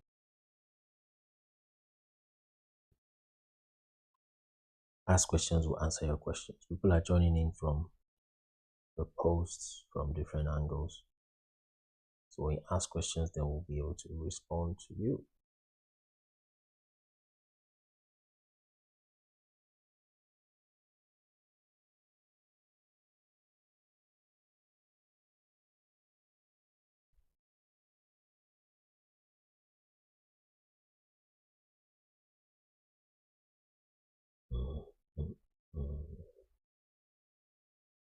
So Mavis, you're welcome.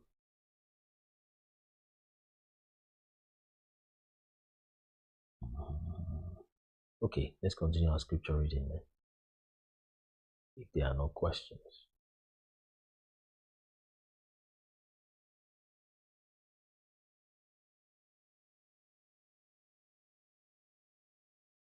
Let's continue scripture reading.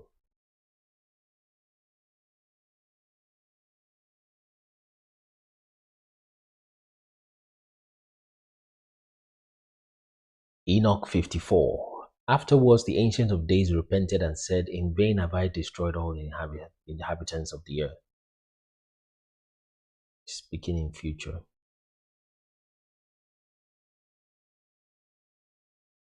And he swore by his great name, saying, "Henceforth I will not act thus towards all those who dwell upon the earth." Wow. Wow. God took an oath. Wow. That is powerful. That is so powerful. So around 1970s, the Kingdom of Saudi was sick. He was flown to Ibadan for treatment. Wonderful. Wow, 1970s. But today is the opposite. Wow. That's interesting. A lot of things have been switched upside down. I didn't even know that people used to come here for treatment. Yeah. But I will place a sign in heavens. That's talking about the rainbow.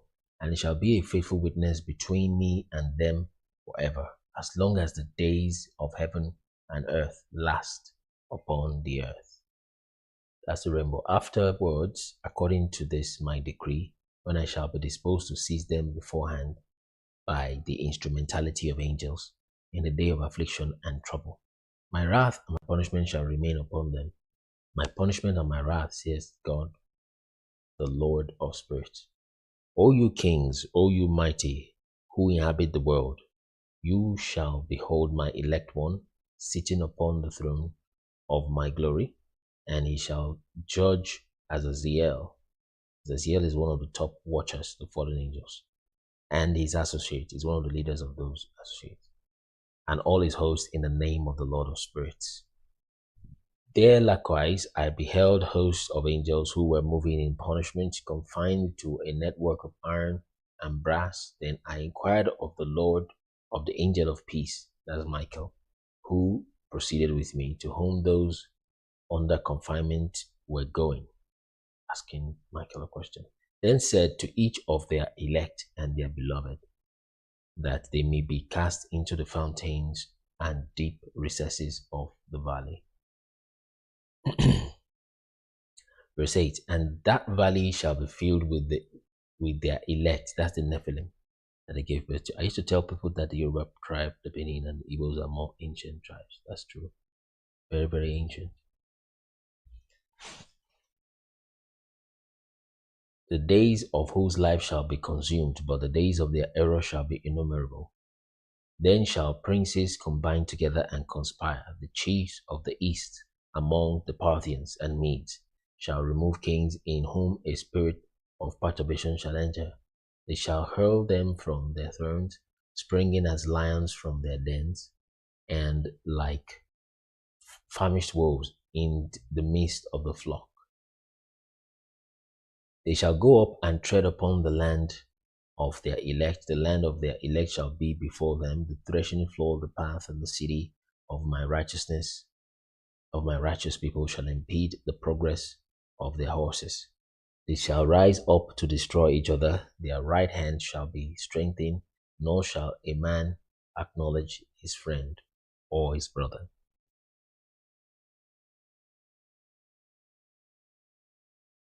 Nor the son of his father and his mother, until the number of the dead bodies shall be completed by their death and punishment. Neither shall this take place without cause. In those days shall the mouth of hell be opened, into which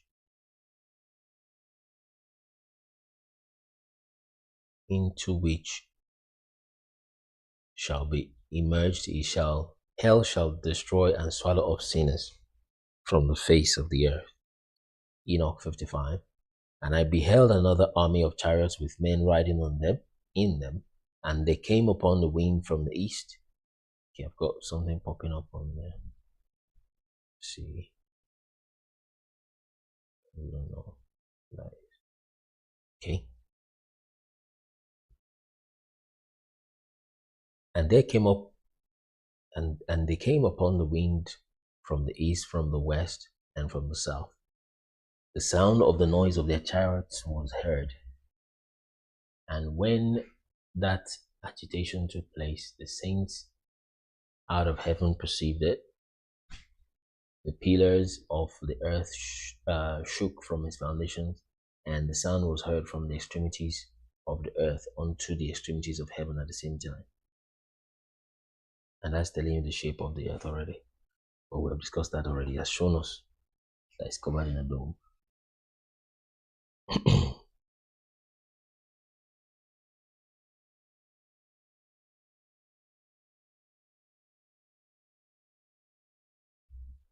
Okay. Then they fell down and worshipped the Lord of spirits. This is the end of the second parable. Now, chapter 56. I now began to utter the third parable concerning the saints and the elect. Blessed are you, O saints, and elect, for glorious is your lot.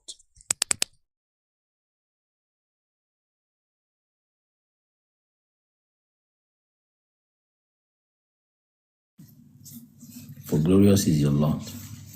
And the saints, okay, blessed are you, O saints, and the elect, for glorious is your lot. The saints shall exist in light, in the light of the sun. Okay, let's read on from there. Let me put some in there.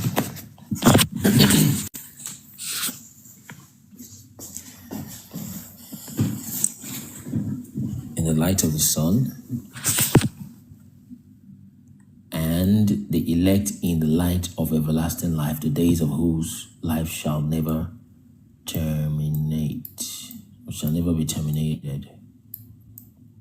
We terminate, okay, nor shall the days of the saints be numbered who seek for light. Okay, who seek for light.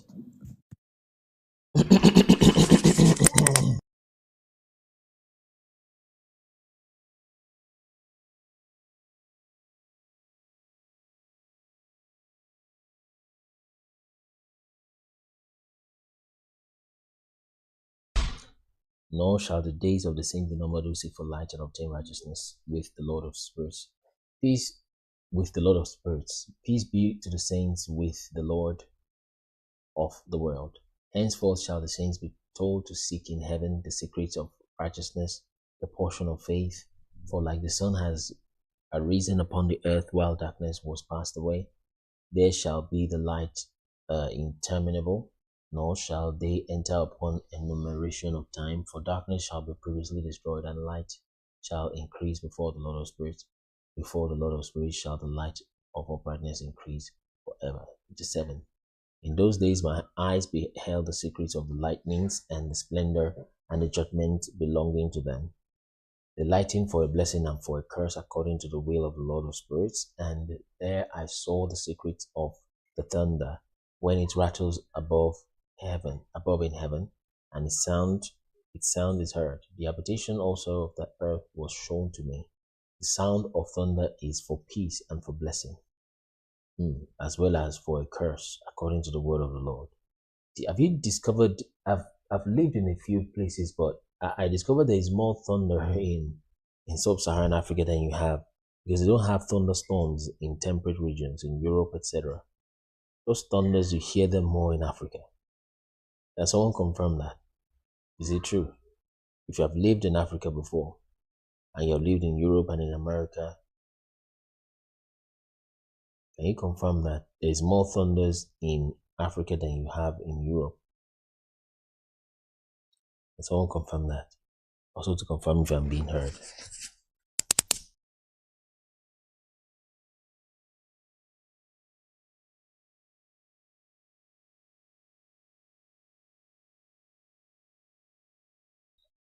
So let me know if you can still hear me. You can type yes if you can still hear me. Yes and F1. So we push a little bit. Let's do some yes and F1.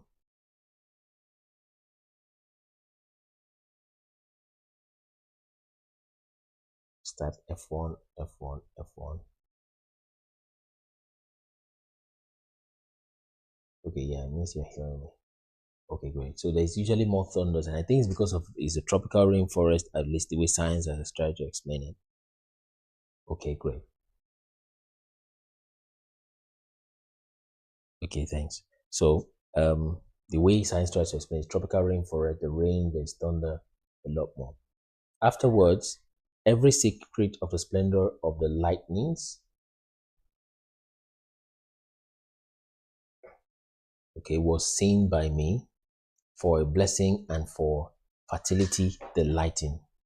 Okay, now I can believe this as against photosynthesis. But he's saying lightning also helps the plant in a way. In the 500th year and in the 7th month, in the 14th day of the month of the life of Enoch. Oh my God. You see, it tells you Enoch's age. It's true. I live in the UK. I've rarely heard thunderstorms in my 25 years. Wow. Very, very. I hear. When you go to Europe, you discover that it's just, and the rain is hardly heavy. It's just trickles and all that, and you hardly hear the real thunders. Thunders in Africa, they would literally shake the building, and you will shiver. It will make you jump when it strikes like that.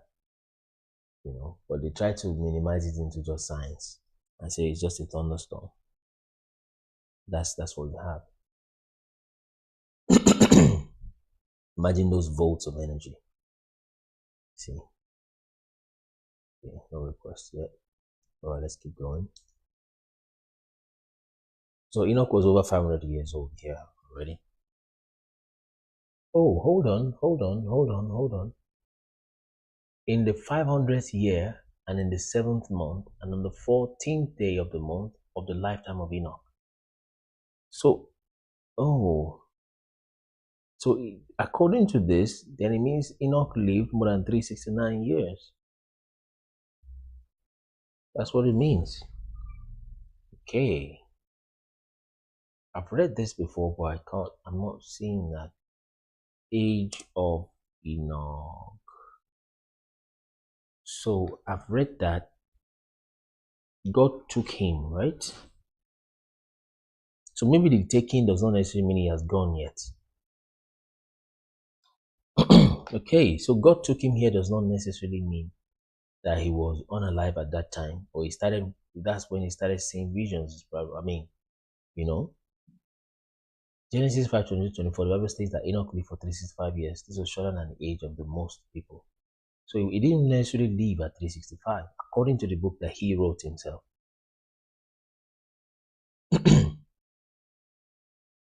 That's an interesting one. That's a very interesting one. Genesis 5:22.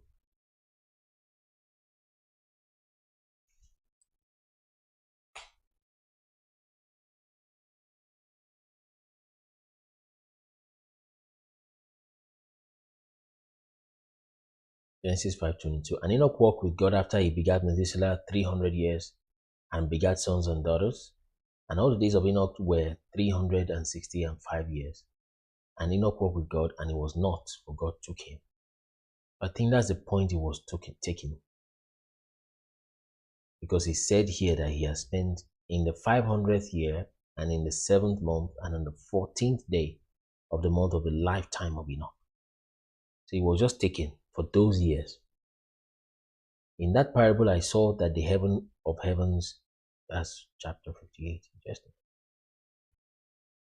Heaven of heavens shook. So you see, this is how you compare scripture with scripture, and you check, okay, this must be this, and then you can make conjectures or what do they call that? Inductions from there, not just from just thinking and using 15 translations.